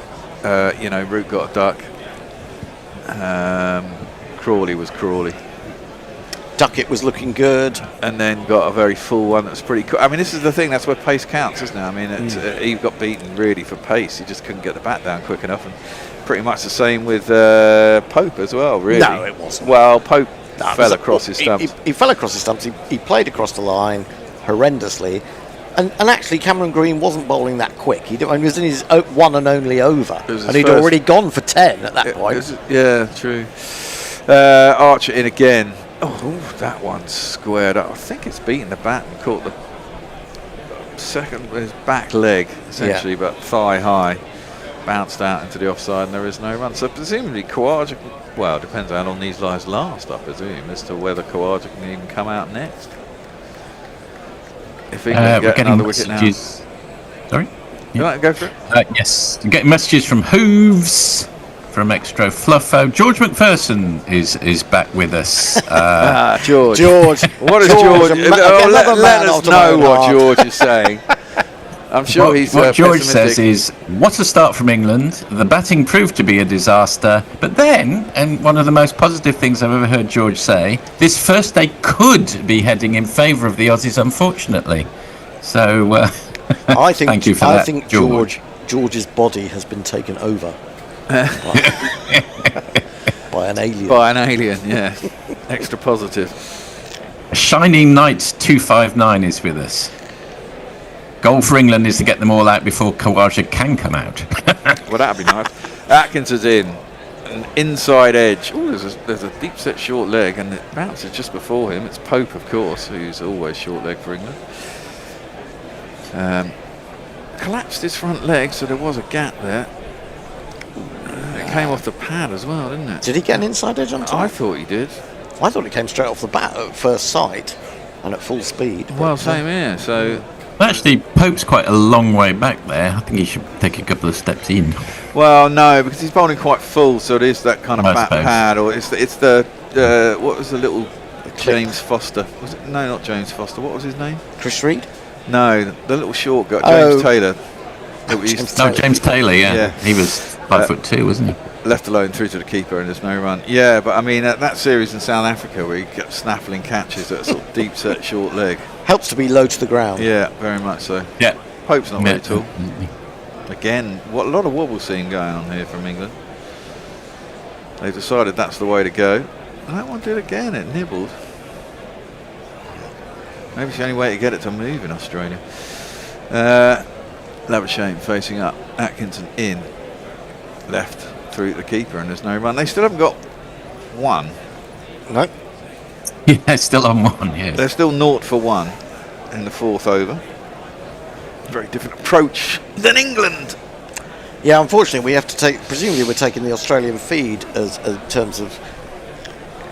I suppose we always do, but because TNT don't seem to be actually out there, we've got 1 for none, and it's doing my head in. Yeah, it is a little bit, isn't it? You keep forgetting. It's fine when there's more than 12 runs or 11 runs, and you know which way round it's supposed to be. But squared up, Labuschagne through to the keeper, and there is no run. The thing is, he's missed that by a long way. Yeah. I mean, he's not even on the.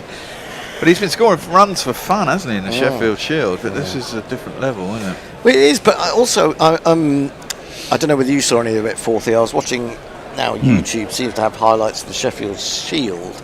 I was watching some of the highlights of the New South Wales Victoria game, and certainly in the second innings, or after the first innings from Victoria, I mean, wickets were falling at a real rate. I didn't see that. Okay. Atkinson in, defended by Labuschagne. Out to Cub. I've been. Very well. I don't know about you. Did you feel there's a bit of a trade-off with sport? Because Coventry, my team, are doing so well. I feel that you can't have everything. You know.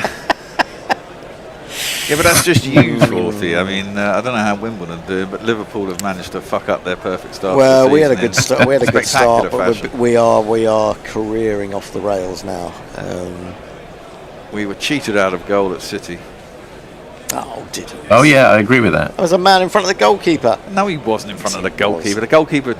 Oh, edged! Surely no. Oh, I thought he'd cut and edge that. But no, Labuschagne flashed at one, which he doesn't normally do. So maybe he's feeling the heat. Through the keeper, and there's no run. He's faced 12 balls, yet to get off the mark. Smith's faced 10, and he's yet to get off the mark. Is it time for a change? Time for a change? Yes, I think it is. Yeah, I'll see you later. Thanks, Forthy. Time is moving fast. Right, so who's on now? Hendo, you're doing ball by ball. Jason is coming in. He'll take over from me. And Ed is making his debut. He's the Jake Weatherald of the Guerrilla Cricket fraternity. Hopefully with better fortune. Yeah. This is Ed from Brighton University.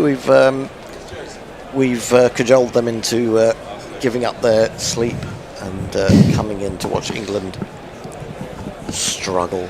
Jason is. Where is Jason? He's in the dunny. Has he shut the dunny door? Well, that's the question. Archer in to Smith, and Smith leans forward over that one. It's fairly straight. Allows it to pass over the hollow of his back. 149, that was quick. That was very quick indeed. Ed, tell us about yourself. Yes, I'm on the Masters at Brighton doing sports journalism. I finished my undergrad last year, and yeah, I'm loving it here. And then the guys at Guerrilla Cricket invited me along, and it's been a great experience. I've been kind of showed the ropes today, and unfortunately the cricket has not been up to scratch from an England fan perspective. But it's a really interesting point in the minute. Yeah. Where 2 more wickets, that's always the saying, isn't it? 2 more wickets. Yes. And we'll see what happens.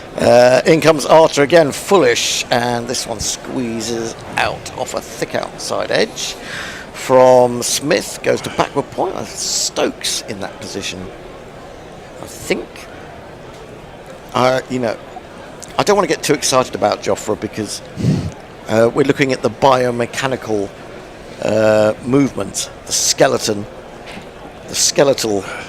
Jofra Archer, and I just feel like one of those bones will snap at any moment.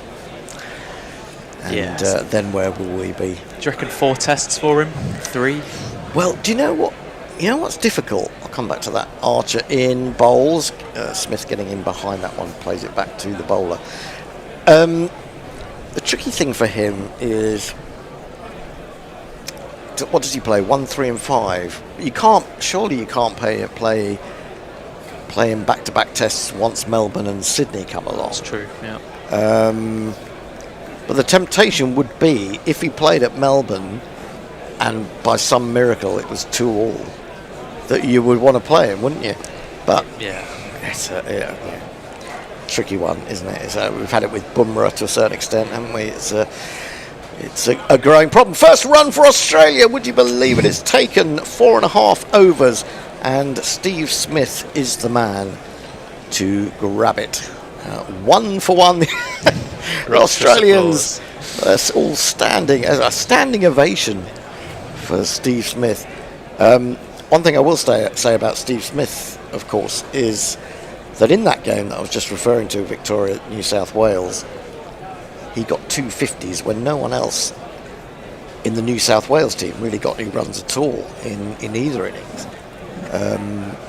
Victoria got first use of the pitch and had a reasonable first innings, which kind of gave them the advantage in that game.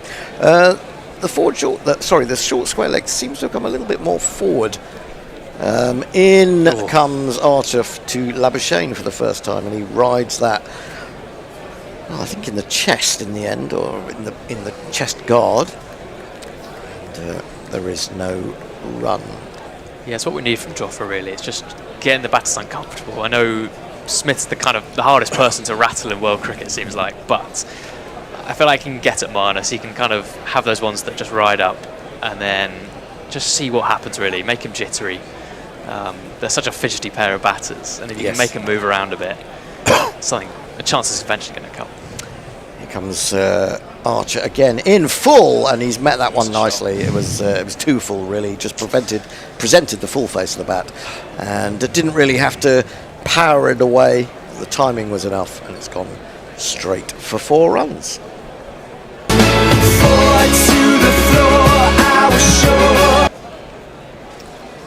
Yeah. We saw a few of those shots from England batsmen, but not enough of them. But, that was a good one. As we said, he's been in great form, not just in the Shield, but in List A cricket as well. And that was Labuschagne at his most impressive. Who's doing... are you doing both, Jason? I am doing... You're doing jingles and... I am, yes. Excellent, excellent. Well, so... that's the end of the over, by the way, yes. We'll start off with this. YouTube Rap Super Chat From Envoy Nuevo 199 saying James T was factually wrong but taller than Duckett. And also... No, he wasn't. I feel a bit sorry for Duckett being called so small. He's about 5'8". You've got Shining Knight asking us, is this the antithesis of baseball? We're talking about the slow start by Australia. Atkinson to Smith for the first time, and Smith leaves that one outside off stump. Now what's this? Smith Test first innings. He's averaging 82 in first innings. No. Yeah. Really? That's staggering. That's a good stat though. Yeah. Wow. Not really surprised, no. Well, I suppose it makes sense, doesn't it? I mean, as pitches... You get far more first innings, you get second ones. Yeah, generally speaking, yeah. Atkinson in again, playing comfortably enough out into the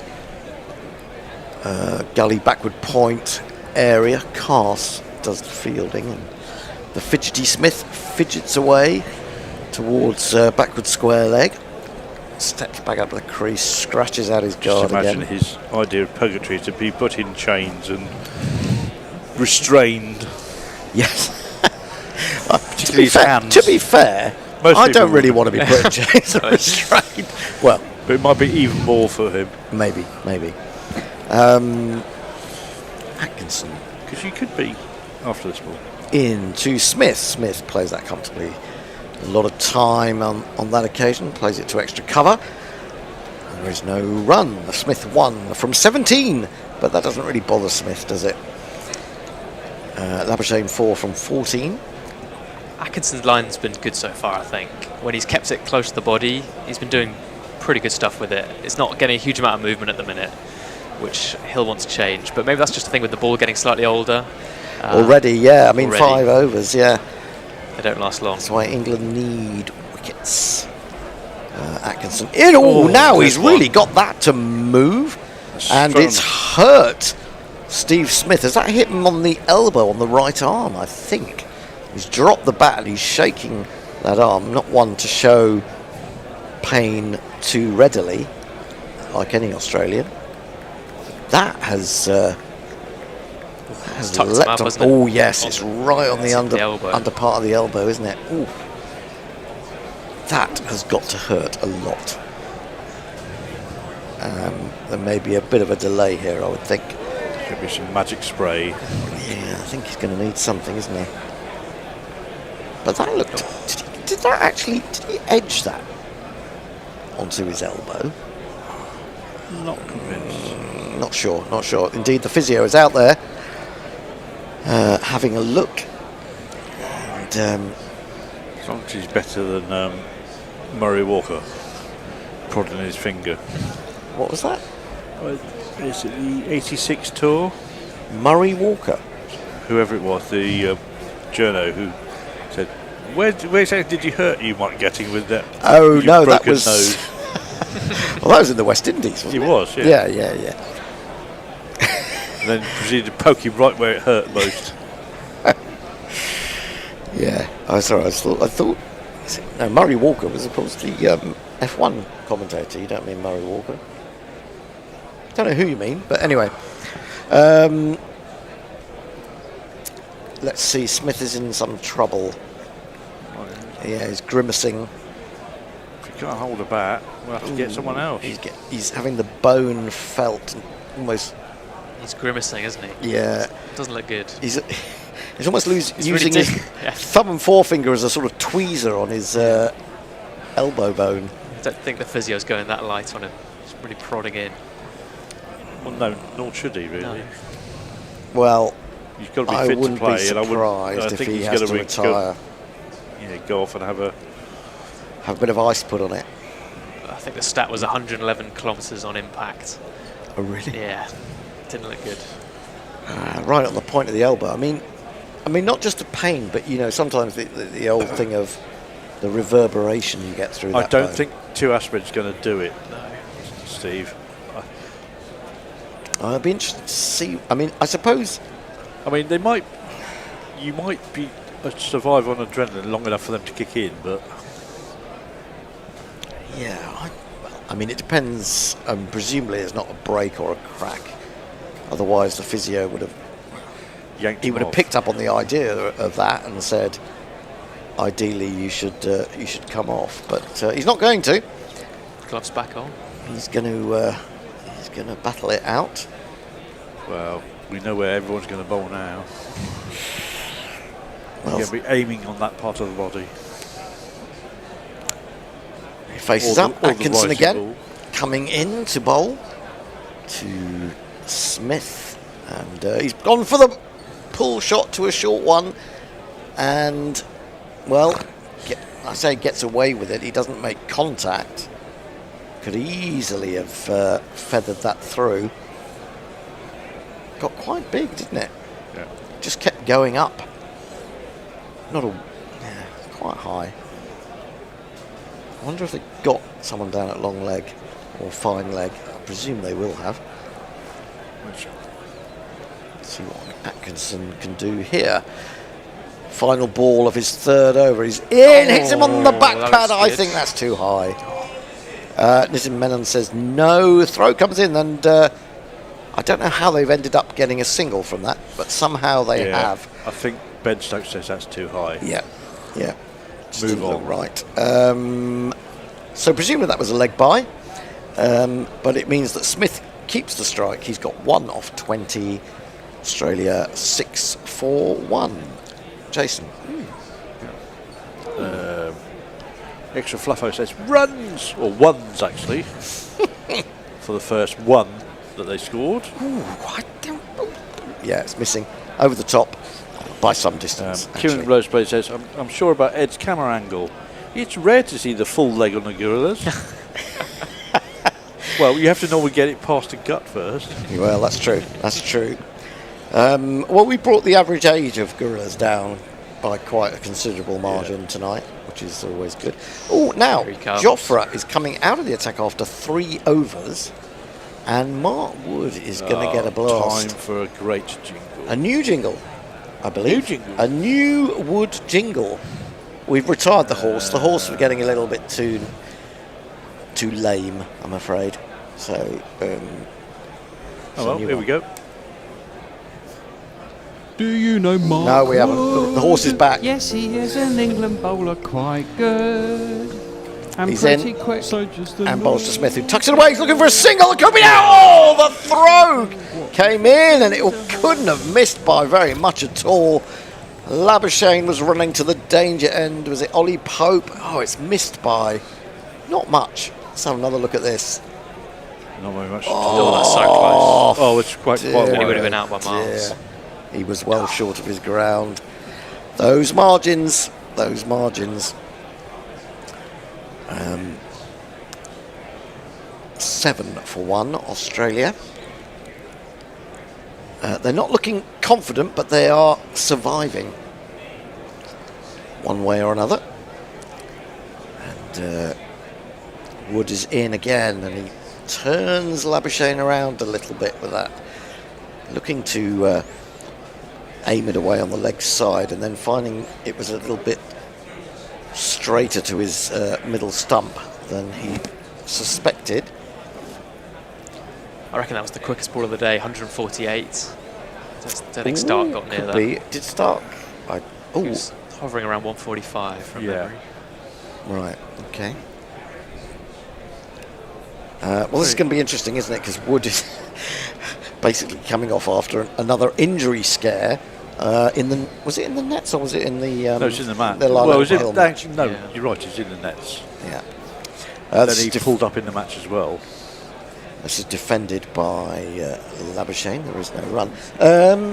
Did we not find the new Mark Wood jingle? Is it not on there? It's not in the cart. I'll search for it. It's not been put in the cart. Putting the cart before the horse. 3 slips in the gully. Backward square leg, mid-on. Just waiting for the camera to pull back so we can see what else we've got. Wood in, and that flies past the outside edge of Labuschagne's bat. He wasn't really that close to it again. And goes through to Smith. Decent start.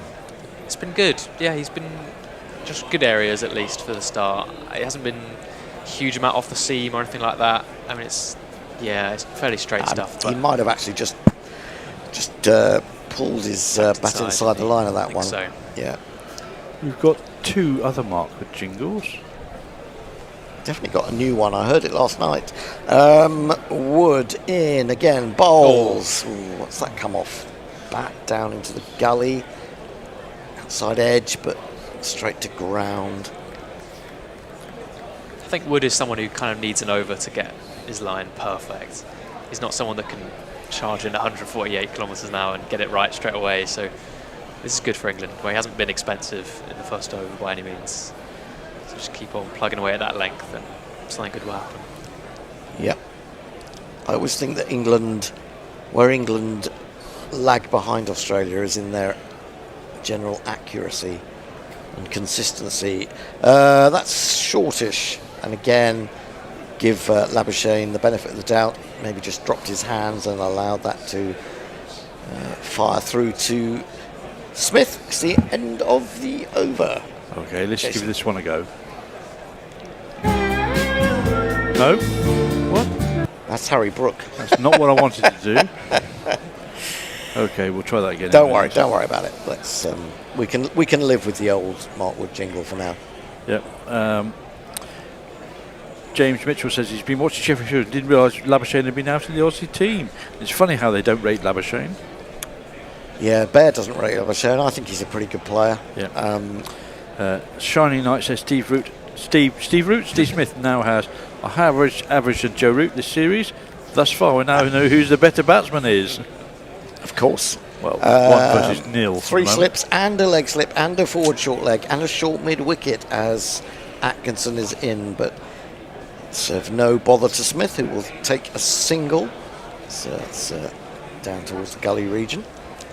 Smith on to 3 from 22, Labuschagne 4 from 19. Australia 8 for 1. England bowled out in 32 overs? It was very quick. Just under 33. Session and a half. For 172, 50 for Harry Brook. 3 of our Earth hours. Yes, 3 Earth hours. Atkinson in again to Labuschagne this time, who is onto the back foot, defends it to extra. There was a comment saying if it was the day-night test, England would have been bowled out as the first over was starting, based on times. They really didn't get going. Yeah, it was depressing, really. Mitchell Stark took 7 wickets. They certainly didn't miss Cummins and Hazelwood from that point of view. He was gifted 3 tail enders. He was kind of gifted those, wasn't he? Yeah. Atkinson in again. Bowls to Labuschagne, who's beginning to just look a little bit more comfortable. Maybe the ball not just fizzing through quite as much as it was right at the beginning of Atkinson's spell. That said, he still only conceded 1 run in his 3.5 overs. He does bowl very economically, I think. He's got such a repeatable action that he kind of keeps batting the same area over and over again. And which is what you want to see. Exactly, I mean, I mean, this is what Australia have thrived upon for years in many ways. We've had a series of people like that. Yep. Here he is again. Atkinson in. This one prodding just in front of his pad slightly. Thick inside edge. A missed field at short leg. Backed up by Mark Wood running around from mid-on. You think of their players. You've had Stuart Clark, Glenn McGrath, Ryan Harris. They're all there and thereabouts all the time, giving nothing away. I mean, even some Peter Siddle, even. Peter Siddle, Ben Hilfenhaus. You've got it's a bit more of a swing bowler. He did swing it. He did swing it, definitely. Yeah. Surprisingly big man. I walked past him near Headingley Station, Leeds Station. That's hit him on the back pad, I think, defeating his forward prod. But second line of defence does the trick. It would have been too high anyway. I mean, a lot of good players. I mean, Jackson Bird, another guy, decent, very decent, accurate bowler. And I'm sure there are others. I can't think of them right now, but sort of the Glenn McGrath started the mould, it almost feels like to me. He was the prototype, played into the gap on the offside. Duckett runs round to field. They take 1. Australia move to 9 for 1. Atkinson has conceded his second run, and that's the end of the over. Finally scoring at more than 1 and over now. Super chat. Yep. There's another one from run and over, not run a ball. Tel Franco, who sends 2 Aussie dollars to say just a Hendo Mouse jingle, please. So he's into requests. And we've got one from Jay Grover for 10 squid. 10 squid? Saying, all right, no messing around now. I nipped off for 5 minutes and you've got Jeffrey Dahmer on commentary. Eh? Have you ever been likened to Jeffrey Dahmer before? That hasn't happened so far in my career, my very short career. Well, you're starting at the top with it's no bad thing. A mass killer. Wood in bowls, and that shoots off an inside edge as Labuschagne goes back. There is a long leg, and it's just 1. Who are we saying Will reminded us of back in the summer? Will Reynolds. Will Reynolds, yeah. I'm trying to think who it was now. An over-enthusiastic Cocker Spaniel. Well, there is that, but also I think... Oh, I'm trying to think who it was. Maybe we'll tweet in pop up. To tell us who it was. Wood in, again, bowls. Onto the back foot goes Smith. Comfortably out towards a rather strange position. It's neither a mid-off nor an extra cover. It's a mid-cover. Somewhere between the two. I don't like it. I really don't. But it's also a little bit too tight for me. Too tight to the on the single. Oh, Woody has gone down. 4 faults. He's rolled over. He's only into his second over.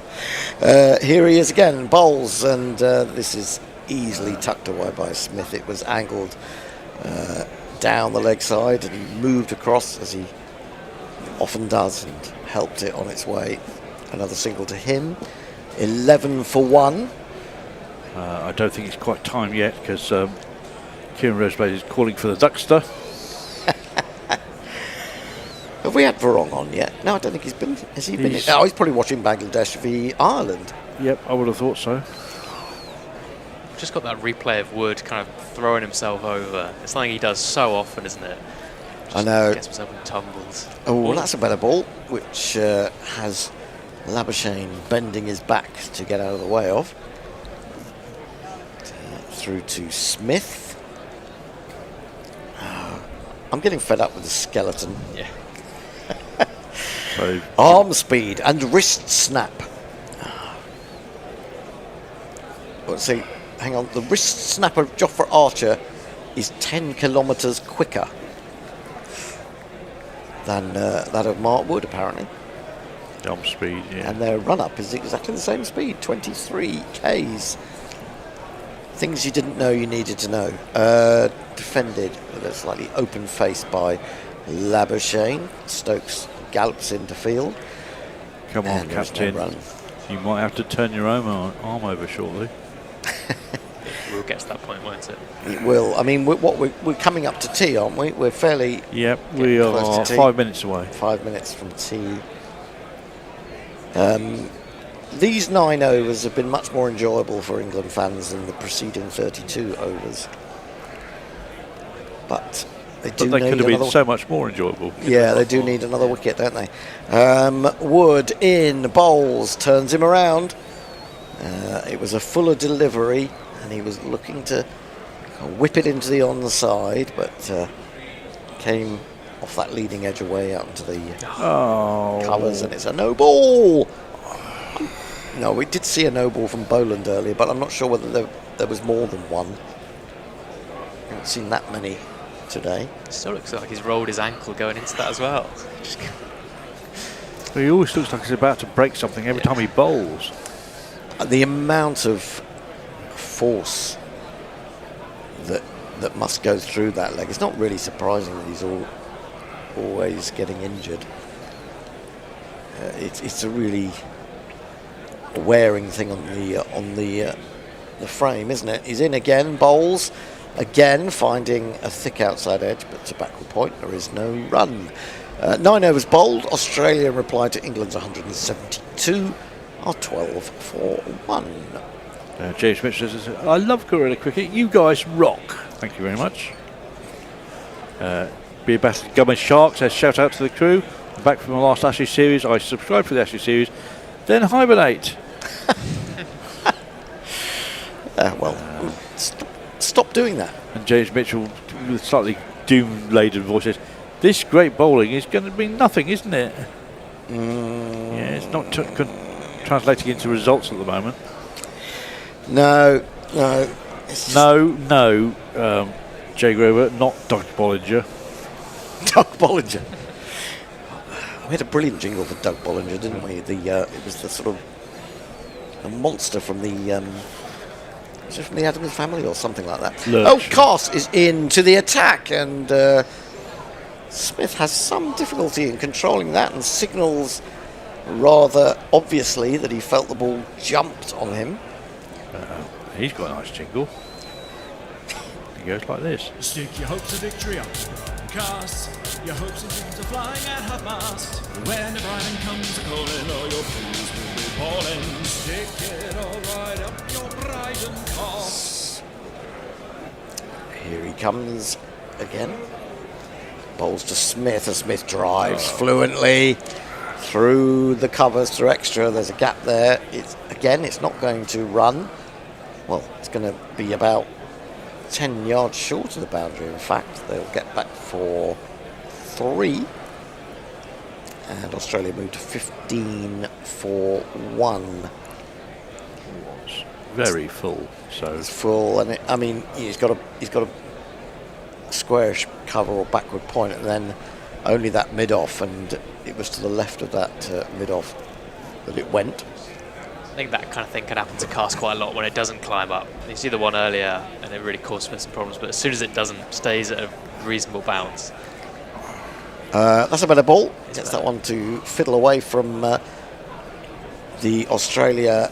Sorry, not I was going to say the Australia captain. It's not. It's, of course, Labuschagne. That's the length, though.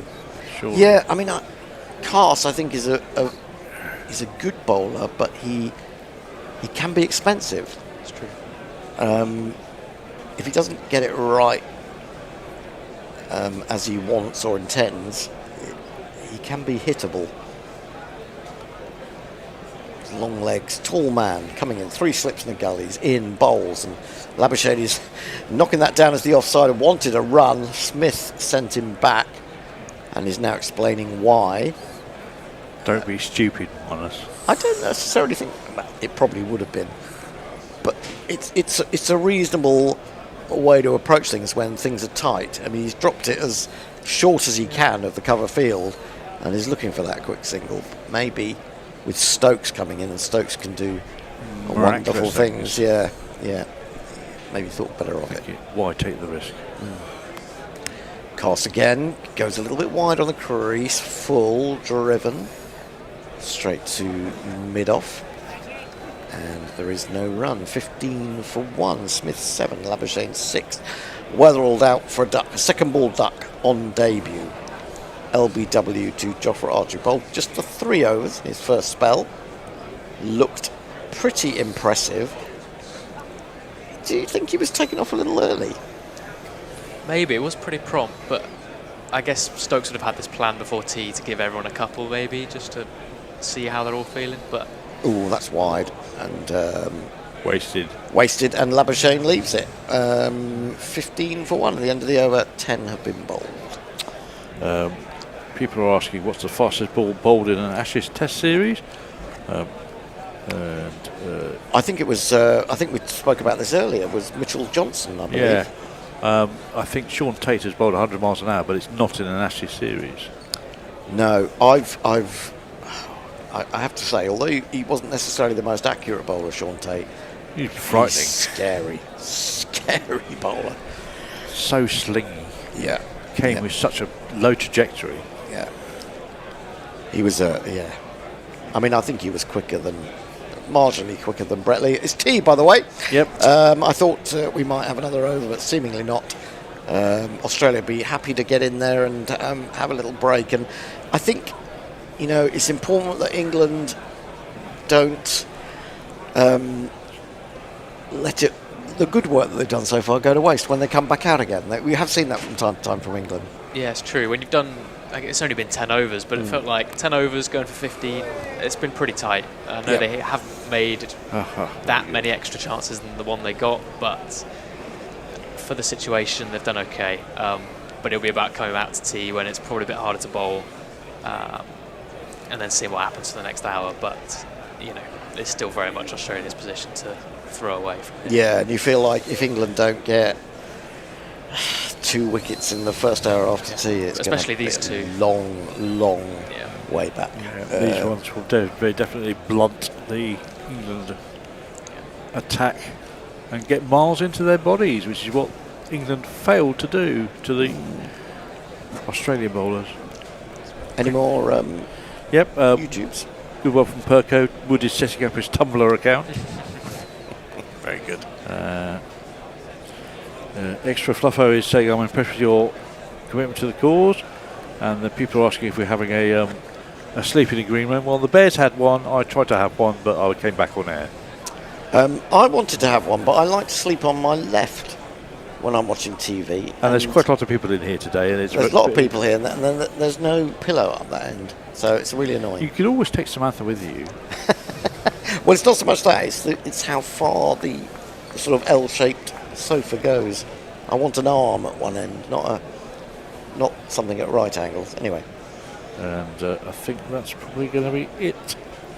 Kiddo, we're doomed, says David Durrell. I think that's the best one to finish it's good to know that Woi Pom is with us and as optimistic as me. Tony or Bear or someone, can we put on something for the tea break? I presume it'll be more of that Bishop and Bear pre-Ashes chat with Kat and Dan Liebke, and we will be back in about 15 minutes. Okay. It's just being an old man, and then next thing you know, out for the first test. Well, I mean, we didn't he walk himself to a clinic next door to the, was it at Sydney, to the next door to the SCG? So he was that confident, I better just go in and have a look, and they said, you're in a bit of trouble here, Josh. Yeah. Having strolled over himself, it's like the club. I don't think he's, he was even told to do it. He thought, I'll just go, I'll just wander in and make sure. Surely, what's the Perth is 5 tests in the stadium. I mean, I think England won only once at the Wacker in about 14 goes, and that was a long time ago, not surprisingly. Every game in the Perth Stadium, 5 tests so far, has been won by the team A, winning the toss, and B, choosing to bat. So it's 5 out of 5 for that. I think the average first inning scores nearly 400. Is it going to be hard and fast? It's the same soil as at the Wacker, but shipped into a drop-in pitch. Is it going to be spicy and lively and bouncy, or might Cricket Australia just think, well, fox England, and with our slightly revised bowling lineup, we'll just make it a little bit more susceptible to swing and nibble? What do you reckon? No, I don't think they have that much control. I don't think. I don't think Cricket Australia have that. They're much not the BCCI, groundsmen, and I don't think the groundsmen have that much control over the pitch. I think Perth is always going to be fast and bouncy. I don't think they can do much about that.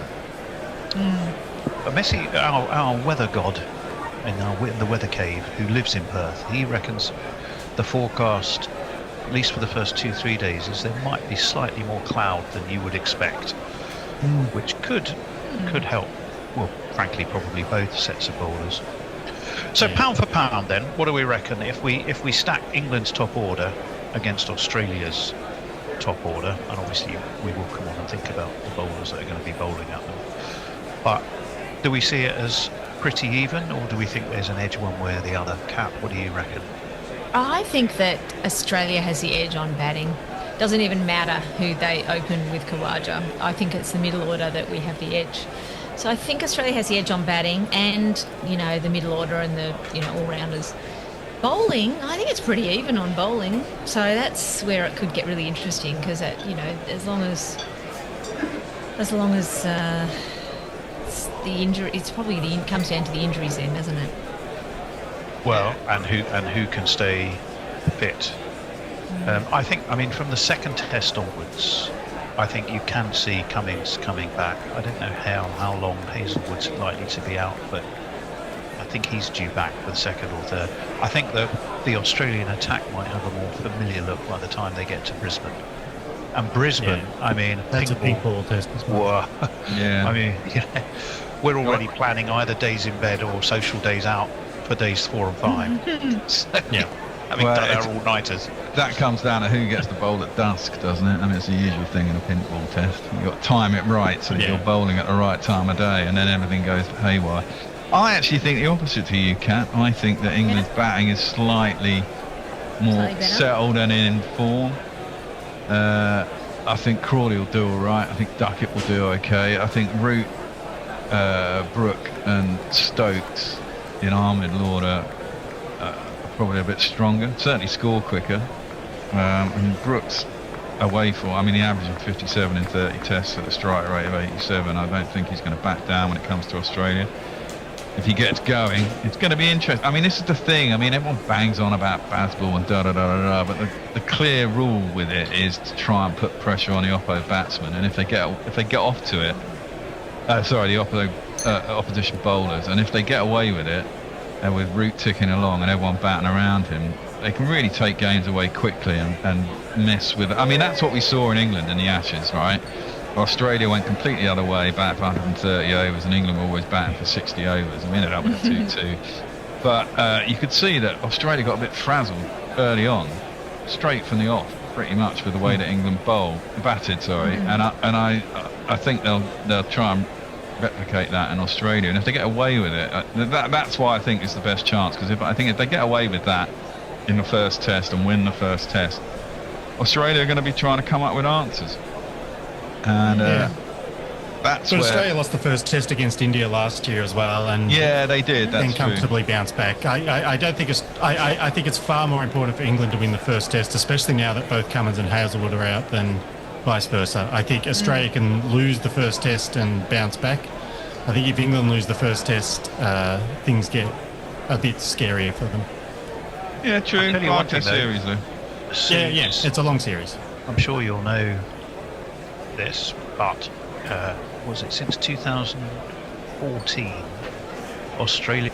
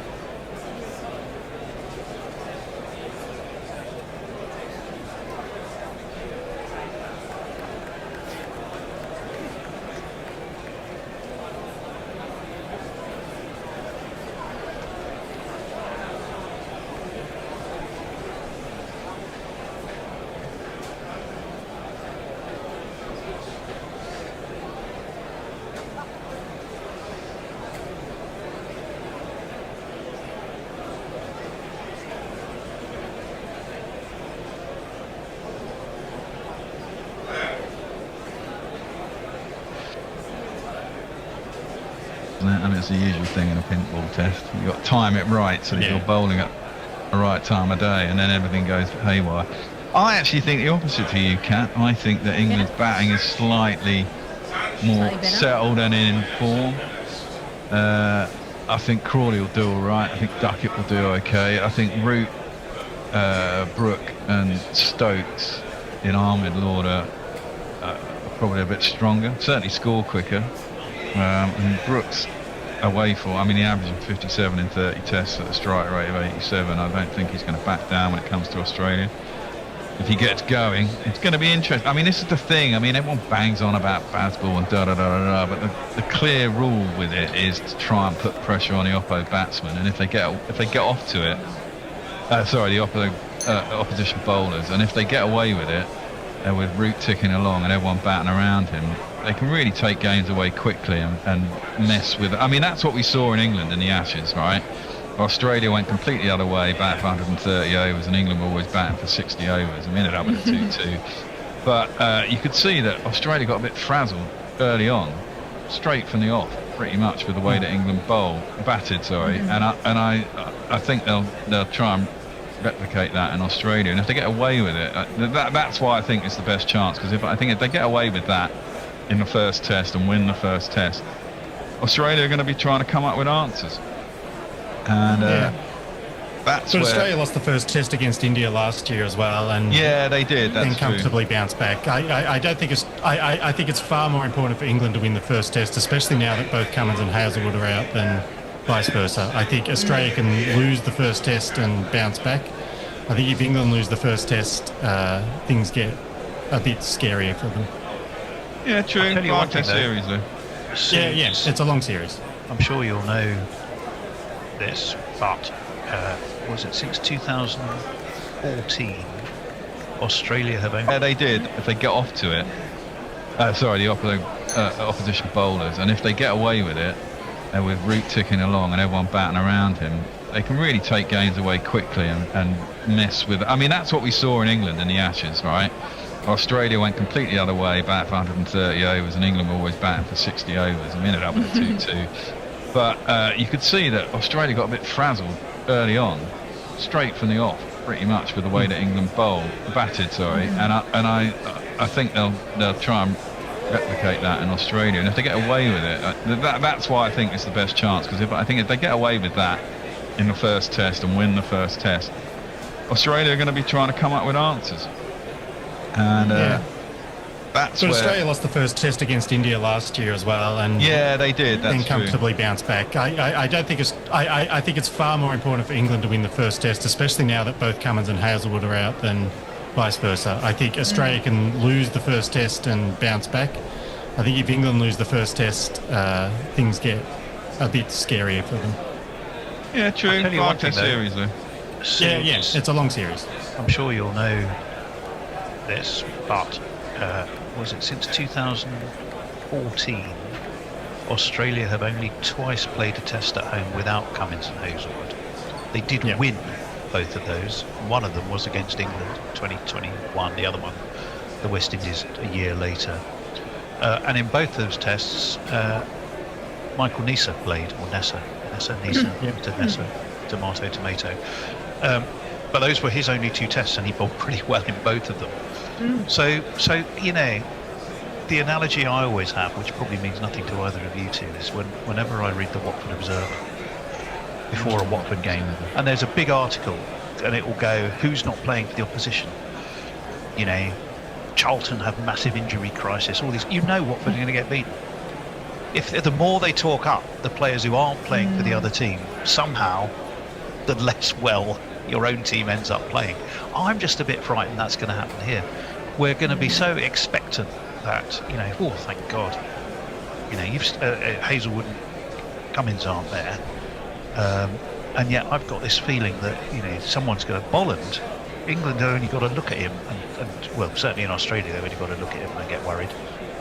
Well, but again, it can't surface so much in Perth. Certainly was in Melbourne, but is it in Perth? What do you reckon?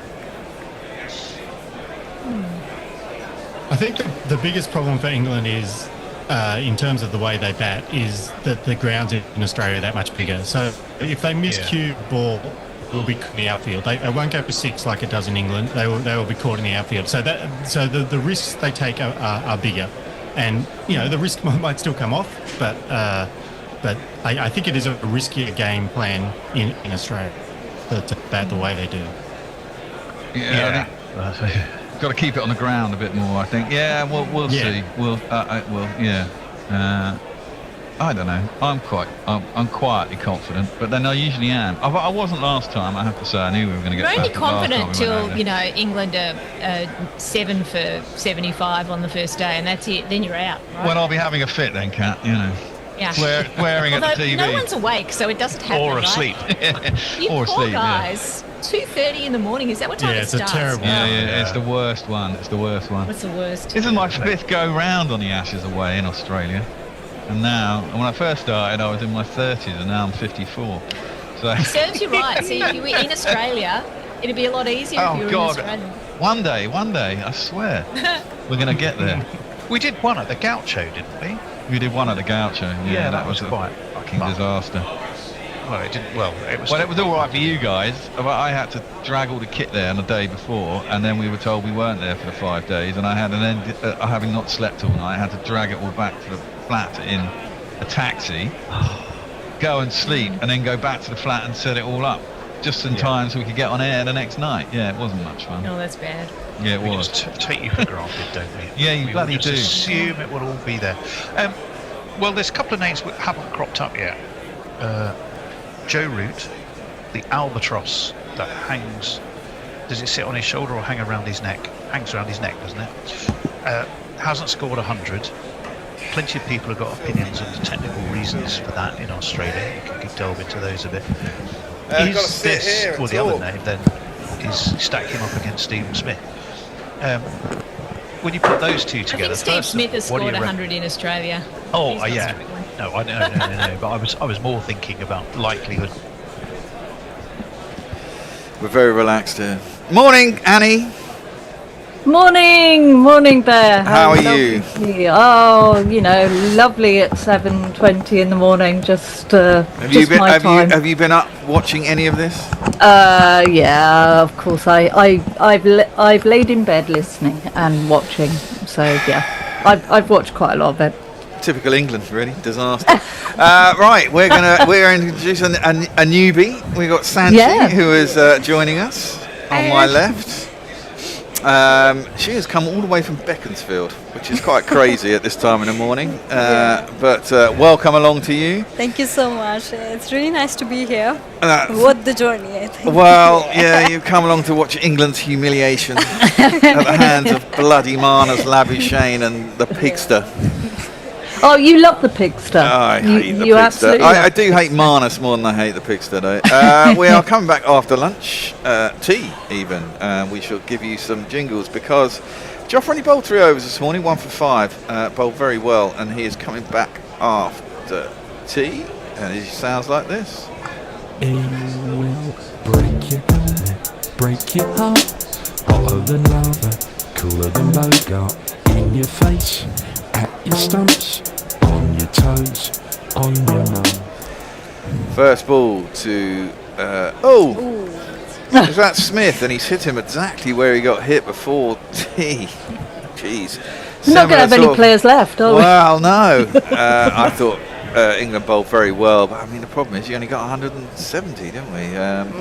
Well, not even that, possibly. Is that him in exactly the same place? It has as well. Yeah. Oh. That's going to be painful. Yeah, it went at quite a speed, probably, didn't it? Yeah. He was bowling up well up in the 90s, and then Woody bowled even faster. And then I fell asleep. I'm glad you've had some sleep then, Beth. Oh, the first day's always the hardest, Danny. No, I bet. Didn't get any sleep before I came in, really. That's onto the hip of the Pigster, who it bounces off of and goes to Pope, who's just around the corner. Australia 1 for 15. They faced 10 overs. His hand is shaking. Yeah, he's dropped his bat. He's dropped his bat. His hand is shaking. That could be either shock or just a broken bone or something. This could be trouble for Smith. Next one hit him on. Hit him on the glove in the hand. He's gonna be a wreck at the end of this. It's going to be Brian Close, isn't he? Yeah, I mean his hand was shaking there when he came off. Oh right, that's got his finger. So wow. We can't see his face, unfortunately, but the guy's squeezing his finger. Well, I mean, if I was Archer here, I'd be trying to pummel him with short stuff now, wouldn't you?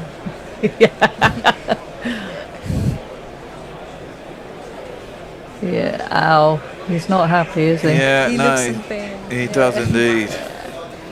So what did you think of England's performance this morning, Sanchi? I feel Harry Brook gave them the innings was really great from him, but I think the collapse in the end. Well, that was kind of obvious, wasn't it? Yeah. But I mean, if they stayed patient, I feel, and just built some partnership, England don't do that. Yeah. That's not our way. That's true. Not anymore. Not for the time being, anyway. That's the scoreboard, just lasting, just over 30 overs, It's pathetic, really. Yeah. I mean, it's not even a ODI innings, is it? Really? Well, it's Bazball. It's Bazball. It's absolutely Bazball. It is absolutely Bazball. And in other innings, it will come off and will look fantastic and score 450 in 70 overs. But you really want to put a marker down, don't you, in the first innings of the game, of the whole series? Archer in again. Smith gets right behind it, and there's no run. Just plays it back to the bowler and there's no run. That one was 142. He's just easing himself in after tea. So what did Australia went? England went at 5 and over and 5.5, and Australia have been going at 1.5. So it's very, very different. Isn't it? Well, I mean, this is what we saw in England, wasn't it? England went crazy. Morning, Steve. England went crazy and Australia did the complete opposite, and we ended up with a 2-2 and a moral victory. That one is defended back towards mid-on, and there is no run. I think it's a lot for the Pacers as well. So I think Australia, they're being like cautious, like Yes. just sort of staying in there, getting themselves in, and then probably they'll. Well, yeah, but I mean, this is I mean, that's exactly how it works in England. But then Exactly. England would take the wickets, and they would Yeah. find themselves behind the game, even though they were out there for a long time. And then England would do the complete opposite, get themselves into position, and lose wickets. Lose wickets. Which is fascinating to watch. It's just two diametrically opposed ways of playing the game, I suppose, especially in the modern era. That's defended back by Smith, sort of bowler. No run. It was unfortunate to see Root get out for a duck. That upset me. Oh, yeah, you weren't happy at that, Ben. No, he got squared up a little bit. Yeah, The ball I was didn't seem listening. to do and it. I I mean, England seemed to get the ball doing more. I mean, I don't think the ball did much. But you don't expect Root to play down the wrong line. It's a really weird thing, isn't it? Because it really didn't seem like the ball was doing that much, but Stark obviously got it to Well, he do got some. a bit of movement. That's short. Short again. Yeah, Smith ducks underneath through the keeper, and there's no run. I believe you're on our socials. They're whizzing through today. Yeah, I gather that. We do have a super chat. Oh, we have a super chat. We have Jay. Oh, thank you, Jay. You're always so lovely. It's always lovely to have such nice comments. This has to be the worst Gorilla Cricket tweet reading lineup ever. No offence to the new people. And that's just as I turn up. Tony says, "Are those really pajamas, Annie?" No, I actually put my jumper on. It's too cold just to wear my pajamas.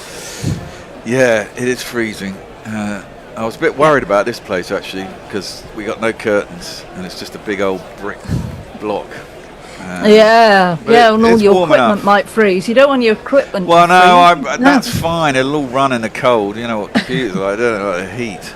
Cold is fine. Oh, that's a shot. That is a shot. Cass is bowling his second over and he gets driven. Slow outfield. Yeah, lots of threes. Lots of threes. We even ran a four. Brook ran a four this morning. Thought it was going to go to boundary and didn't quite make it. But Labuschagne has been looking really, really good, hasn't he? In the last few games he's been playing. Well, yeah, but it's like, isn't it like it's like county cricket and grade cricket? I mean, not grade cricket, shield cricket. What are you saying about county cricket, Ben? No, I'm saying a step up. I mean, he was having a hard time in Test matches, wasn't he?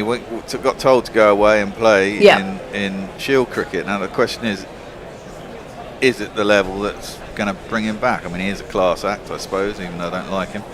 Left alone by Smith through to the keeper, and there's no run.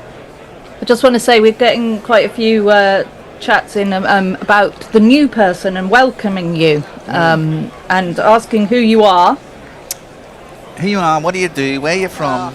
So I'm basically Sanshi, and I've recently just graduated from the Loughborough University.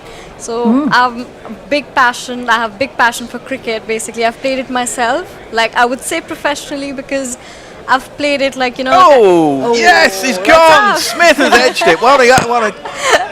The umpire doesn't seem to have given it. And are they going to review it? Interesting here because England have gone all cock a hoop. They must have heard something, and then they decided that there wasn't anything. That's cheeky. That is cheeky. They leapt up. They absolutely. Well, it can't have been far away, can it? Let's have a look here. Just nicked the top pad. Yeah, top pad. Back of the pan. So that's the noise they heard. Good umpiring. A very good umpiring.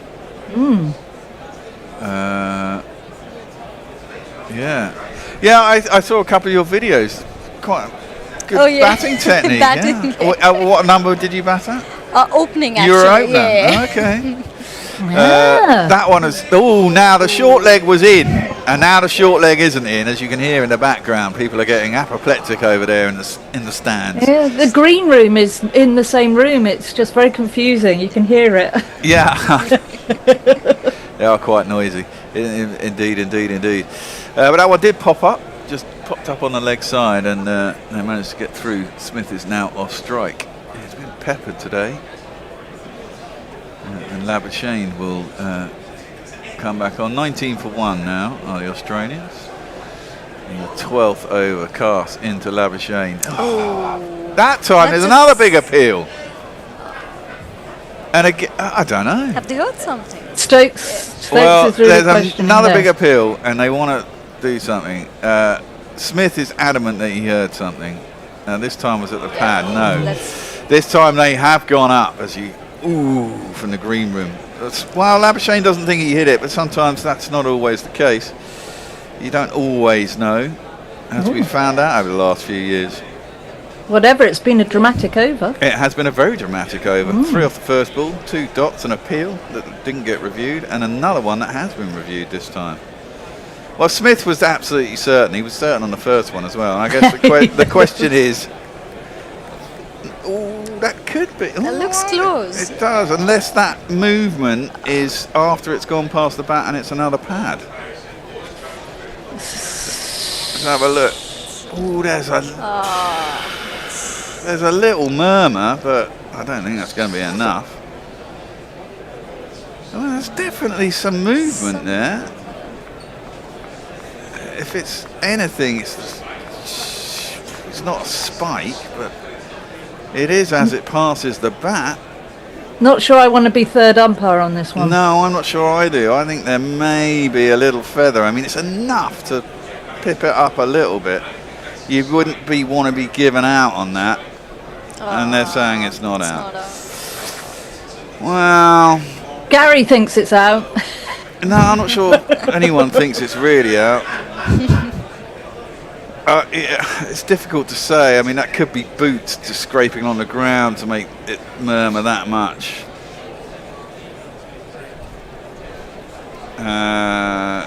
Stokes is asking the umpire, why isn't that given out?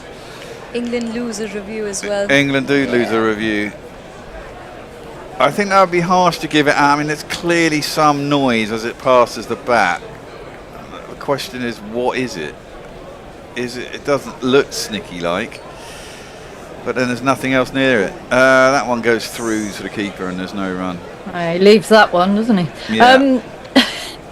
Yeah, who is the third umpire? I'd love to know. I can tell you. We had it up earlier. Cast has given some verbals to Labuschagne. We've already got our first thing. I had them earlier. We've got loads and loads of chat. I mean, I can't read them all out. I know I'm rubbish. No, that's fine. Name check a lot of people. But this is why we have super chat. You know, if you super chat, you'll get read out. There is the TV umpire is Shafadullah. Oh, okay. Bangladeshi. Okay. Steve Bruce wants to know how many gorillas are in Gorilla Towers. That's a good question. That sounds like quite a few. Yeah, there are. There's 1, 2, 3, 4, 5. There's about 8 or 9 of us. Wow, this is so different from COVID years. I know. Hello to Beer Battered Gummy Shark. Review desperate again. Well, flash that and Smith somehow didn't get anything on that. It was wide. It was there to be hit. And somehow we didn't get anything on it. England not having the greatest bit of luck here. No. But got to keep going, I suppose. They're not hitting the ball anywhere. Most of the time they're missing it or leaving it. Hasn't lost its shine yet. Supposedly the new Kookaburra lasts about 40 overs instead of the usual 15, 20. That one's into Smith straighter, gets behind it, defends it back down the track, and there is no run. They're pretty consistent with their areas. They're going in Yeah. short, like they're at it, like just short areas, and it's giving them some sort of chances as well. It's creating chances, but it's just It needed luck's to actually not just slide off the bat. Luck needs to favor them. Exactly. Well, Weatherall didn't last very long. Another debutant who didn't do too well today. No, I wanted to see him. Never mind. He lasted 2 balls. Yeah, that's how much I saw of him. we have a super chat, which I will bring you in a minute. Okie dokie. Archer is in. Oh man, they put the short leg in, Pope, and Archer bowled on his hip. He turned it around the corner just wide of Pope. It's good bowling. It is good bowling, and there is no run. How far was Moggs gives us 10 Australian dollars and says, "Fucking read this one out, Annie." See, I got us $10 by. Well, there you go. You see, you just stick at it. So, Sancho, you're opening bat. You say professional cricket. Yeah. Who did you play for? So currently, obviously, I've been playing for Kibworth Cricket Club in Leicestershire. It's like just a cricket club, but back in India, actually, I've played the national level. So, okay. Yeah, and then obviously when I came to the UK, I've played for the Loughborough University team. Okay. Which is pretty competitive, honestly. Like they play the Bucks. Yeah, well, yeah, Loughborough is a sporting university, yeah, so it's amazing. Like the players, the level of competitiveness, it's amazing there. So that was left through to the keeper, the last ball, by the way. There's no one. And was it competitive enough that you were good enough to get into the first team up there? Being honest, not really. Second team. Yeah, that's why I said competitive, because it just justifies the fact that I wasn't in the first team. Well, kind of, yeah. That's life, I suppose. Archer in, short. Labuschagne ducks underneath, through to the keeper, and there's no run.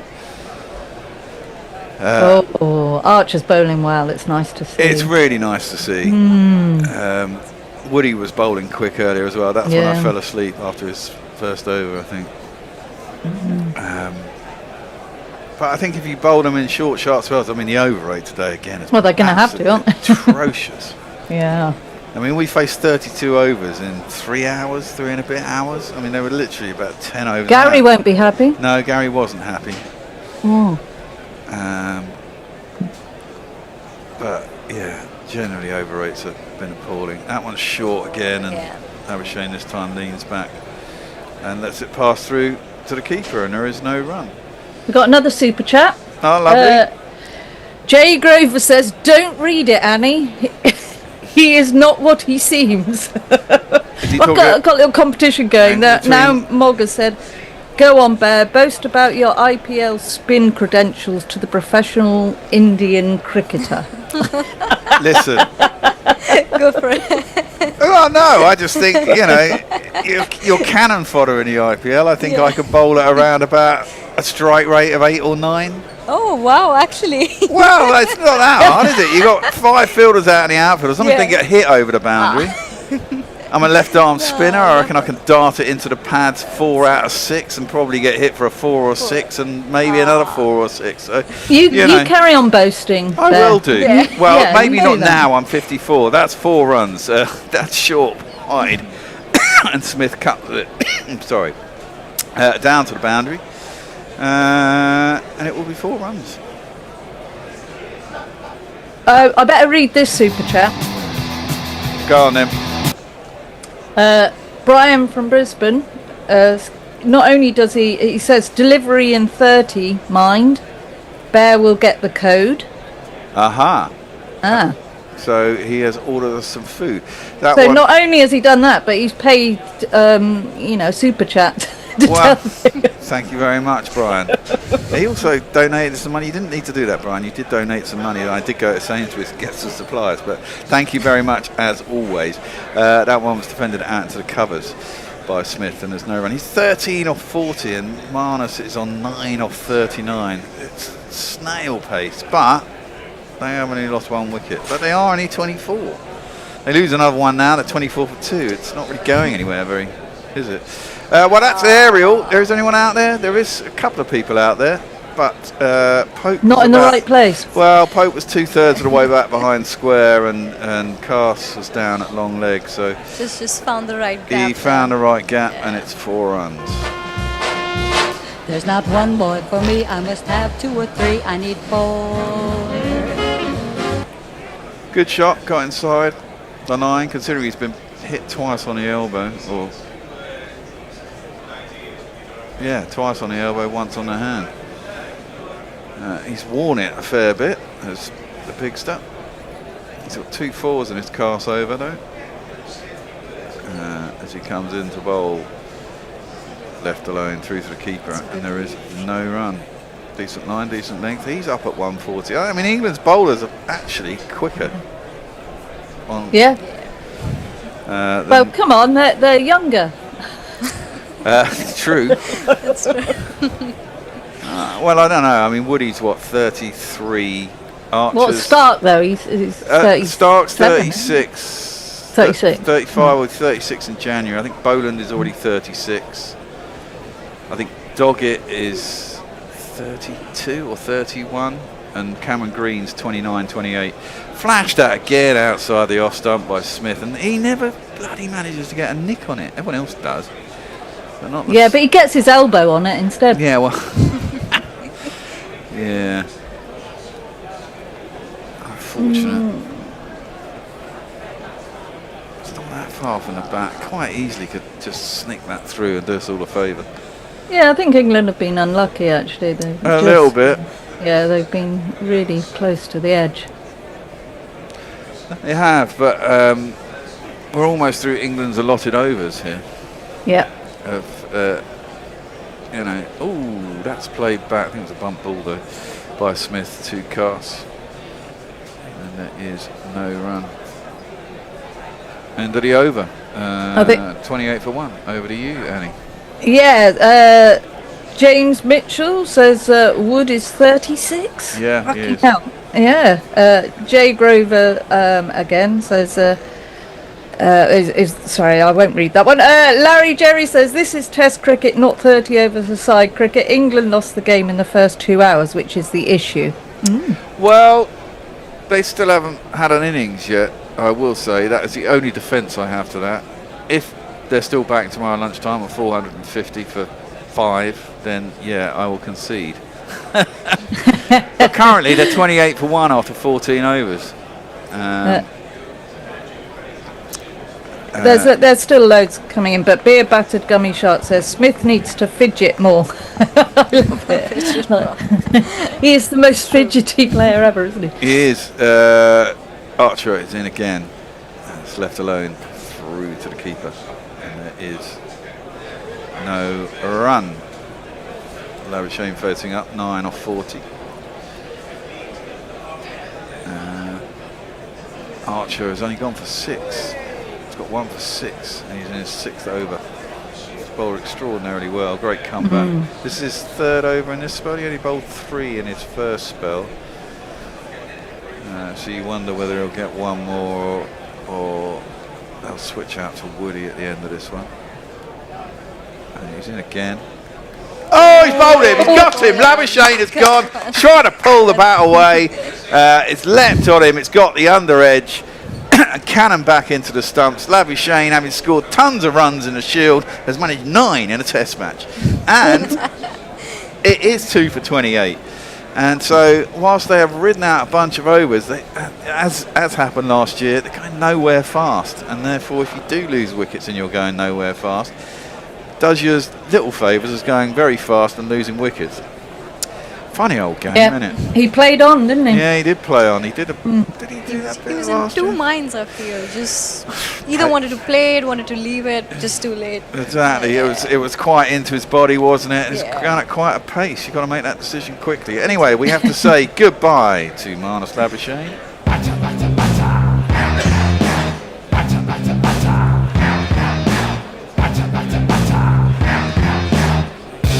On your bike, mate. Now, do we now think that Khawaja is going to come out? I was a bit confused. I didn't know he'd gone off the field between innings. At the end of their innings. There He he has is. come out, yeah. Because he didn't come out to open, which is a bit odd. He sounds like this. Born overseas now, plays for Australia. We fell in love with Usman Khawaja. Born overseas now, plays for Australia. We fell in love with Usman Khawaja. And he's 38. I think he'll be 39 by the end of the series or something. Apparently, there's like 6 or 7 of the Australians between now and the end of January have got birthdays when all be a year older. Something crazy like that. Oh, they'll all be getting their pension soon, you know, all these cricketers. Well, no one will have a pension anyway soon, Annie. There'll never be enough money left. All the rich bastards in Silicon Valley would have hoovered it all up, and the rest of us will be left on the pile. It'll be like Blade Runner. Oh, the Tyrell Corporation, which will it already feels like well, it does, doesn't it? Google, Tesla, and oh my! Well, see, that is Khawaja all over. He's done for pace massively from around the wicket by Archer. 147. Yeah, but you watch Khawaja over the last couple of years. He doesn't get forward anymore, and I just think he's too old, and his reactions have dulled just enough that at this level, at that pace, he's too slow now. 38, and you're too slow. At 95 miles an hour or whatever, 92 miles an hour. What's the point in living? Well, too slow for this, you know. I'm sure you can. Oh, that's pulled though. Off his hip, not with great timing. Cast will be down there. Off the mark. And he is off the mark. It's backed up. And the score moves on to 29 for 2. Interesting stuff.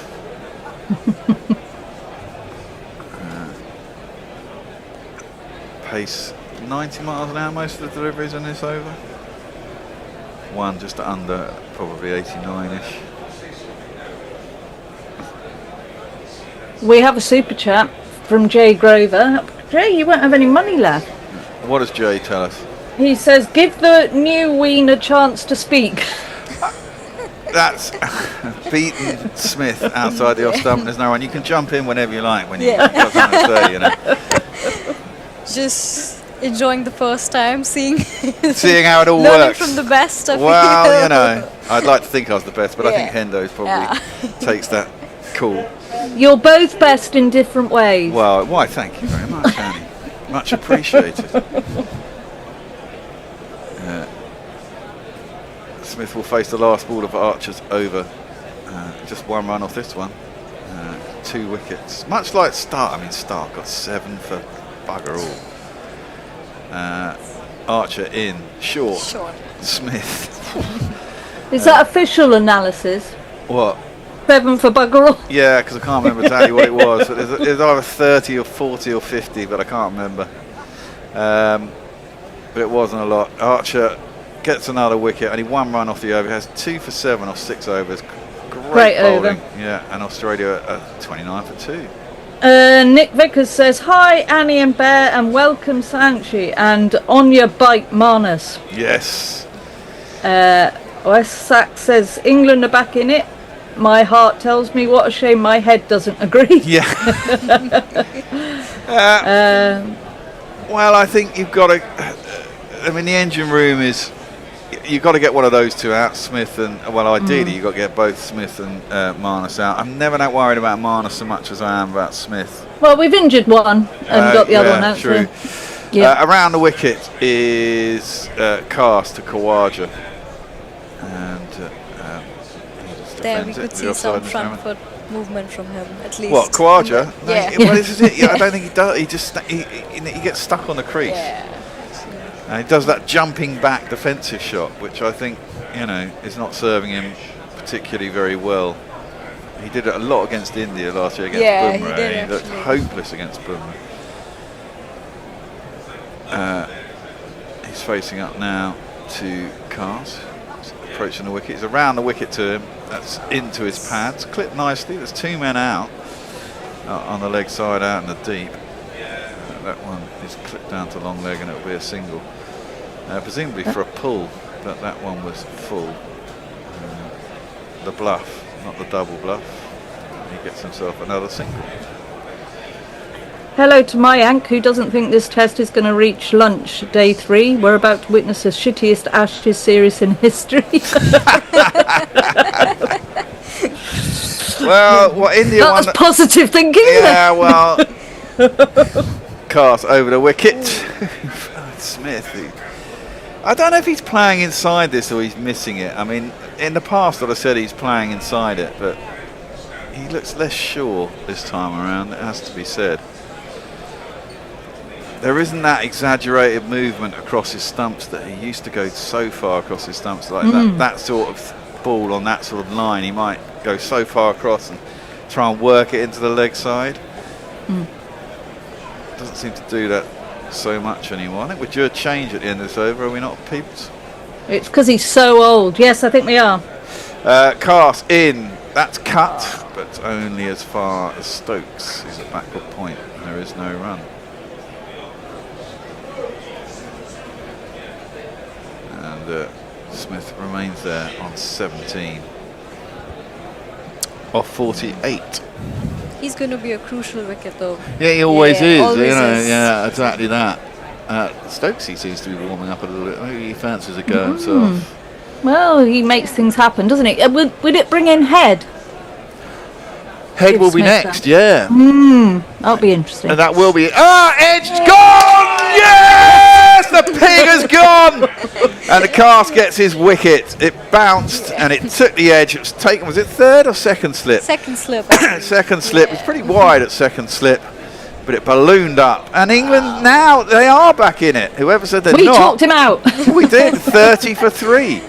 And now you see Head is your counter-attacker if you can get him out. The one person who, yeah, it's a good catch. Straight at him. Was it Harry Brook? Or was it Crawley? It's usually one of the two. Harry Brook, I think. Yeah, Harry Brook. It was caught. Harry Brook bowled Cast. 17 of 49 deliveries, 30 for 3. They're not doing that much better than us. But it could be over by day 3. My hanging, it could be the shittiest Ashes series ever. But it'll be high octane on the way. And a lot of good fun. I mean, you think of the Ashes in England, there's a lot of low scoring games particularly, wasn't it? But it was fascinating stuff. I like a low scoring game anyway. Yeah, I mean, I prefer it when the bowlers are on top, I've got to be honest. Yeah, exactly. Being a bowler myself, I prefer... Are you a bowler by any chance? Yeah, by any chance, I am, Annie. I prefer it when we have the upper hand. I watch enough T20 where we get battered around the park. We've got a super chat. Zippy Tuna gives us $2. Come on, England! Yes, thanks, there Zippy. You go. Yeah. You kind of felt that had to happen sooner or later. He played a miss. He wasn't looking comfortable. No, he wasn't, was he? There's a lot of playing and missing going along, you'd have thought. Well, Travis Head does come out. 1 ball left in this over. He has a jingle that goes like this. It's just a sweet Travis Head. A sweet Travis Head. From transdimensional Travis Head. At the end of this over, we shall be having a little switcheroo. It will be Gary, Jason, and first show of Steve Jones in the Ashes. We have another super chat. Mog says, "Fuck off into the gutter, piggy." Well, you'd like that one, Beth. Yeah, well, I've been tempted to play the fuck off jingle, but I haven't got it out yet today because some people think it's too early in the series. That one's just turned around the corner by Travis Head, gets himself off the mark. We're going to have a little switcheroo. Gary is going to come into the centre. Steve and Jace, you can come and do jingles because, you know. Are you all right? Okay, Steve is going to come in and take over from me.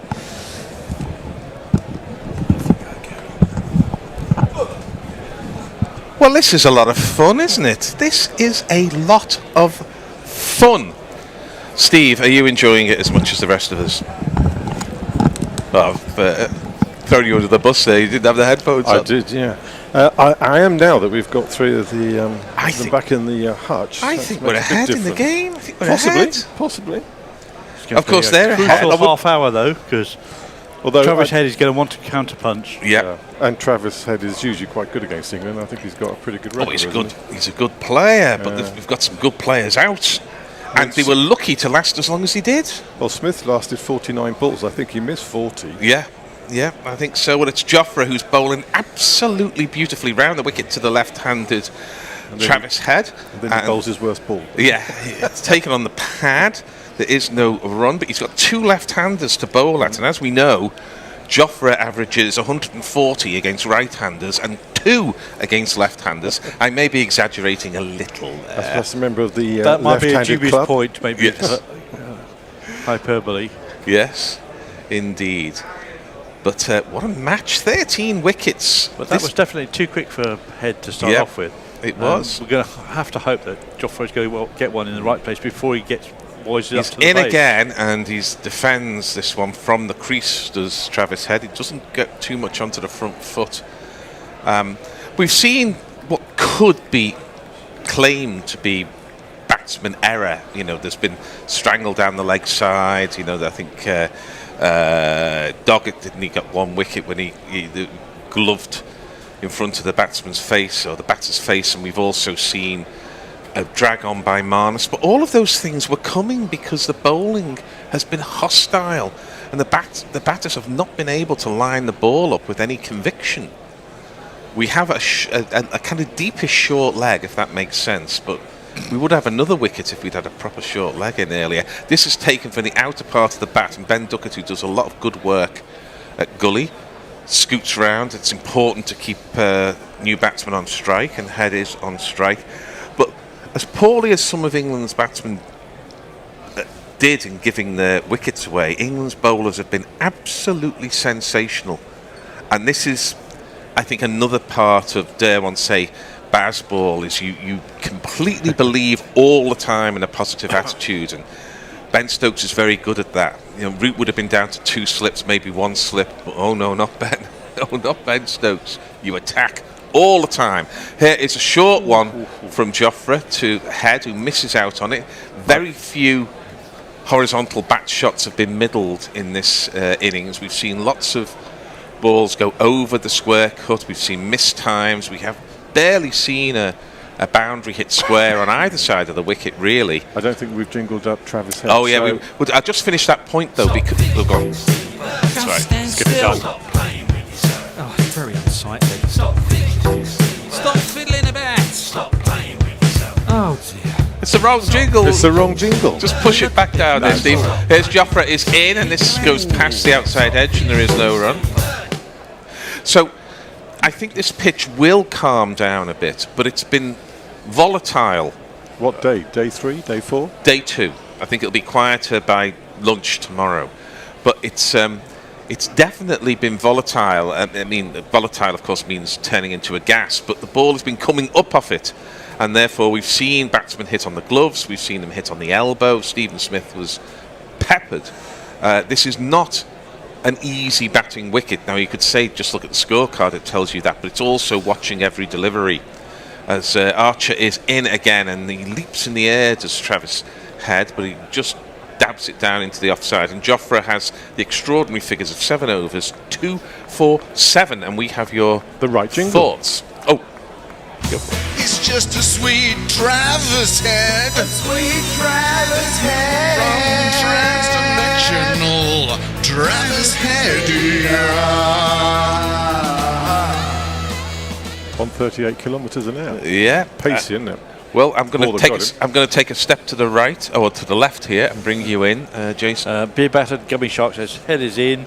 England back to bowling leg side trash. Well, we hope. Look, if anybody's complaining about England's bowlers, they really got to get another job. Raj is having an argument with Mog. I'll bring you in a moment as Cars, who's been absolutely fantastic, is round the wicket to Uzi, who does that jump in the air and play with soft hands. But Jason? Raj Patel says to Mog, Virat is the best ODI cricketer. And Tech 1245 says, go Trav, the ball should be worn out now after 15 overs. Well, not with these new ones necessarily. No. We think they last about 35, 40 overs. Well, we saw Mitchell Starc hold the ball up after he'd taken his 5 wickets, and it looked absolutely new. And we're just getting a sight of the ball going down the wicket to get Marnus out. The ball looks barely used. That is a horrendous delivery from Bryden Carter. He's given out. He's got him. Uzi, he just can't see the ball, I'm afraid. He's been a great player, but surely he's finished. He can't see the ball that's coming at this pace at him. He just flinched at it, got an edge through to Jamie Smith, who took a decent catch behind the crease, and England are right on top. 31 for 4. Here's the jingle. Now you're gone.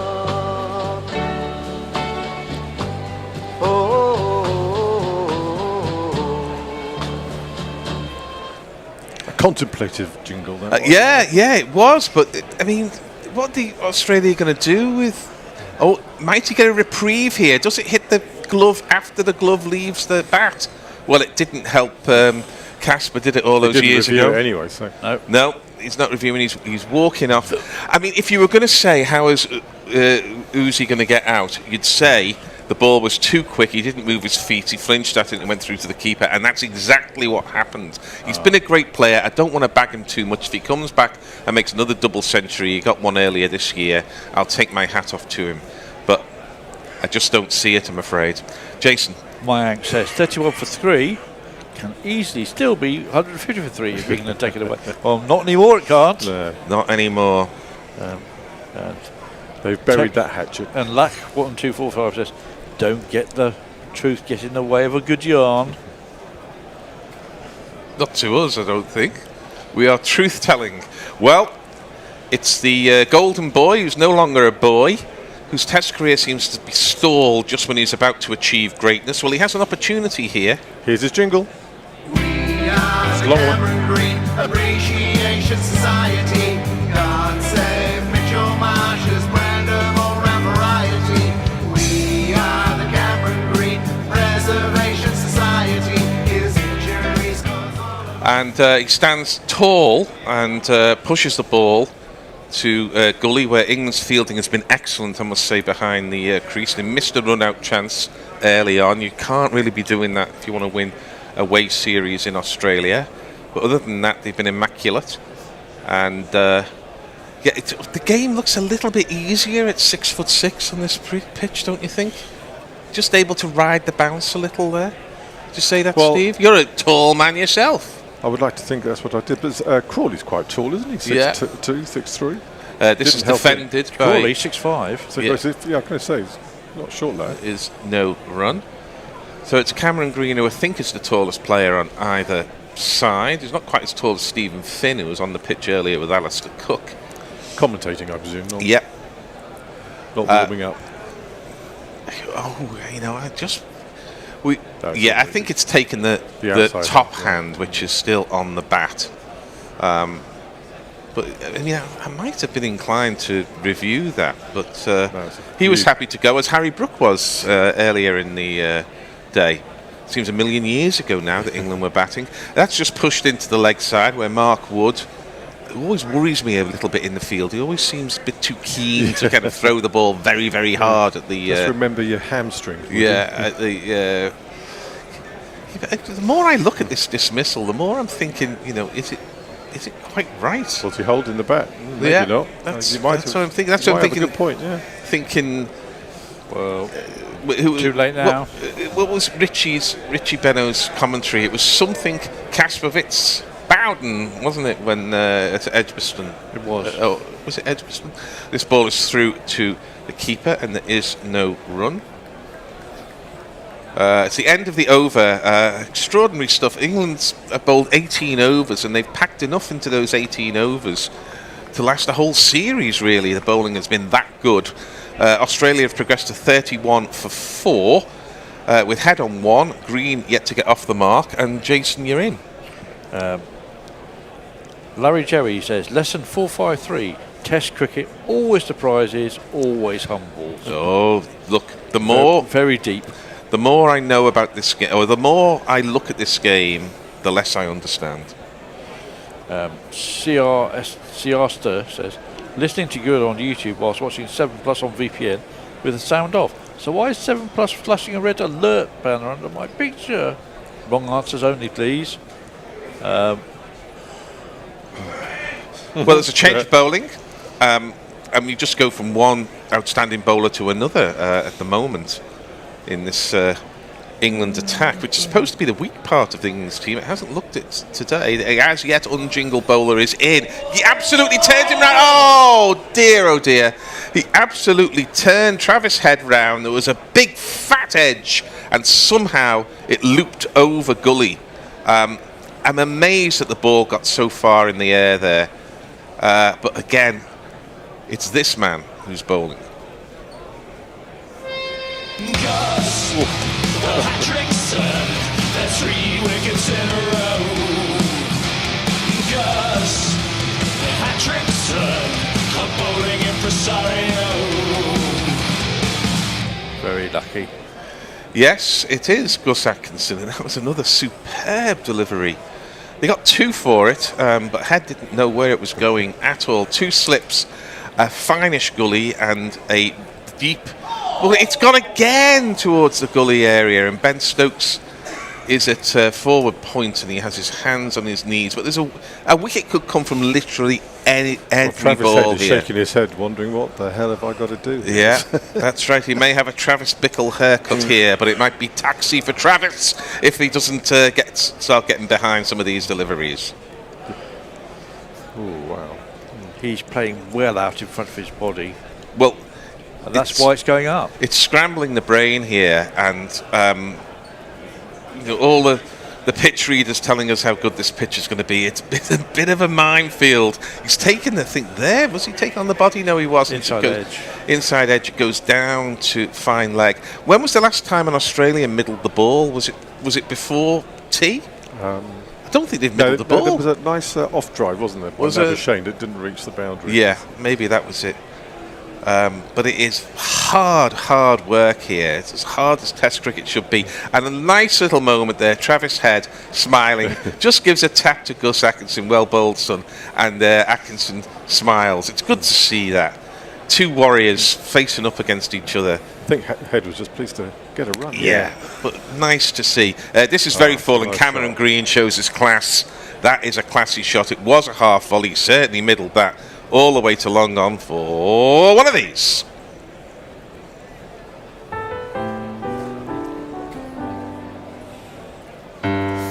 It's interesting that Cameron Green is 26 now, and his Test average is still only 34. I know he's played some of those matches as an all-rounder, and he's been up and down the order, and he's had injuries, but he really needs to start delivering on his potential here.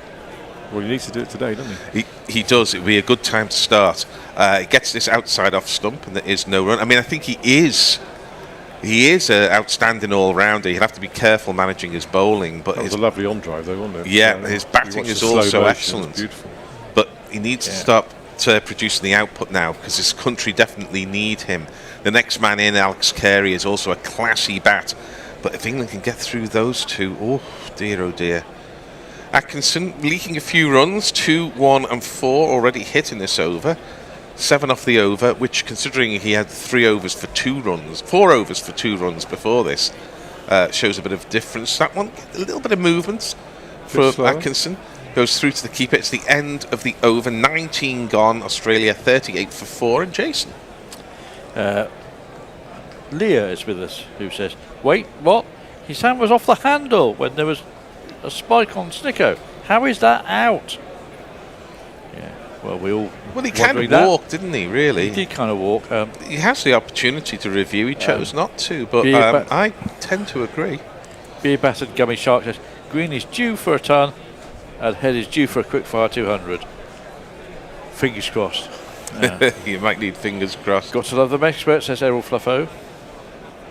Can't believe these Aussies are playing on such low run rates when they've been playing baseball for years without calling it such. Yes, it's both a waste of time and what we played for years.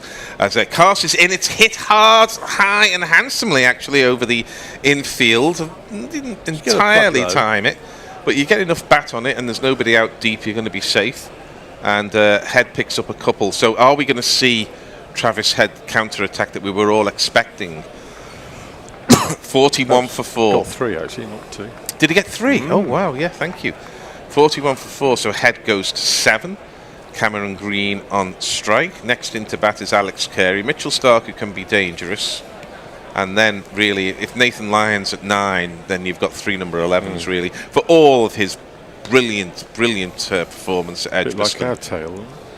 Yeah, well, I think ours is a bit better than that. We've got a Centurion at 8.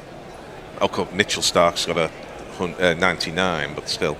That goes off the outside part of the bat from Cameron Green, and there is no run. It's fielded in the gully. I think England are probably a little bit ahead in the tail, but Nathan Lyon has made runs under pressure so many times. You can't really call him an absolute bunny. There's going to be no let up, because I think after this, one of these guys is finished off. We're going to have Wood coming back, because Jamie Wilson remembers Woody bouncing head out in the Yorkshire versus Durham match years ago from around the wicket. Get a leg slip in. Yeah, get a leg slip in. Also get Ben Stokes on. This is a bouncer, and Cameron Green goes a long way down but gets under it. And it's through to Jamie Smith, who I think has kept wicket pretty well, really. He's taken his catch or catches, can't remember. He's definitely taken one catch. And he's also dealt with the odd ball that's gone down leg side. And you've got to remember here, he's fielding 90-mile-an-hour bowling pretty much the whole time. It's not... he needs to keep his concentration up too. So we see this vast bowl of the Optus Stadium. I hate sports grounds that are just bowls. Everton's new stadium is not a bowl, and we're all very pleased about it. Cameron Green just pokes at that one. That's the first really indeterminate shot that I've seen from Green. A little bit of a fiddle outside the off stump, yeah, wasn't it? feet together, and the bat and the hands went towards the ball, but the head and the feet did not. It was a nice little off break, actually. Yeah, the wobble seam. Yeah. The wobble seam has been very good. Jimmy Anderson is not down there as a coach. He has been on tour in a kind of unofficial kind of consultant, I think, advising the bowlers how to master wobble seam. But he's not there. But I think Stuart Broad might be, so they can talk to them. Cars is in, and that's another poke outside off First stump. slip was excited, wasn't he? Yeah, it was a good ball again from Bryden Cars, whose figures of 2 for 20 do not flatter him at all. I was slightly worried. I was reading yesterday, Brody on BBC, I think, sitting down saying, I still don't know how to get Smith out. So you don't really want him advising the team, do you? No, but... they've obviously worked it out. Well, what they do is rough him up. That's what the answer is. I don't want to say that great Australian batsmen, that Englishmen always rough them up in Australia, but look, if it worked 90 years ago, it'll work now. Yeah. Bring that body line, I see. There's an apocryphal joke. As Cars is in, this is defended by Cam Green, no run. Jason, when they have their tactical plans, they get picked up because they get left around. There's the opening back. Oh, good bloke. No, hits it square, bounce the bastard. Yeah. Number 2. Yeah. He hits it, drives it. So put him on the back foot, bounce the bastard. Yeah. That's it. Just keeps going on like that. That's all the way through. That's the Josh Tongue game plan. Don't be surprised to see Josh Tongue playing in at least 2 of the tests, even if all the England players are fit. And when he does play, watch out. Round the wicket, he can be very difficult to right and left-handers. Bowls a very awkward angle from wide on and the he crease. bowls short, and he's tall. He does have bounce. He's not absolute express pace. He's not always at 90, but he has a nasty bouncer. He goes back there, does Travis Head. He does play that shot a lot, and he's slightly limping. That must have hit that awkward area twixt the pad and the thigh pad. So yes. on the painful bits. I mean, there's been a lot of batsmen being hit today, hasn't there? Let's have a look. Yes. Of course, ow. Yeah, that above the hurts. knee, that would have hurt. I'm minded to hope that Josh Tongue goes well, because he did win Nottingham the championship for them. Yeah. By bowling out Surrey on the last day of a day form thriller. Yeah, that's why you pay the fast bowlers. Winner takes all game. 2 slips, a gully, a fly slip, and a backward point, and he flashes at that, does Travis Head. No control whatsoever. The top hand or the bottom hand coming off the bat, inside edge down to fine leg, and yeah. He's got no idea what he's doing. got no idea. The Australians are so rattled. Somebody should tell them they bowled England out for 180 or whatever it was. 72, I believe it was. 172, because the batters just playing this like they've got no chance. They are being. I mean, the bowling has been almost all day, absolutely outstanding. Stark was brilliant this morning. Really good stuff. Atkinson now is in, and Cameron Green shows the way forward. He's left the ball, I would suggest, better than anybody that we've seen today. He's just showing the fact that he has played at the top of the order, and he knows where his stumps are. Yep. And he's prepared Murphy's to. Appreciation Society. Yeah, I think he is. I think he has the potential. I would also say Alex Carey, who's in next, is a proper bat. I'd be very inclined to play the Yorkshireman Josh Inglis as I think keeper Smith and went well today. And play Carey as a bat through to the keeper, no run. Our keeper went well today, Smith. He got some runs. Yeah, he got some runs. He got out with the England tail sort of imploding at the other end. No blame attached to him, trying to hit a 6 over cow corner. Was well caught down there by, I think, Cameron Green. Oh, right. He played some good shots. He, as usual, I think, for England, he's timed the ball better than anybody. Harry Brook bludgeons it, Joe Root caresses it, and Jamie Smith times it. But not many others did. This is, again, a shortish ball from Atkinson that he ducks under as Cameron Green. It's not really Gus's game, that. He'd be much better. I mean, Jason, you've seen a lot of him at the Oval. He's much better, isn't he, just bowling length, top of off stump? Yes. This is definitely his best format, I think. I think in white ball cricket, he can be lined up quite easily and he's quite hittable there. This allows him to plug away, and then strike. Well, England's average speed is 142.8 kilometres per hour. That's through to the keeper. I would be amazed if England had bowled 21 overs at an average of over 140 kilometres an hour in any Test match. But somebody will be statistic, isn't it? Yeah, somebody will be looking that up. Speaking of looking things up, Jason, what are you looking up on your? Beer Batter Gummy Shark says he really misses Richie Bellow's Tony Gregg's commentary. Also, miss Shane Warne's commentary. Such a loss to cricket. Well, if Shane Warne was commentating, first of all, he'd be telling us that Mitchell Starc was lucky because he's not a very good bowler, and secondly, he'd be saying they need to attack more. Because that was his main stock in trade until a spinner came on. It was always good listening to him on a spinner. But when it came to pace bowlers, it was the ones he liked and the ones he didn't like, and they should attack more. And Tim Wilson says England may miss Bash for the 4th innings. Talking about Bashir. Oh, the spinners are not going to bowl at all on this. It's going to be. And is asking about that over from 2005. Yeah, the famous. Flintoff to Ponting. That is taken off the hip, and it wasn't a very good ball from the new bowler, and it goes down to fine leg for. We'll get one of these. Now my innings going, great guns. I hit the ball, 4 runs. I hit the ball, and it went for 4 runs. So channeling Bill McLaren, Ben Stokes says likes to ring the changes. So it's sometimes hard to keep up with the jingles, but it is a new bowler. So would Cameron Green be a perambulating lighthouse then? He might be a perambulating lighthouse. The Blackpool Tower, Wade Dooley, indeed. There is short leg, although it's quite deep short leg, as Mark Woodford is in, and that wasn't so far away off the hip of Travis Head, but he gets a single, and in today's play,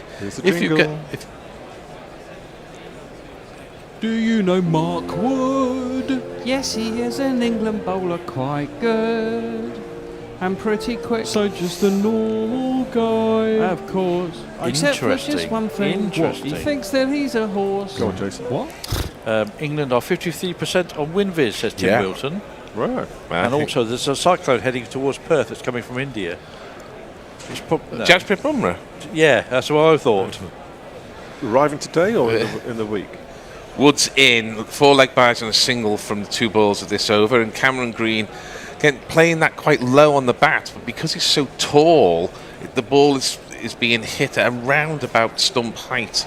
It's definitely, I think this is a pitch in which taller batsmen are at an advantage. Often when a pitch is bouncy, it's smaller batsmen, because Duckett in particular can slash on one side and pull on the other, but you just can't trust the bounce, so the horizontal bat shots are problematic. Mark Wood fell over again. It's never not a seems good to sign. do himself that much damage to it, though. He just rolls with it.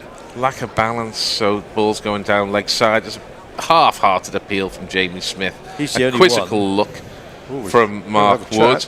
And Harry Brook's got his hand in the air. Joe Root's got his hand in the air. The DRS timer is going. Oh, Ollie Pope is saying to Ben Stokes, we might have him here.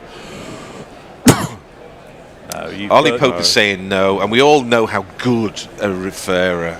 Which means he absolutely smashed that. Yeah. It didn't look like he touched it, did it? No, it's off the hip. You can see the hip pocket of the trousers moving, billowing. So Ollie Pope has got one right. Yeah. But then again, he is only 3 yards away from it on this occasion. Cam Green only got 4 from 18. Seems to be batting well. But that suggests maybe not as well. This ball is defended, and there is no run. Yeah, I think the reason we're thinking he's batting well is so many batters have struggled, and he actually looks relatively comfortable. He's actually hitting the ball. Yeah, that was a classic tall man's back foot defensive shot. Yeah, it just got up on his toes, and the ball bounced by his other toe. Your margin for error is so much greater when you can play with a vertical bat, because obviously you've got the whole length of the bat rather than just the width when you're playing with the horizontal bat. See, there's barely a mark out of that ball. It's almost brand new. Isn't it? Almost new. And that's testament to the outfield, testament to the pitch. So I don't think we're going to get deterioration of the ball. It's a new Kookaburra, tucked off the pad by Cam Green, goes to backward square leg.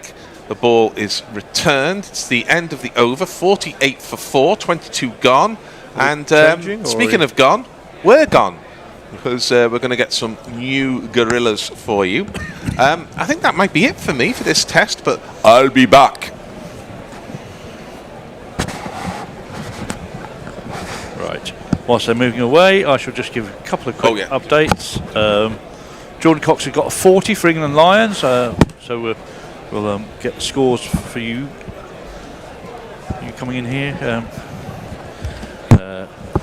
This is pathetic so far from Australia, says James Mitchell. They've let Mitchell start down, and Cam Green could still make us pay though. And with that, you can hand over to Annie. Yep. Hello, Annie. Hello, Tony. How are you? Well, I need to ask you whether those are pyjamas, but hold that thought.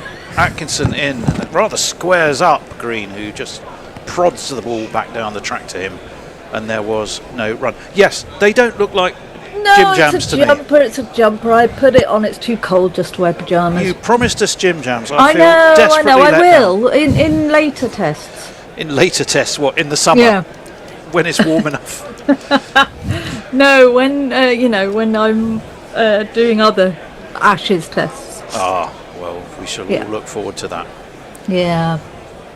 Well, Ben Stokes is clapping to encourage Atkinson. England know one more. What a difference it would make. This is just steered really towards point. Again, there's no run. They've kept it tight, Sanchi, haven't they? They've really kept it tight, and 4 wickets. They're pretty much in the game, honestly. That way. It's balanced. Would you say it was really evenly balanced at the moment? I feel, I mean, like 2-3 more wickets, like England will get this, because they have a very small total, obviously, we know 170 is not enough, but it's a low scoring match, so it's so far. Atkinson's going to be over the wicket. He's bowling to the tall Cameron Green, who does stand tall, steers to shortish mid off, and a scamper, a quick single. He was dropped on 5, was Green by Gus Atkinson. Just wait till the second innings. We'll probably get loads. There'll be probably loads of runs in the second innings. There is a sense. That's what seems to happen. Well, the pitch might flatten out. Was rather the expectation. It's a drop-in pitch, isn't it? It's supposed to be the similar black soil. Certainly a fast one from the Wacker. Well, it certainly had some bounce. Not a huge amount of lateral movement, but a little bit in the air. Atkinson's coming around the wicket to the left-handed Travis Head, who dabs out into the covers. Travis Head, pace though. Well, England, they went without Bashir, your man formerly of Somerset. They finally decided that possibly a bowling average of about 704 was not was being not signed ideal for any county. No, but this is what he's been geared towards, isn't it? The Ashes. So it is. Well, Atkinson, very much of Surrey, is around the wicket, defended on his toes by Travis Head. Back to him. There's no run. Sanchi, did you catch much of Travis Head winning the World Cup in India for Australia? That's honestly the saddest day for he completely like destroyed us that day. Like honestly, I remember 3 wickets were down and he came up with a phenomenal innings that day. Just took the game away from us. So. This one's full and left alone outside of his off stump. Then of course there was the World Test Championship which he won against against India, wasn't it? Yes, again, it was. Exactly. Yes, it was. Tony. Sorry. I'm just going to read some messages. Perhaps you should. Messages says, hello Tony and Annie and welcome Sanchi. An awful lot of good bowling and shit batting today. England will still win. Oh, and thank you, Messers, for sending us. This is our man at the ground. Clips. Here is our man, our Johnny on the spot, our Messers on the spot. James Mitchell says, if Cam Green gets 2 wickets in his next 2 balls, is there still a hat trick, even though the first wicket was in the previous inning? No, I don't think it carries across innings. It does carry across overs, but I don't think it carries across innings either. No. 49 for 4. England, remember, 39 for 3. They put on a bit of a stand, didn't they, for a while? They got to about 105 for 4 at lunch. They weren't they? So they are still ahead in the game by quite a bit. This one's out towards cover. The throw comes in from Jacob Bethel. Who's Bethel on for then? That's a good question. What have I missed? Who's gone? Must be one of the bowlers, It'll surely. be Mark Wood, probably. He's faced. No, it's not Mark Wood. No, he's because he's obviously bowling. So it won't be him. Probably Archer. Maybe he's gone down for a rub down with the Sporting Life and a quick sauna or something. Yes, who else? I don't know if anyone else might have been injured. I don't recall anyone. Messi says it can carry across innings. Oh. In the same match. Merv Hughes did it That's in down 1988. leg, it's flicked off his toes down to fine leg Archer. So he's there because he's at fine leg. They take another single.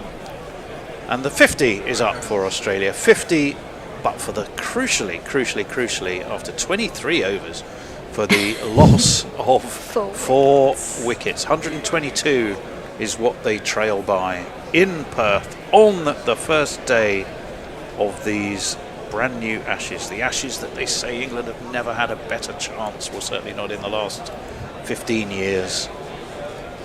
Sanchi's got a bit of a hero here, saying Raj Patel is saying Tony trying to bully Sanchi. Oh, harsh. Desperately harsh. Wood round the wicket. Oh, that's a lovely shot by Travis Head, who we were talking about. Again, it's a slow outfield. So does well. It is a slow outfield. It's very slow. Slow outfield, pacey wicket. Yeah. And yeah, definitely that's some great bowling as well, because when I think about it, Travis Head, like, you know, this man has like that thing that he takes the game away from you. Like, he's done it, he's proven it before as well. So just thinking about him and that innings just is a nightmare, honestly. It was a nightmare that day. A double nightmare in 1 year. A double nightmare. Remember in a that. way. Averages about 607 against India, doesn't he? Definitely he does. He has something against India, definitely. Wood. Oh, hello. That has completely... Cameron Green is in an absolute tangle. It ball reared up at him. It's taken him on the helmet. He then proceeded to trip over his own feet whilst just about stepping away from his off stump. We're going to watch this again for you, Sanchi. Let's have a look. Oh, he heads it. He headbutts it down onto his thigh, and then he trips over a combination of his own feet and bat. First there he goes. The helmet, then he could so easily have fallen onto his stumps there, but he had the presence of mind, didn't he, to he did, actually. Just about angle himself out of the way. It's a fierce spell from Mark Wood, isn't it? Ooh. He then stamps on the ball for good measure, but I'll give him the benefit of the doubt. Looks like a dance move. It was. It's strictly come Cameron Green. Yeah. That was a double salco, no, or salsa move, darling. What's a double salco? I don't know. That's gymnastics, isn't it? Or diving. One of the I'm not sure, mixing but up I'm my sure dance you'd moves attempt with it, my Tony. gymnastics moves, Annie.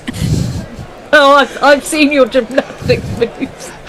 You have as well, haven't you? Who will always have Bristol? We'll always have Bristol, I know. Goodness me. Oh, Right, dear. well, let's bring some order back to proceedings here with Sanchi. Oh, good. Look, I've got messages. Can I do no, some? we better do that. Some social media messages while we wait. Far Okay, away. Tim Wilton Davis says, this is better than TMS today. Oh, what do you mean today?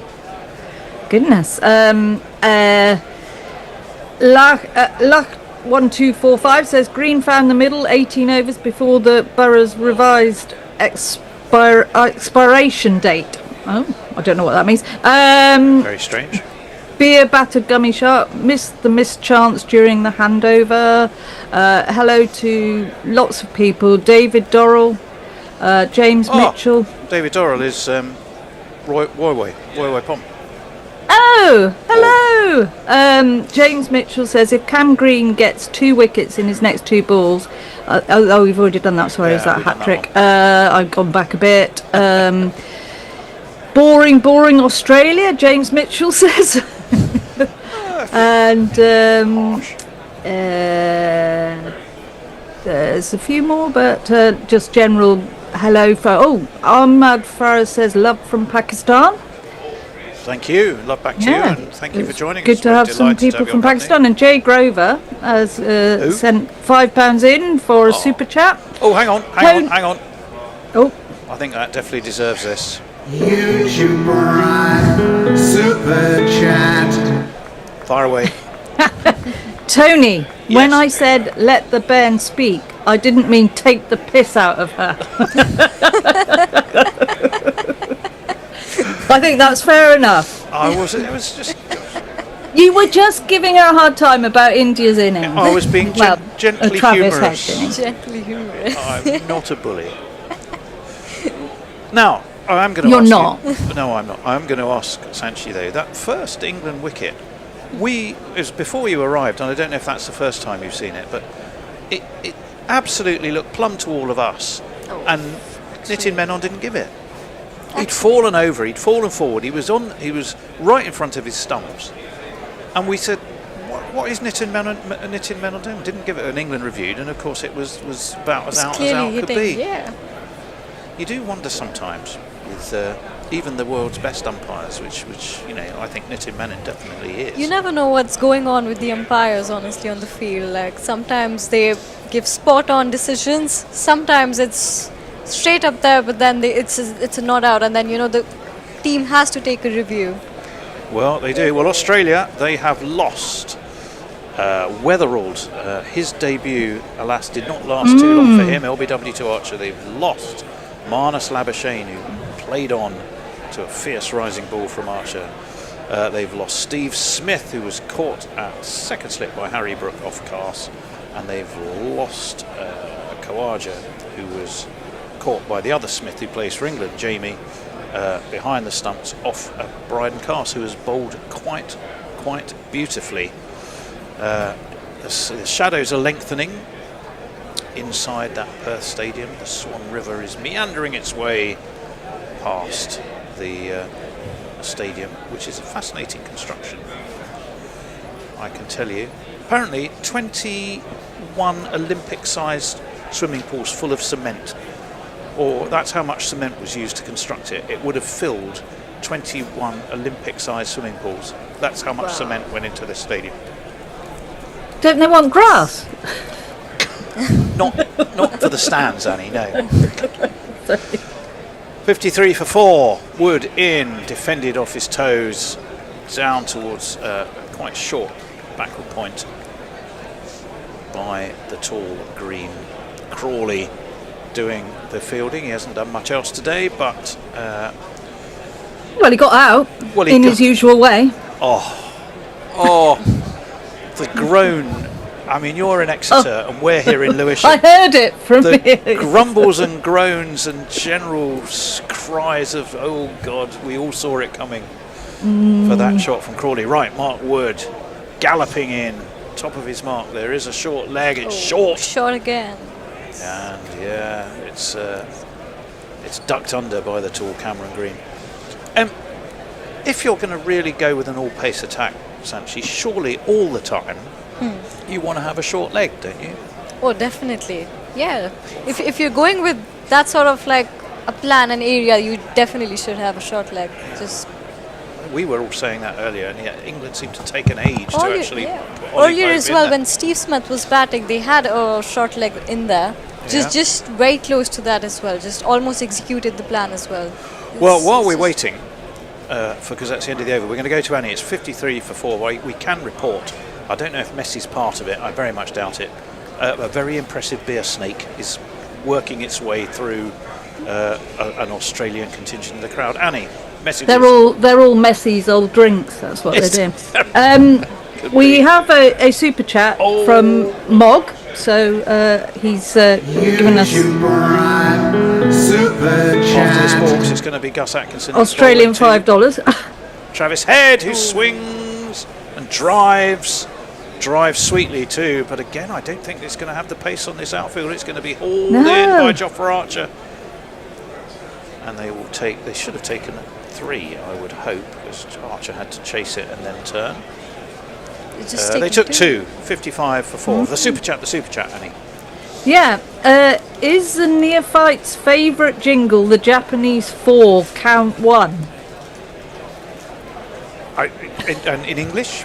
I was hoping you'd understand. I'm assuming that the Japanese Atkinson 4 count 1. round the wicket. That's a good shot again by Travis Head. He's only going to get 2 for it. And Jofra Archer, who's supposed to be taking it easy in between bowling stints, is getting a bit of a workout, Sanchi.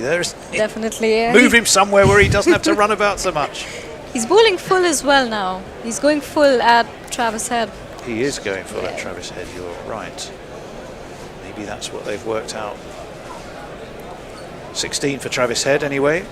7 for Cameron Green. A little bit of a stand between these two. 115 is what Australia trail England by. They've lost 4 wickets for 57. It's been a day you just cannot take your eyes off. Short cut. That's going to be 4. Through a vacant third man. Travis Head is doing Travis Heady things. He certainly is. And he's got himself a very well executed one of these. Did someone mention this one? It's Nissan She. Is this was something to do with the discussion around that particular jingle?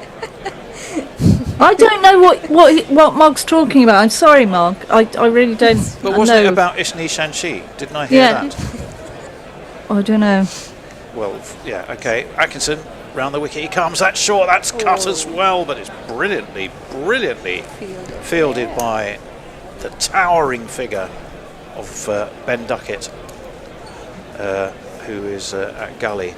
Messi did send us one picture as they walked to the ground, and somewhere someone against a tree had put a garden gnome, and with a sign on it saying Ben Duckett hung round its neck. Yes. which just made me laugh. For all 5 foot 8 of him, well, he's it is not your a small humour, man. Tony. It did make me laugh, man. Yeah. It did make me laugh. 61 for 4. Australia. Atkinson in. Again it's short. Again it's cut. And it's Ollie Pope now. Forget forward short leg. He's at short third, really, isn't he? Yeah, he's at short third. It's a dot ball, but it's been quite an expensive over. It's gone for 8. They're in the heady heights of 60. Ben Stokes is pointing like a traffic policeman in various different directions. If you see, that fell just short as well. He's got very whippy wrists, hasn't he? So He does it. He really does. He's a bit Butler-esque. Again, Atkinson is working that off stump, and in fact they clearly have a plan, because as well as the slips, they've got a man at short third, they've got a backward point. Backward point as well. I think Australia are riding their luck quite a lot. I mean, and their luck isn't holding very well either. Anyway, it's 8 from the over. It's 61 for 4 after 25. 111 is what Australia trail England by. It's exciting stuff, as will be the next messages from Annie. Yeah. Leah says Mog is referring to the Nissan She jingle, so you were right, Tony. Thank you, Leah. Thank you. Tim Wilton Davis says, can we bring on Gary Pratt as a sub fielder? I think. Oh, how good would that be? Doing quite well, but it may well annoy the Australians. James Mitchell says Head is a decent player. I think you're right. Very, very decent player. Mark Wood. Oh, was that a slower ball, actually? Did he try and hold that one back a bit? It was actually. Fooled me. Ben Duckett again has left a tree on the way to the stadium where he was dressed as a gnome and has found his way to Packle Point where he does the fielding. And there is no run. Do you know what, Annie? I'll tell you one thing, and Sandy. Okay, go on then. Well, when we had the wonderful Ricky Ponting on the show. Oh yes, with his wine. With his wine. Yeah. I had a long chat with the marketing director of his wine company, and this is how we organised the whole thing. And he was the one who did it. I'll carry on after this ball from Wood, which again is taken on the up by Cameron Green, but he steers it very nicely away through cover. They come back for 2. And the score will move on to 63 for 4. I said, is there anything any subjects we should avoid? And David, who's the marketing director, David Koenich, lovely chap, said, I would steer clear of Gary Pratt if I were you. It's apparently all these years on, it's not. He still something wakes up in a cold sweat. It still rankles with Ricky. Even though he came on the show to plug his wine, we thought we better not mention Gary Pratt. Wood in. Oh, that's nicely played off his legs. Now that Again, Ollie it's Pope, not going to go all the way. It's not. But Ollie Pope needs to be watching that as to how, if you're going to play a shot like that, you should play it. Effectively play straight and then just angle the bat. Don't play across your pads. But it's 2 more, 4 off the over so far. Australia doing nicely. What's this partnership? Do we know? Should be over 20 at least, isn't it? We're going to have a little look. Because it's not huge, but it carries a threat as far as England are concerned. I would say, I'll tell you exactly what the partnership is in a minute. Hopefully, if I can find it. Why can't I? I will tell you after this ball. Wood is in, ducked under, through it goes to Jamie Smith. It's 34 runs, this partnership thus far, and it's taken Australia to 65 for 4. I've got a question. So far away. Why is the outfield so slow? Is the did the mower run out at the edges, or what's the reasoning? It could be that. That's a good theory. It may be deliberate. It may be a policy that will frustrate England's cavalier approach. Yeah, because remember, it's very long boundaries either side of the wicket, slightly quite short, straight. As that one's just defended by Green into the onside. It must be, decided upon that they're going to do that for some reason. Well, they've had some unseasonal weather as well in Perth, apparently, as our man on the spot tells us. What, weatherman? Weatherman, the man in the weather cave. Although he's come out of his cave today, blinking at the sunlight, to wander his way along the Swan River and take a seat in the stand, where he's probably surrounded by people who he's giving weather updates to, even though they're sat outside. Yeah. That's driven. Oh, that's a glorious shot. Sanchez purring at the exquisiteness of that off drive by Cameron Green, and it is gone for one of these. They were superb. 1 and 2 and 3 and 4. Bit over pitched, would you say, or just a good shot? Both, I feel like he timed it perfectly. It was just middle of the bat, perfect. Obviously, the gap was there, like there was no long off as well, so just perfect shot that way. Yeah, and you're right. It is looking a little bit ominous with these two. We do have a super chat. Another one. Jay Grover has run out of money. I think £2. He said, "Sick of this anti-gnome abuse, pricks." I was gonna. Oh, it's too late. I paid it now. Super chat. Atkinson, full, steered, straight to point. Ben Stokes Fields There is no run.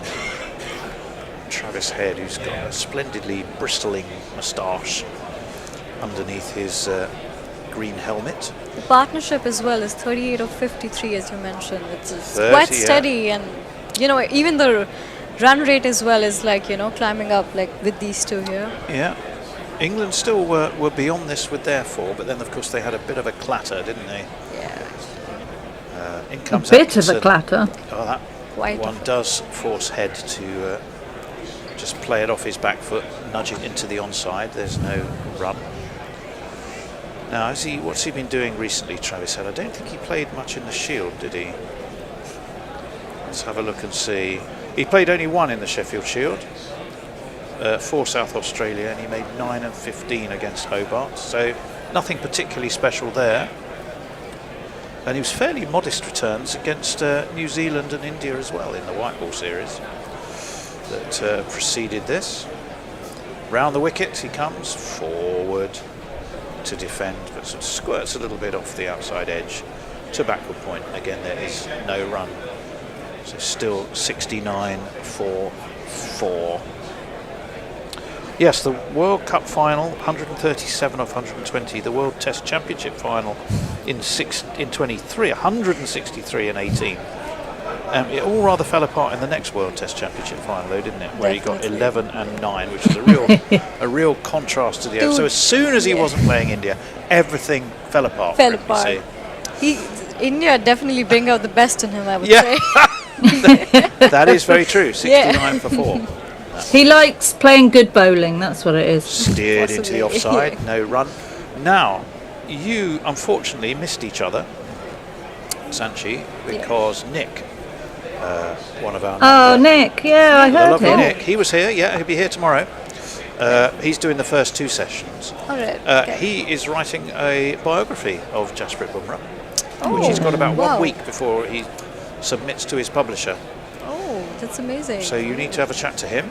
Definitely. Bumrah, the bowler he is just... Oh, that shot, oh my word, it reared up. That was exactly the sort of shot we'd berate England batsmen for, because it was a little bit swishy and wafty and didn't connect. Too close to him, really, to play that shot, I think, wasn't it?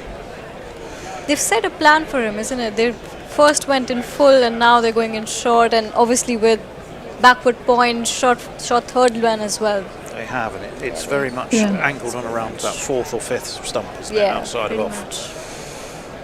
In comes Atkinson. That stuttery run of his.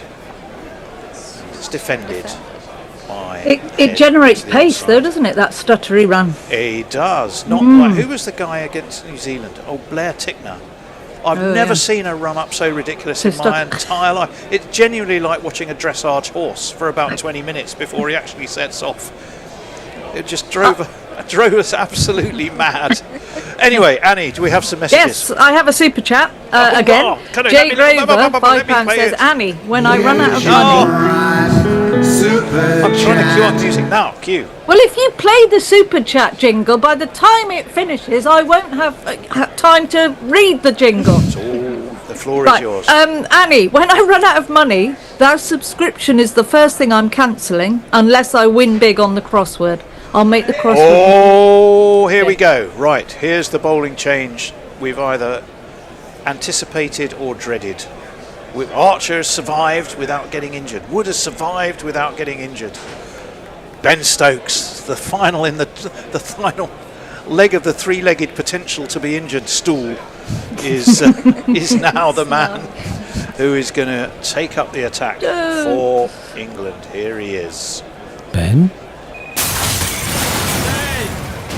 He's bowling to Cameron Green. He's over the wicket to the right-handed Green, and he nearly gets him. It's a real swish, and it beat the outside edge. It was through to Smith, probably about just around knee roll height on those wicket-keeping pads of Jamie Smith. Again, it was a bit wafty, wasn't it? Definitely, yeah. That was a bit wafty. Too close to waft at. When Stokes comes in, that's definitely going to be something happening. Like he definitely makes things happen. There's this thing about him. 69 for 4. 25 Ashes tests. He got 41 wickets. Well, it's expensive, but they've often been important wickets. It's just south of 39. Well, they want to break up this partnership that is building, don't they? Steer to mid-off, no run from the tall Cameron Green.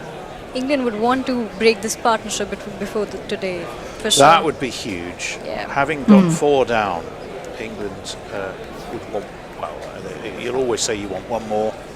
You'd love 2 more. They'd like 6 down, wouldn't they? That would be, I would say that would leave the game pretty even. Yep. And put day 3 in some doubt. Yes, but I do expect things to even out a little bit. Over the wicket comes Stokes, forward comes Cameron Green to defend. We want there to be a day 3 on Sunday, Annie, because it's going to be our Patreon's lunch. Oh. We've already had a flood of questions. If you're a Patreon, and we thank all of those who are, because they help keep us on air. And without them, we wouldn't be here. So any questions our patrons have, whether they submit them on Patreon, via email to us, guerrillacricket at gmail.com, or on our Patreon dedicated Discord chat channel. In comes Stokes, it's full, it's driven, nicely, dug that out, it was very full. Not quite a full... It's not going to go. It's not going to go. It's hunted down by Should be Bryden 3 at Cast. least, isn't it? But it will be 3. That's a long old run for Bryden Cast. It is. The score moves on to 72 for 4 with a lovely off drive that in most cases would get you a 4, but not necessarily on ploughing through the long grass of this outfield.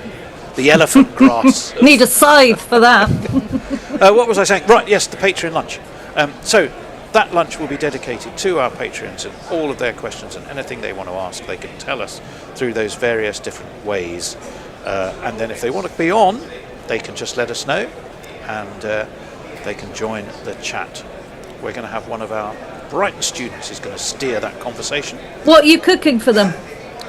Well, it's a virtual lunch. It's a bit like drinking in the Bishop and Bear. Oh, right, I see. Stokes around the wicket. That's cut. It's cut straight to substitute fielder Bethel, who we still haven't quite worked out who's not on. Have you figured it out yet? Actually, is it Archer? No, he was there on the field. Oh, was he? Oh, right. It's not Wood. It's not Cass. So we're really not sure. Root. Root I haven't seen for a while. Now you mention it. Maybe have gone to lick his wounds. Still hasn't made 100 in Australia. Fell just 100 short today. We're due change, aren't we? Oh, we are. Stokes around the wicket. That's nicely driven, but offside ring is well guarded, and it's Gus Atkinson who does the fielding there. I think we are due a change, aren't we? Yeah, I'll read some tweets out. Read some tweets. 72. Did I get that right? Okay. James 72. Mitchell says, as an Essex fan, I want to thank Annie for all her county cricket content. Thank you, James. I'll try and put some more in. It's awesome. And Messi says he's home now, Tony. Fantastic, because he's going to do he says it's been a very wet winter and mild November, so the outfield is not as hard as it would normally be. And he thinks they're reluctant to mow it too short now because of the heat. Okay, so that's why the outfield is a bit dodgy. And I'll leave now, leave you to Forthy. Hello, Forthy. Hello. And goodbye. Hello and goodbye, Annie. We've been kept apart again. I don't know why you say goodbye, I say hello. Now, I did say earlier that after England were all out for 172, that if England had got 5 wickets by the end of the day, I'd eat Forthy's Westpac red hat. There it is. But half an hour to go. 4 for 72 or 72 for 4. It's looking tasty, that hat, is all I can say. Not as tasty as the bacon and sausage butty. And lots of coffees that we got. I'm now a bit jacked up on coffee. That was quite strong. That's why I've gone for the tea. I hate tea. Hate tomatoes, you hate tea. What's wrong with you, man? Bethel feels this in the covers. It was a full toss, which Cameron Green failed to put away. But it's a recovery from Australia, now trailing by 100. You do realise, of course, that while if they lose another wicket, obviously I'll have to eat the hat. Yep. If they lose 2 more wickets, I don't have to. Because I think anything beyond 5. No, I didn't say that, man. Check the small Exactly, as you should have done in your car park the other day, Bear. Onto the back foot goes Cameron Green, and defends out to the offside. Bethel is there again. Don't get me started on car parks. Oh, goodness me. We're just seeing a replay of that one. Wood hit. We've seen a few crunch into the grills today, haven't we? Yeah, mainly Australians. Mainly Australians. But well, I mean, Piggy was in the walls, Cars got done as well, didn't he? Cars got done, but Piggy got hit twice on the elbow, then once on the hand. Ouch. Yeah. In he comes again, Cast, defended into the offside, but they're going to go through for the single anyway. Bethel had to run round to his left hand. Who's Bethel on for, by the way? Don't know. We think Joe Root. Oh, okay. Was Joe Root ill when he came out this morning? Well, Don't think so. Well, if so, it was disguised. well, he wasn't really out there long enough for us to know. Just the 7 deliveries, and he nearly got run out before that. Yeah, well, yeah, he did well not At the to. non-striker's end. With Scott Boland deflected a shot from Pope back onto the stumps. Cast round the wicket to the left-handed Head, who's beginning to look more comfortable. And it's flicked away to mid-wicket, and again they scurry through for a single. You'd actually have to say that England are probably ahead, aren't they? England? Yeah, they said so. 90, and so they're less Well, than they were halfway certainly- there, and 4 of their top order wickets are down.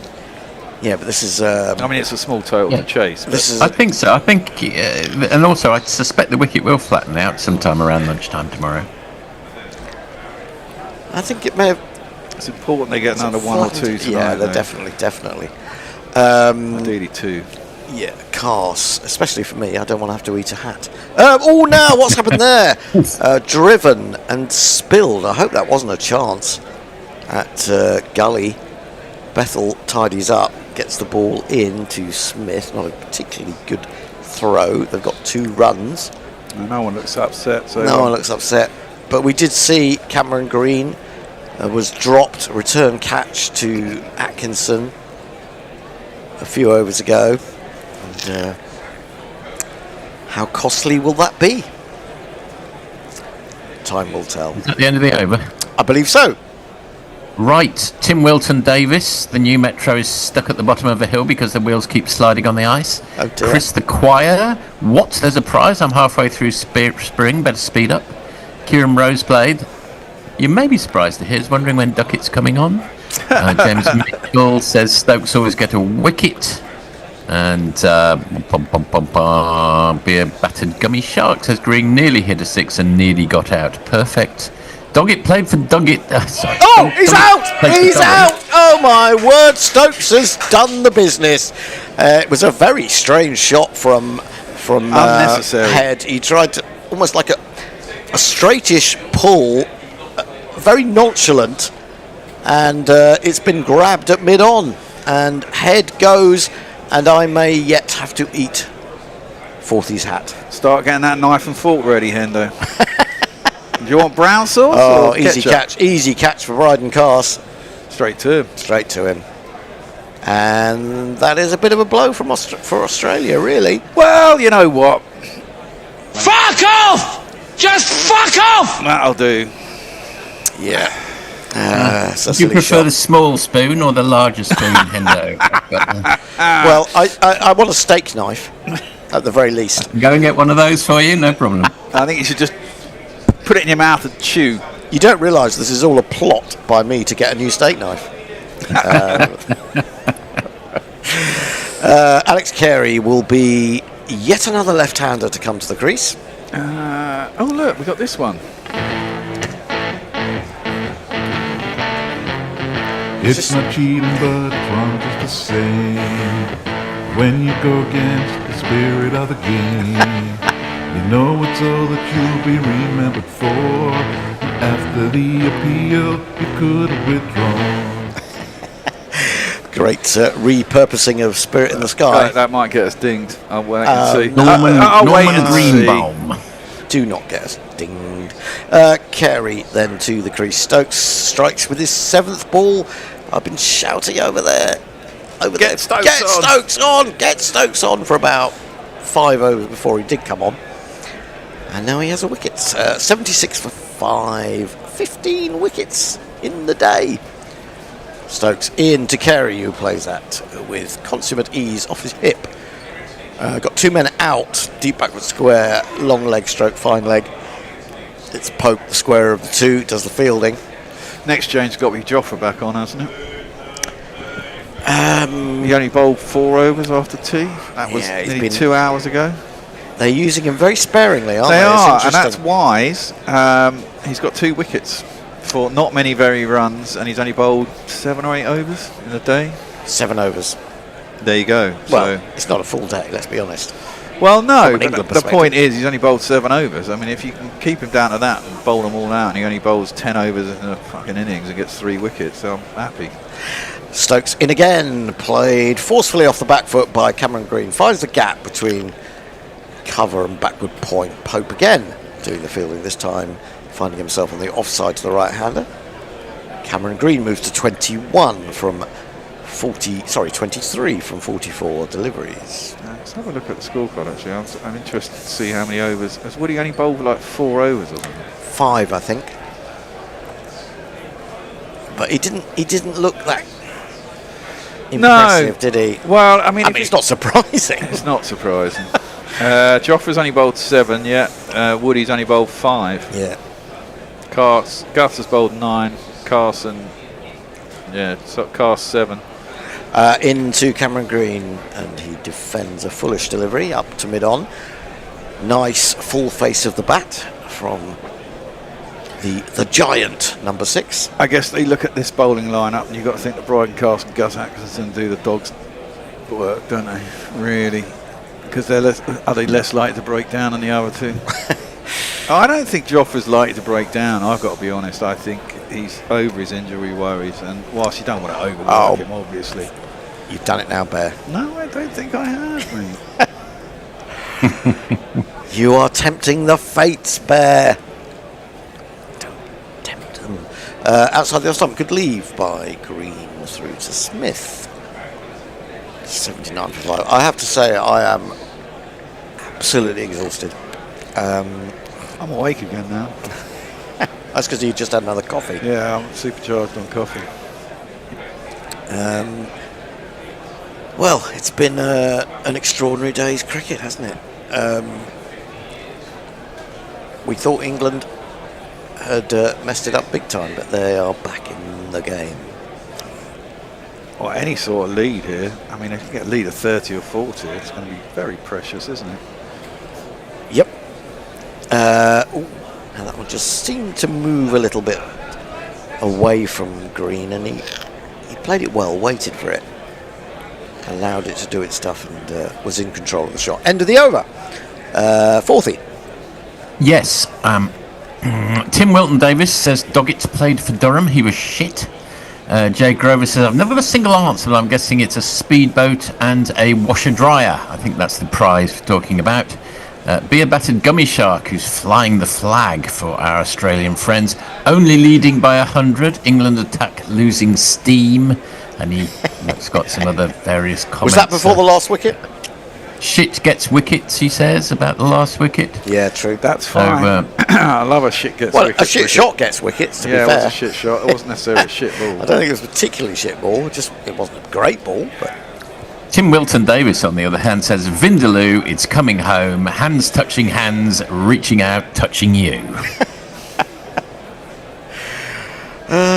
2 slips in the gully, forward, short leg, and played into the offside. I was going to say by head, but it wasn't. It was Carey. And they'll take another single. He moves to 2 off 2, 80 for 5. Yeah, England have got to try and push home this advantage, haven't they? Yeah. If it is indeed an advantage. Yeah. You'd say even if there was a small deficit, I'd say anything under 200, it would they'd be well in the match. They might even be ahead. It's difficult to say because, I mean, you were talking about you think it might flatten out by It might, tomorrow. yeah. It did last year, didn't it? Yeah. In the India match. Yeah. Yeah, India scored 400 in the third innings, didn't It scored 486. Yeah, so for England 6 declared, I think. Carse in again, bowls, played off his hip to mid-wicket by Green. There is no run. It's a nice evening by the looks of things in Perth, that sort of lovely light you get at this time. Quite tricky though, isn't it? You've got massive stadium and you've got bright sunlight and a slowly creeping shadow that's coming across. So the ball's coming, if you're out a certain side, the ball's coming out of the shade into the light or vice versa. Yeah, I mean, I was having trouble picking it up when we're sitting watching in the green room, and you know they had to have the lighting of the camera, didn't they? Lighting up the offside field when the ball went there. Pushed up to mid-on, dummy run by Atkinson. They'll take the single to Jofra at mid-on. Do you remember that Mexico World Cup from when we were all young, 1970? It was hopeless to watch because half the stadiums were in Mexican illuminated sunshine and half were in sheer darkness, and the camera technology at that stage just couldn't cope. You couldn't see what was happening. Well, I have to say, Forthy, I didn't even have a telly in those days. I wasn't. I was so nice one. I was so deprived. I wasn't born in 1970. That's true. Now, Carse has done a wood and fallen over. Been hit by the ball. He's been hit by the ball. It's drilled back at him by Carey, but he's got up. He seems okay. I have watched. That was Brazil-Italy, wasn't it? The final. Oh, he's a bit The final lucky was, there. yes. Let me just interrupt you there because he's fallen and he's facing away from the batsman and it hits him sort of the nape of the neck. That had hit him on the back of that. Well, maybe a bit it hits lower. him just below the arm on the back. But I mean, that could be painful. That could have hit the. If that had bounced a little bit more. Yeah. Hit him in the back of the neck or the head. Could have been a problem. Could have been short into the hip. There is Pope at short leg, hoping that Carey will just nibble a ball to him, but it drops short. Yeah, I have watched the replay actually though of the 1970. It was fascinating to watch. Very slow, and the tackles that were flying in, everyone would be off the field now. That's extraordinary, isn't it? Yeah. Some of the Italians and the Brazilians seem to lose it after a while and go the same way. Do you know? They showed the Leeds Chelsea FA Cup final to a modern day refs, and there tend to be 7 red cards now. This is nicely placed by Carey into the offside. Jofra it is who has to chase after that one. Straight reds for 2. Yeah, straight reds. I mean, basically, people like Jack Charlton and Ron Harris and that lot, and Norman Hunter. It's if they're just flying in studs high, they don't give a shit. I don't know how anyone survived back then. They were hard about then. I do remember that World Cup. Was that the Gordon Banks save? No, was it? Yeah, that was in the group stage, the Gordon Banks save, yes. Did Peter Bonetti have to take over from him? Yeah, so there was food poisoning before the West German quarter-final, and Bonetti had to step up at the last minute, and it's generally regarded as one of the reasons that England having been 2-0 up, then threw it away and lost 3-2. And England were 2 up, weren't they? That's right, yes. They were. But Sir Alf took Bobby Charlton off, and then Franz Beckenbauer had the run of the midfield after that. It's like when Do I Not Like That Graham Taylor took off Gary Lineker. Stokes in. Oh, an airy drive, and he's got an edge, and Stokes has got another one. And it's Finger green. goes up, and it is green. He goes for 24. That was a bit of a wafty drive. He was lured into it. Stokes has 2 for 6. Captain Magnificent, Captain Inspiration, does it again. 83 for 6. Another one bites the dust. Kisses the surface. I think that is going to be out, Fred. Another one bites the dust. Oh, it's a lovely delivery, and Stokes is beside himself. You don't often see him leap into the air quite as high and as excitably as that, even when he's doing the marvellous things he does. But he was delighted with that one. And 16 wickets go down, and I am saved. No, I am saved. You are technically saved. I'm going to read out one or two comments from my very good friend Sampers, who's an Australian. He wrote to me, Poms are very ordinary. They've got no bowling lineup. They could not beat India at home. I think we will wipe the floor with them. And then later in the day, English batting has been atrocious, trying to get themselves out. First test all over. Aussies will make 300 plus on a beautiful batting wicket. Sorry, Sampers, I just had to read that out. Is he listening to us? Sampers, I want a reply to that now. Where do you see the game now, Sampers? He is Australia's leading independent bookmaker, and he watches a lot of cricket. Well, I think you should ask him on that WhatsApp chat. What are you saying now, Sampers? Yeah, well, don't worry. I have put one or two comments. Don't be too hard on him, because he might want to sponsor Guerrilla Cricket as he's. That's true. That's very true. Yeah. Mitchell Stark, 7 wickets for him today, and now he finds himself having to do more work. Goodness me, it's no fun for bowlers, is it? Because these batsmen are so bloody useless. Well, you see, I mean, the thing is, we only lasted. We were out in this over. We were, and we scored 172. 72. Yeah, so I mean, we scored 90 more runs in the same time. That's Bazball. That is Bazball. 2 slips and a galley. In comes Stokes, and that's nicely timed. It was nothing more than a push by Stark. Takes himself off the mark immediately. And what you do have to say, even though England's tail didn't wag, you've got Lyon next in, followed by Boland. Well, I presume Doggett's ahead of Boland, because Boland's absolutely useless with a bat in his hand. If Lyon can get useful runs. He can do, yes. Stokes in again. Oh no, we're seeing a replay, and I've been Tony'd. I've been well and truly Tony'd. Congratulations, sir. You've been Tony'd. I get a Tony Award. Stokes again, running into the left-handed Carey. Oh, what's happened there? It's come off the hip, I think. Despite the dive by Jamie Smith, it's run very fine down to the boundary for 4. No, he's got some bat on that. That could have been an out. Let's have a look. Could Smith have got there? We're going to have a little look. No, it's quite tricky. away from He had to. I mean, to be fair, he did make some ground before diving, didn't he? I mean, he dived as a kind of last resort. Couldn't get across to it. 88 for 6. And Stokes again. Running in to Carey, who plays a pull shot. Not entirely in control of it, I don't think. Bethel runs round from deep backward square, and they take 2. Another left-hander, yet another left-hander. They've got a lot of left-handers, haven't they?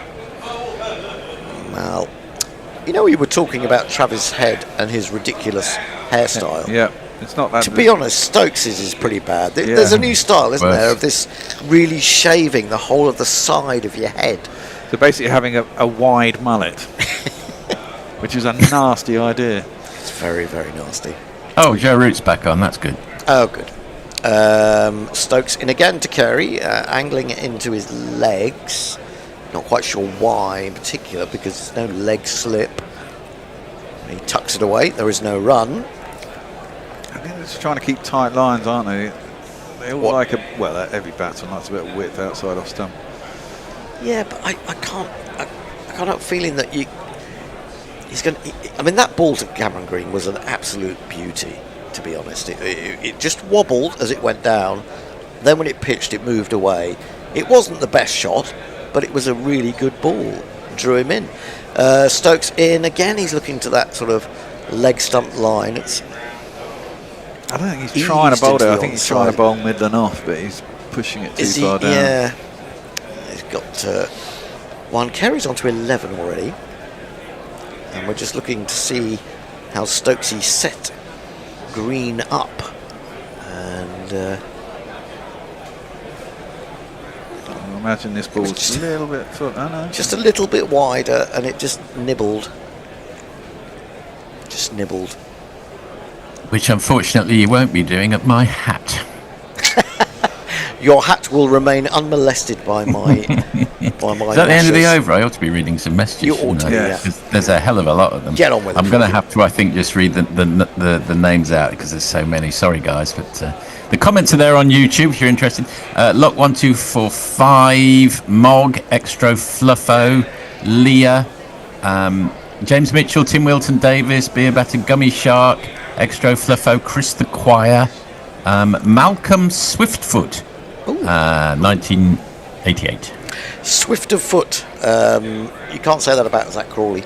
Cast starts from a new over, round the wicket, and Carey tries to play the sort of uppercut over the keeper, slips, but makes no contact.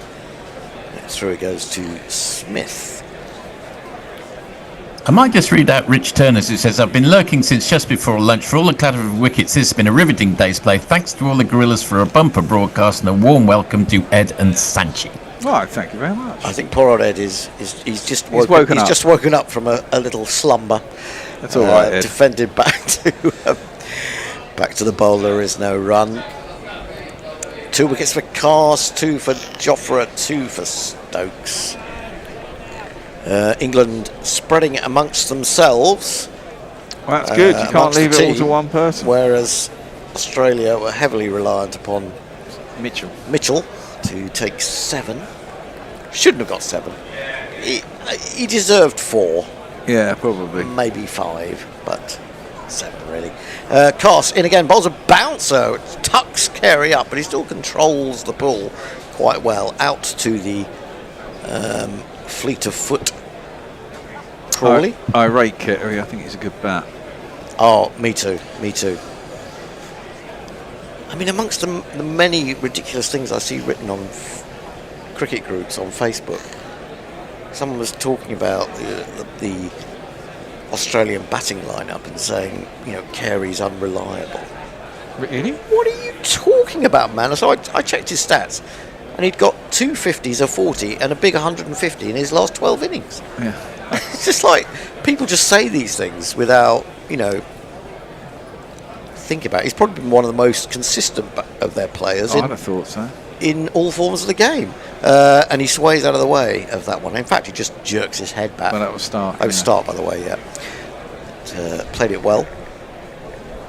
I think he got a bit fazed by the reaction to him on the 2023 tour after the incident. I think it actually did get under his skin a bit. Yeah, probably Carey. did. Probably did. It's a no ball. It was a no ball. I always have to remind myself of Test cricket. No ball's not really as serious, unless it's taken a wicket. It's not as serious as in a one-dayer or a T20 because it's not a free hit. Cast in again. Fuller. Oh, it's lobbed up in the air. Oh. It's just cleared Archer. Oh, that stopped, I think, on Carey. He was surprised. Stark. Sorry, Stark. What's wrong with me? Well, I've been up all night. That's what's wrong with me. Forgivable. They get through for 2. Oh, there've been a few of those for England, haven't there? Just gone over. He's reaching out well in front of him. Stopped the shot, Stark. didn't he? Yeah, I think he did. Probably because it just held. And that, as a batsman, that does make you sort of hesitate for a split second. But if he'd been more of an orthodox mid-off, he would have caught that. I think they have them in too tight these days, in my opinion. Cast short into the hip of Stark. I've identified him correctly this time. Down to fine leg, they take a single. Stark moves to 4. 96 for 6. Couple of super chats for the end of the over. Oh, nice. Super chat.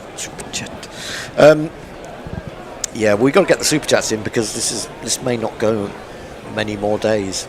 Well, if it's going to be so busy, it's worth doing a super chat if you really want to have your opinion read out. Yes, I'm afraid I just literally haven't got time to read everyone's comments today. There's so many of them. Thank you for all of them. We appreciate it. Short and wide and cut by Carey this time. Yes, it is he. Through extra. Lovely shot. And 4 runs, 100 up for Australia. Now my innings going. Great guns. I hit the ball. 4 runs. I hit the ball and it went for 4 runs. Oh, the Aussies, 100 for 6 off a pathetic 33 overs. Goodness me. Do you want to do the super chat jingle? Oh, yeah, I can do that. Super chat, yeah. Super chat, yeah.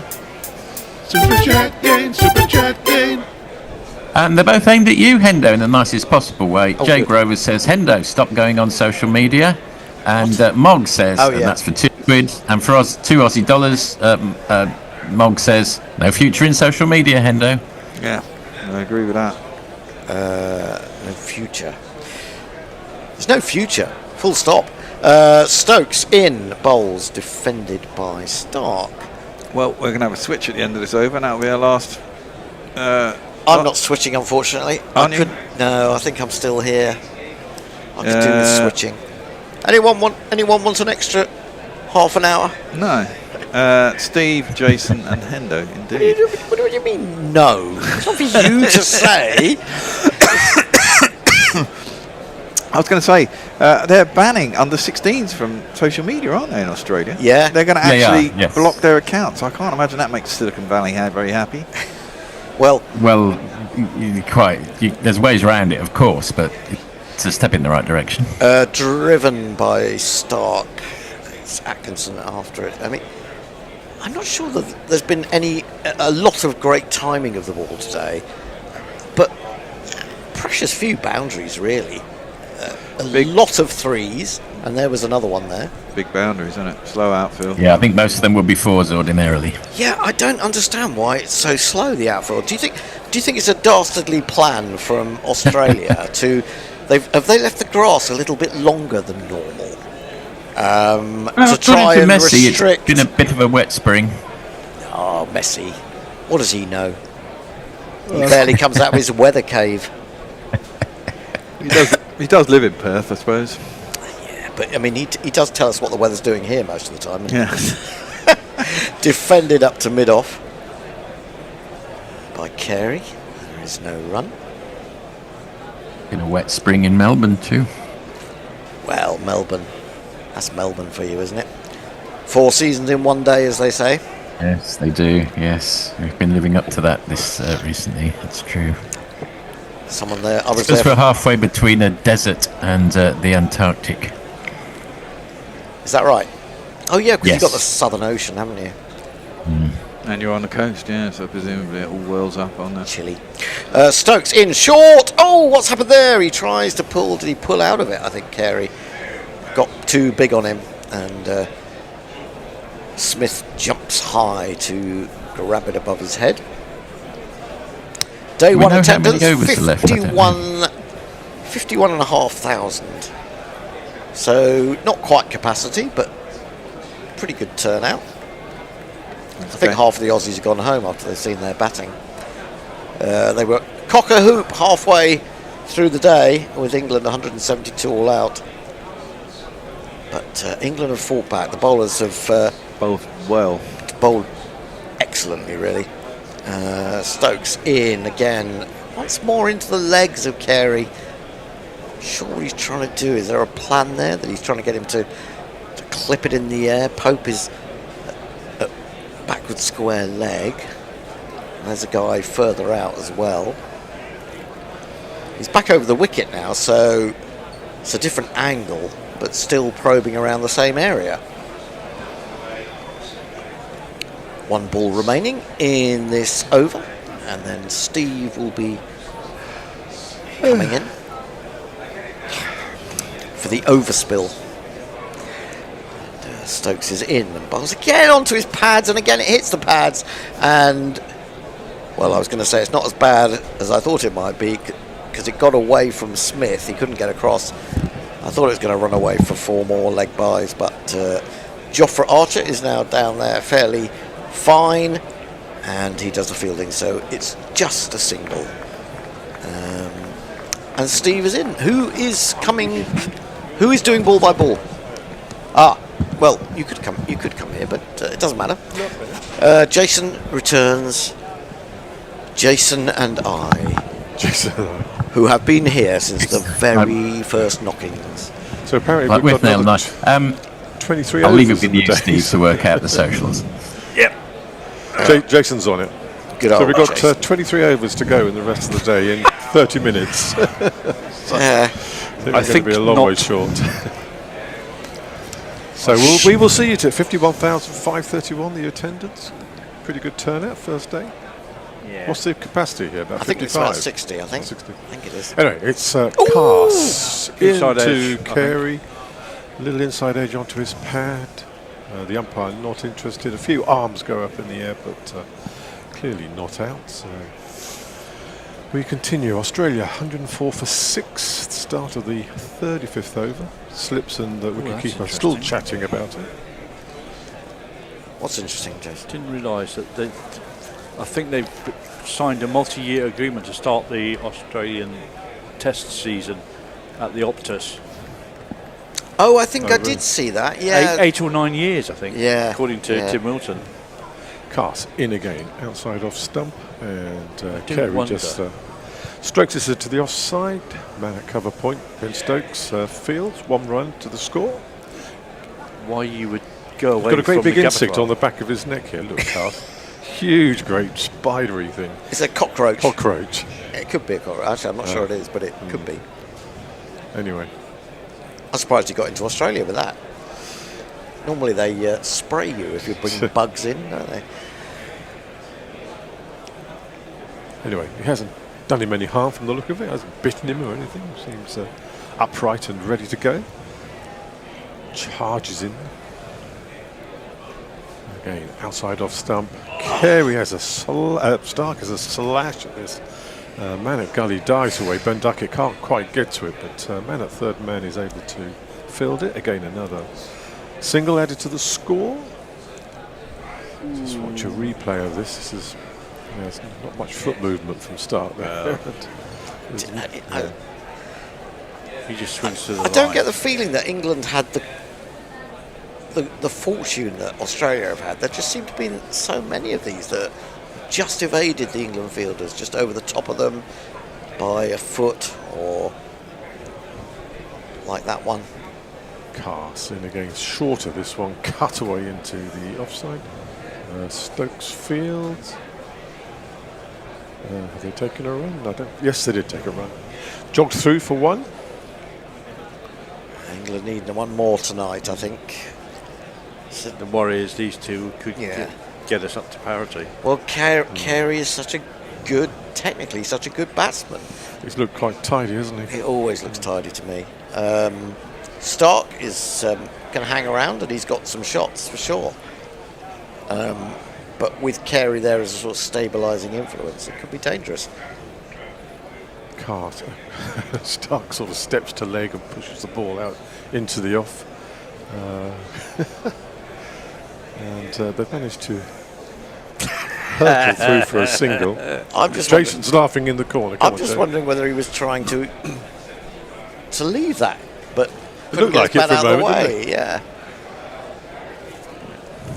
To actually have got that into the offside. It was quite talented, wasn't it? It's quite talented when if you were trying to leave it. Carey back on strike to Brandon Cass. Charges in. Again, a good full length on that, and Carey's just shown the full face of the bat to that. Punched away. It's gone all the way to the boundary. Lovely shot.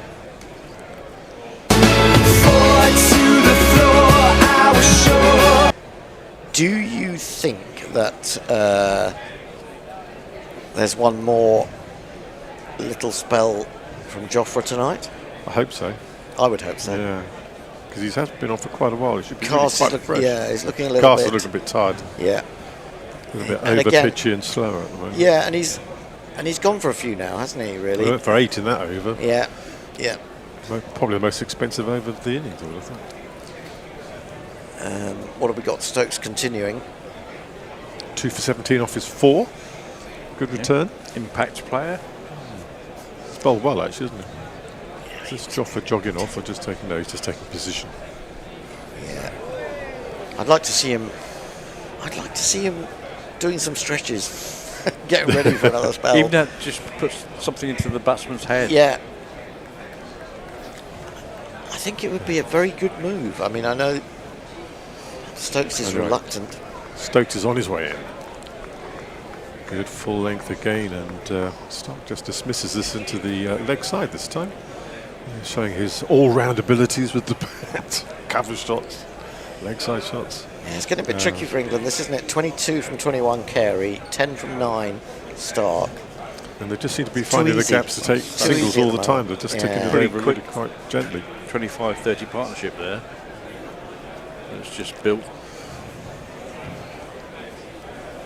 Yeah.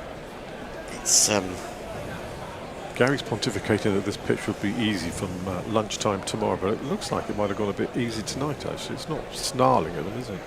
Not quite so much. Much fuller ball right on the pads. I don't... Mid-wicket misfills, I think it was Pope. Can't stop it, and gives the batsman a chance to go through for 2 more runs this time. Carey moves up to 24 off 22, more than a run of ball, and Stark's at 10 off 9. So these two are clipping it around really quite pleasantly. Yeah, and I don't quite understand what Stokes is doing here, because I've been saying it for a number of overs now, that his attack to Carey has been almost completely on or outside leg stump. Anyway, he's in again.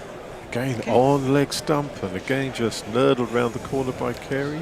Square on the leg side. Pope jogs around, fields it, and another single. 1-2, 1-1 so far this over. Yeah, and he's doing it so often that it has to be a plan. But to me, that whatever it is, it's not working. Every time they look at him after he's bowled, he looks disgusted with himself. If that wasn't the intention at all. Yeah, and suddenly from what were they? 80 for 6. 80 odd for 6. A partnership of 33 from 27. From 7 and 8. He goes for the shorter ball, and Stark pulls this away through the leg side. And at mid-on just jogs back. It's Cars. Restricts them to 2 more. So scoring runs off every single ball here really quite easily, the Australians. And shake of a head from Stokesy. Something's not going right here either. It's only his 5th over. He can't be tired. No, but he's also got to think to himself, you know, what's best for the team now. If he's not intending this, get off. Get off, yeah, and give a He's Jofra going another round blast. the wicket now. And they're still on leg stump. Oh, lobbed up in the air. Stokes charging through, trying to get to it. Can't quite get there. I don't know whether that did come off the bat. It certainly came off the pad. We'll see the replay. It's curious because this is now Stark he's bowling to. So he's bowling this leg stump or outside leg line. Yeah, I think that's just come off the roll of the pad, isn't it? To both left-handers. It's even though he bowled that round the wicket, it was still on his leg stump. It's a little bit mystifying, but I mean, if he does get a wicket, then we'll say well done. Well done. And cheer loudly. The plan has worked. Yeah. Beautiful evening, sunshine in Perth. As the day draws to a close. Stokes in. This one is actually on the stumps, and lo and behold, he's taking a wicket. I think we talked them into that one. Extraordinary. We'll buy that one. But that's a dreadful shot from Stark. I mean, oh dear. I don't know. I don't know what's going on out there. So that I was really 5 don't. balls on leg stump, 1 ball on the off stump, and he got the wicket with it. Smears it to. This will look really bad in slow motion replay, won't it? Oh, he's really shanked it, hasn't he? Yeah. He's muscled that, and it's gone bottom straight hand to has just Carr. taken over. Yeah, Bryden Cast takes the catch. Yeah, very comfortably. Yeah. Anyway, he's got to go, so I've got to give him one of these. You silly little boy, what on earth were you playing at?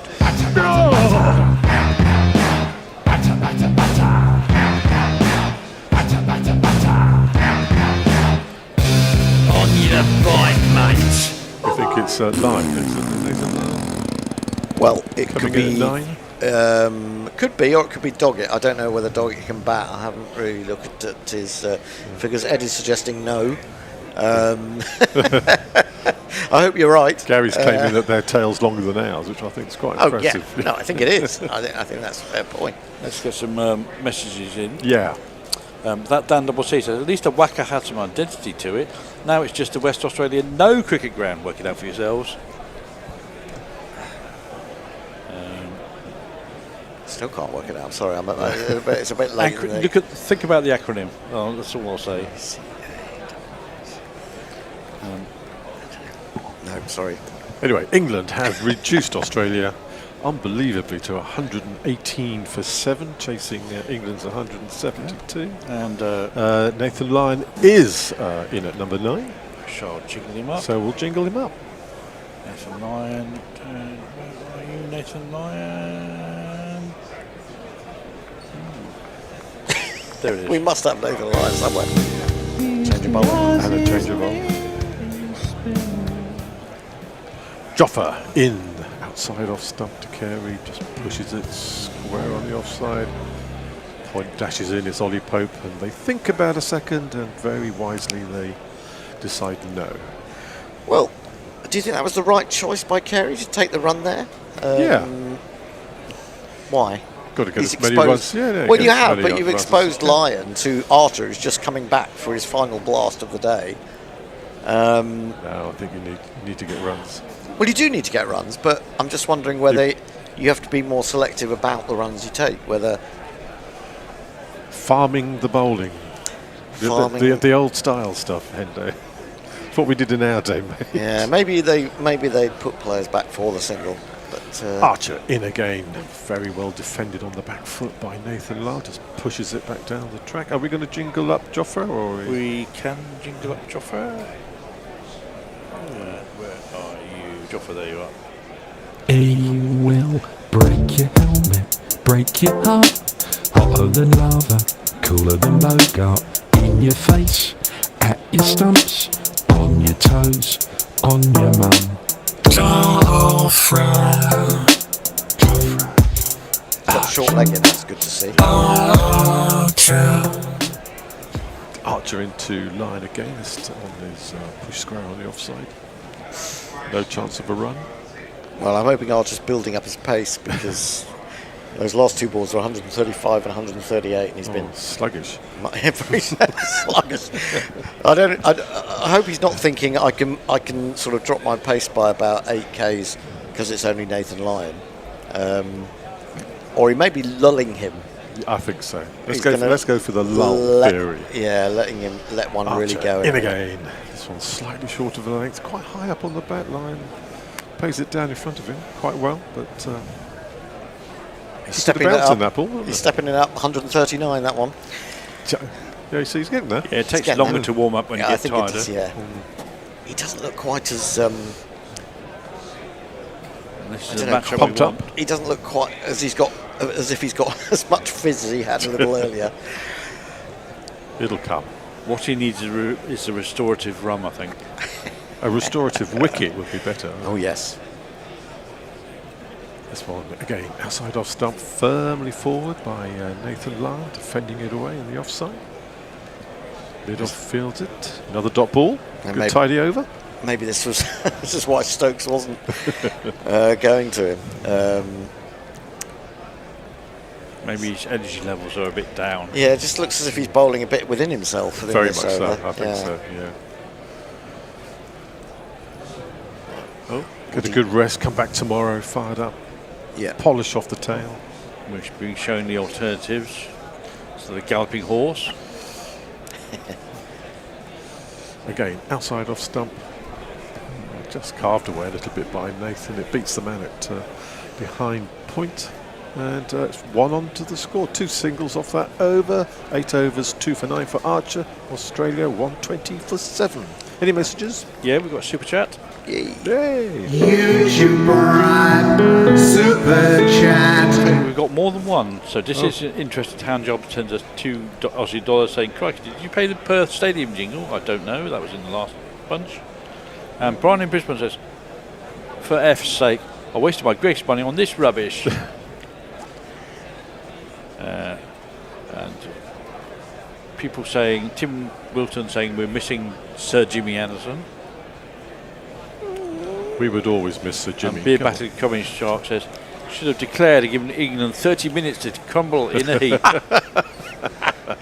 Yeah, it would that have would have been a bold shout. The That art of would have declaring behind, that's not happened for a long time. been- yeah. Anyway, it is Stokes to continue. Gallops in this one to outside off stump. Nathan Lyon practicing this little forward defensive jab of his. He's, Getting very good at it.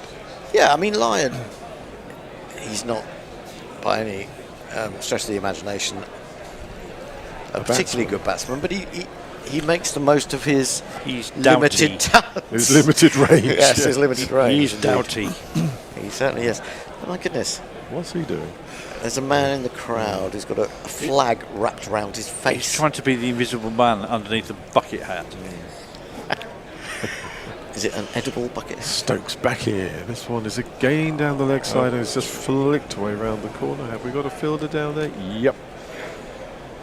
Woody, is that Wood? No, Cast down there and cuts it off and jog through for a leg by. Yeah, I thought it was going to run away for 4, but then it slowed up, didn't it? It was always a sign that it's probably hit the pad rather than or the thigh pad than the Crisp piece of willow.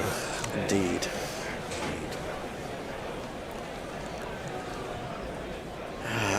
Well, if you got a ticket for day 4, good luck. Yeah.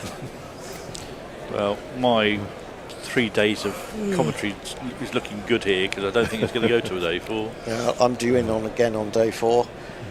Oh, I can't do more than one night in a row. It's impossible. Nowadays. Not for not my age. Stokesy very busy reorganising his field here, waving lots of arms. And, yeah. Well, you won't see me crumble in a heap at work afterwards and sleep in one of the comfy chairs. Into Carey, hasn't faced the ball for about an over and a half. Inside edges that one to mid on. No run. Yeah, what's he got now with regards to this field? I wish we could.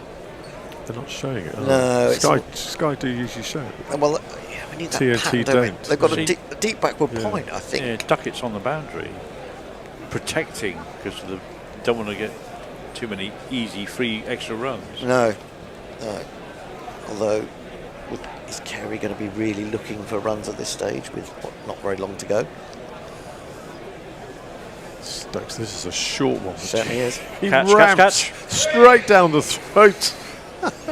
And dear Stokesy has taken He's his got the golden third arm. wicket. And Australia's 8th wicket falls on 121. That was an extraordinary dismissal. 4th wicket? It's 4th wicket, I apologise. 4 for 23. 4 for 23. And he's only in his 6th over. This one, even more so. I think we were calling for Stokes quite early on, weren't we? Were you playing at? We were. No! Hey, look, as soon as he hits it, he hits the back of his bat. He knows exactly what he's done wrong there. But, it's very difficult to control that shot with any real precision. And he's got a man at deep backward point, he's got a man at third man. So it's not a high percentage shot, is it? It really isn't. So wasn't good thinking that. I think Australia have. I thought early in the Australian innings, England were bowling well. They weren't having a lot of luck, but Australia weren't throwing away their wickets. But as we've got lower down the order, they just seem to have given it up. They've got the English disease. It's very strange. And they've learnt how to pick out the fielder better as well. Have you noticed that? They weren't doing that. Couple of overs, yeah, 2 or 3. Yeah. So is he going to be Doggett or is he going to be your other man? Boland. Boland. What do they call him? The dog or something? It is the going bull. To be, It is Scott Boland. Well, it's going to be the man with a bit of mongrel in him. It's this guy. Boland, and here comes Scotty Boland. Surely it's Doggett who's got a bit of mongrel in him. Doggett, mongrel, get it? Is that what you meant? No. Oh, all right then.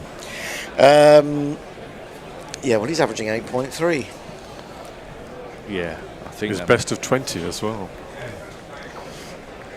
83 runs in his 15 matches. So not a time to start getting runs, Scotty. He may well be one of those guys where his wickets are more than his runs. Yes. Anyway, Stokesy going for the fifer. This one's outside off stump, and Boland sort of plays a forward defensive shot at it. He was about 2 stumps too wide of it, but straight through to the wicket keeper. I'm going to watch that one again. That were too good for thee. Whole width of the bat, missed the ball by one. He's got it to move nicely. A little bit, yeah. Just fizzing a little bit away from him. I love that delivery from Stokes. It's just so smooth. His action is so smooth. He generates pace with such an effortless approach and well, delivery. he does now. He's got a fixed back. Well, he always has, really. Okay, this one outside edge, straight through to Harry Brook, and that is the 5th for Ben Stokes. The 9th wicket has gone down, 121 for 9 in the 38th over. And England may even have a first innings lead, having scored 172. Your thoughts, Hendo? Another one bites the dust. I think that is going to be out, Fred. Another one bites the dust.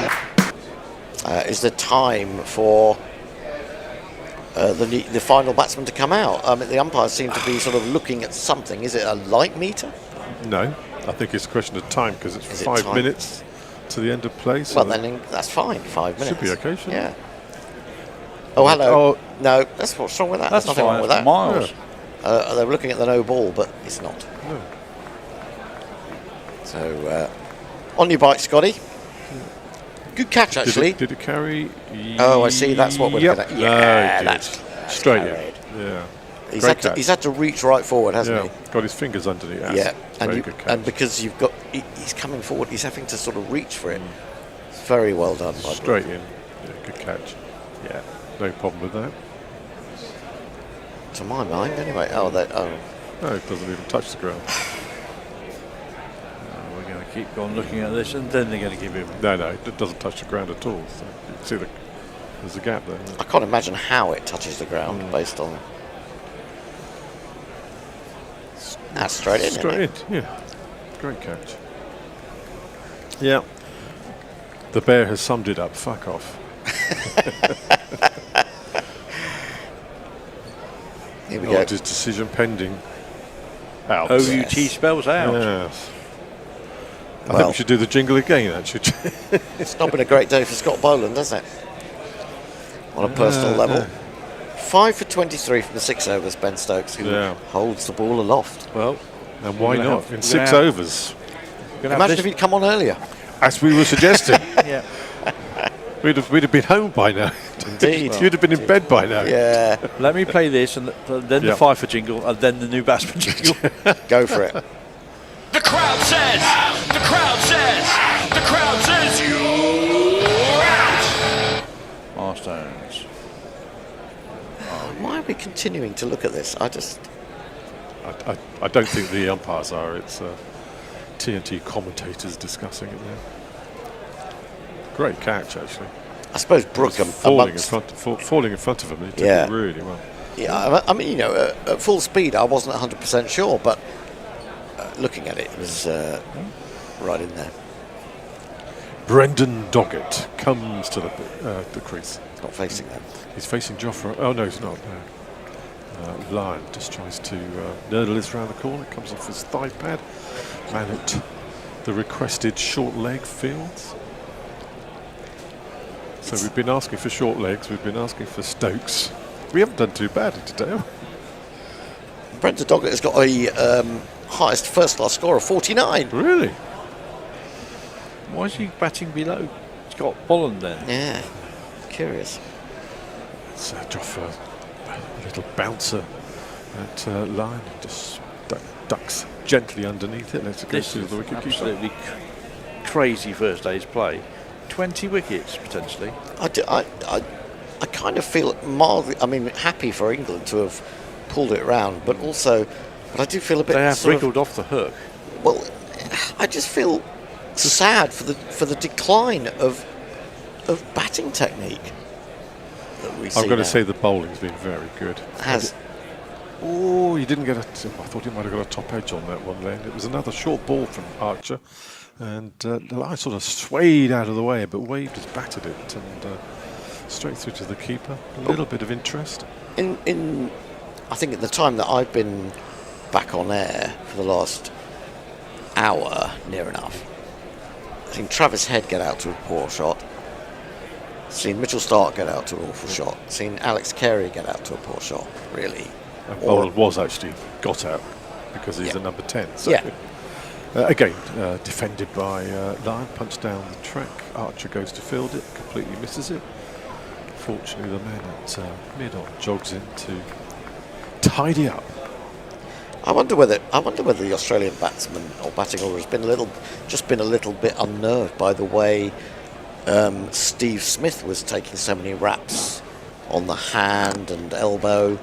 Well, there's no doubt England bowled really well, didn't they? Yeah. All of them. They look really hot. It's this Archer in again. This one's down the leg side. And Lyon sort of waves, has batted it, doesn't get anything on it. Final ball of the day? I suspect so. I don't think they'll rush to try and get another over in with about a minute to go. So I'm sure Joffa will do his laces up or something then. Can they claim the extra half hour for 9 wickets down? Please, four days left. Please no. I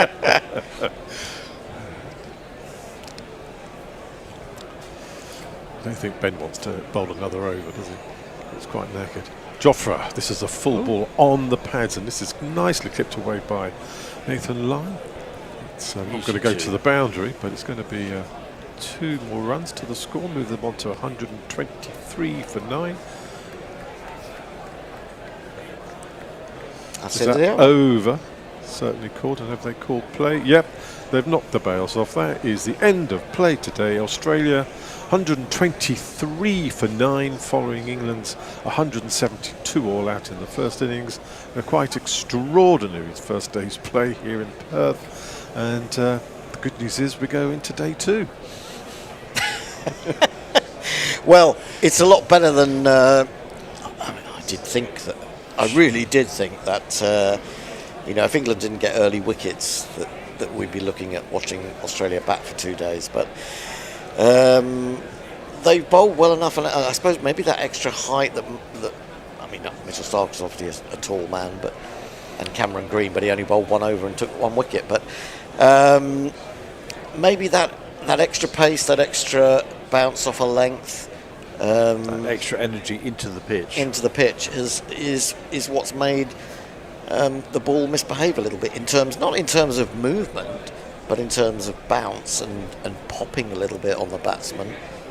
And I do wonder whether the difficulties that Smith and Labuschagne had in trying to negotiate those early overs put the fear into the Australian batting lineup. Well, Smith got hit wrapped on the hands 2 or 3 times, didn't he? Twice on the elbow. Yeah. And Green got it in the helmet as well. That's right. That's right. So indeed. There's certainly some physical assaulting going on today. How many overs short were we? I'm not sure that we've had about enough. 20. 23, 42, 71. There should have been 18 overs short. So 16 overs short. It's just not right. We've not been entertained royally enough, I'm afraid.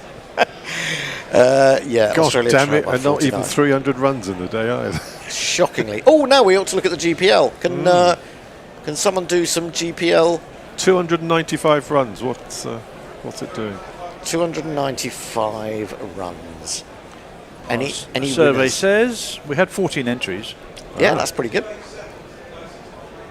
287. Yeah, I'm going roll over. What's it going to be tomorrow then, Bear?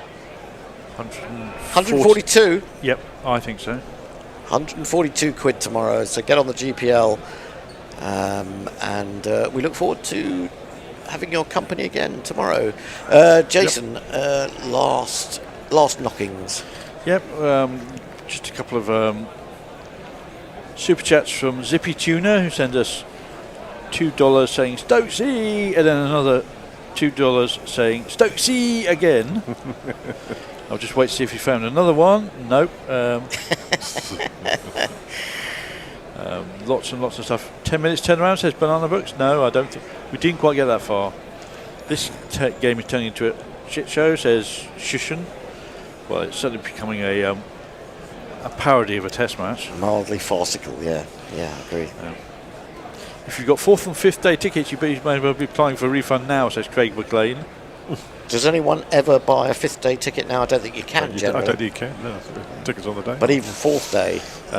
Messi Jez says India had a lead of 44 after being dismissed for 150 last year. Ooh.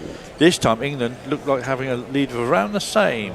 And 49 at the moment. Yeah. But India went on to get 480, didn't they, or something in their second innings? So, is he looking at that as being a positive for Australia or England? I don't know. I like this. I can't remember what happened, to be honest. Kobe07 says there's going to have to be some absolutely brutal cuts made to the highlights to keep them under time allowance. With 19 wickets to play with. Oh dear. Right, well, we will be back tomorrow for day 2. And could be the last day. It could be the last day. And we will leave you in peace and quiet. Bye for now. Thank you very much. Jingle you out. Where's the theme tune? There it is. Guerrilla cricket. Whoa. Guerrilla cricket. Whoa. Guerrilla. Take guard, man the barricades, patrol the cover boundary. At last the time is come, this is a cricketing emergency. Hear this call to arms for every cricket revolutionary. Take up your bats and stumps for the test match insurgency. At first they tried to silence us, but we would not be silenced. They threatened us with lies, so we threatened them with violence. Che Guevara, Sangakkara, Joseph Stalin, Douglas Jardine, Robespierre, Darrell Hare, Vladimir Lenin, O'Brien Kevin, guerrilla cricket. It's not about the winning, it's about how many rules you break. Even in cricket commentary, this is the best advice to take. Pick guerrilla cricket, it's the finest choice you'll ever make. There's so much more to cricket than rev counters and a slice of cake. At first they tried to sanitize us and clean up our act, but people like it filthy, and we know that for a fact. Fidel Castro, Lenny Pascoe, Carlos the Jackal, Umar Akmal, Mahatma Gandhi, Grant and Andy, Brendan Behan, Austin Ian, guerrilla cricket. Stick with us, cause you know we're not the kind of thing that you see on the TV and the radio. So vive la revolution. First they tried to buy us, but we would not be bought. Okay, we were, but then we ran away, and we will not be caught. Would not give up the ghost when they left us all for dead. They decapitated us, but we just grew another head. Chairman Mao, Jamie Howe, Ho Chi Minh, Asif Din, Václav Havel, Graham Saville, No Surrender, Percy Fender, Che Guevara, Sangakkara, Joseph Stalin.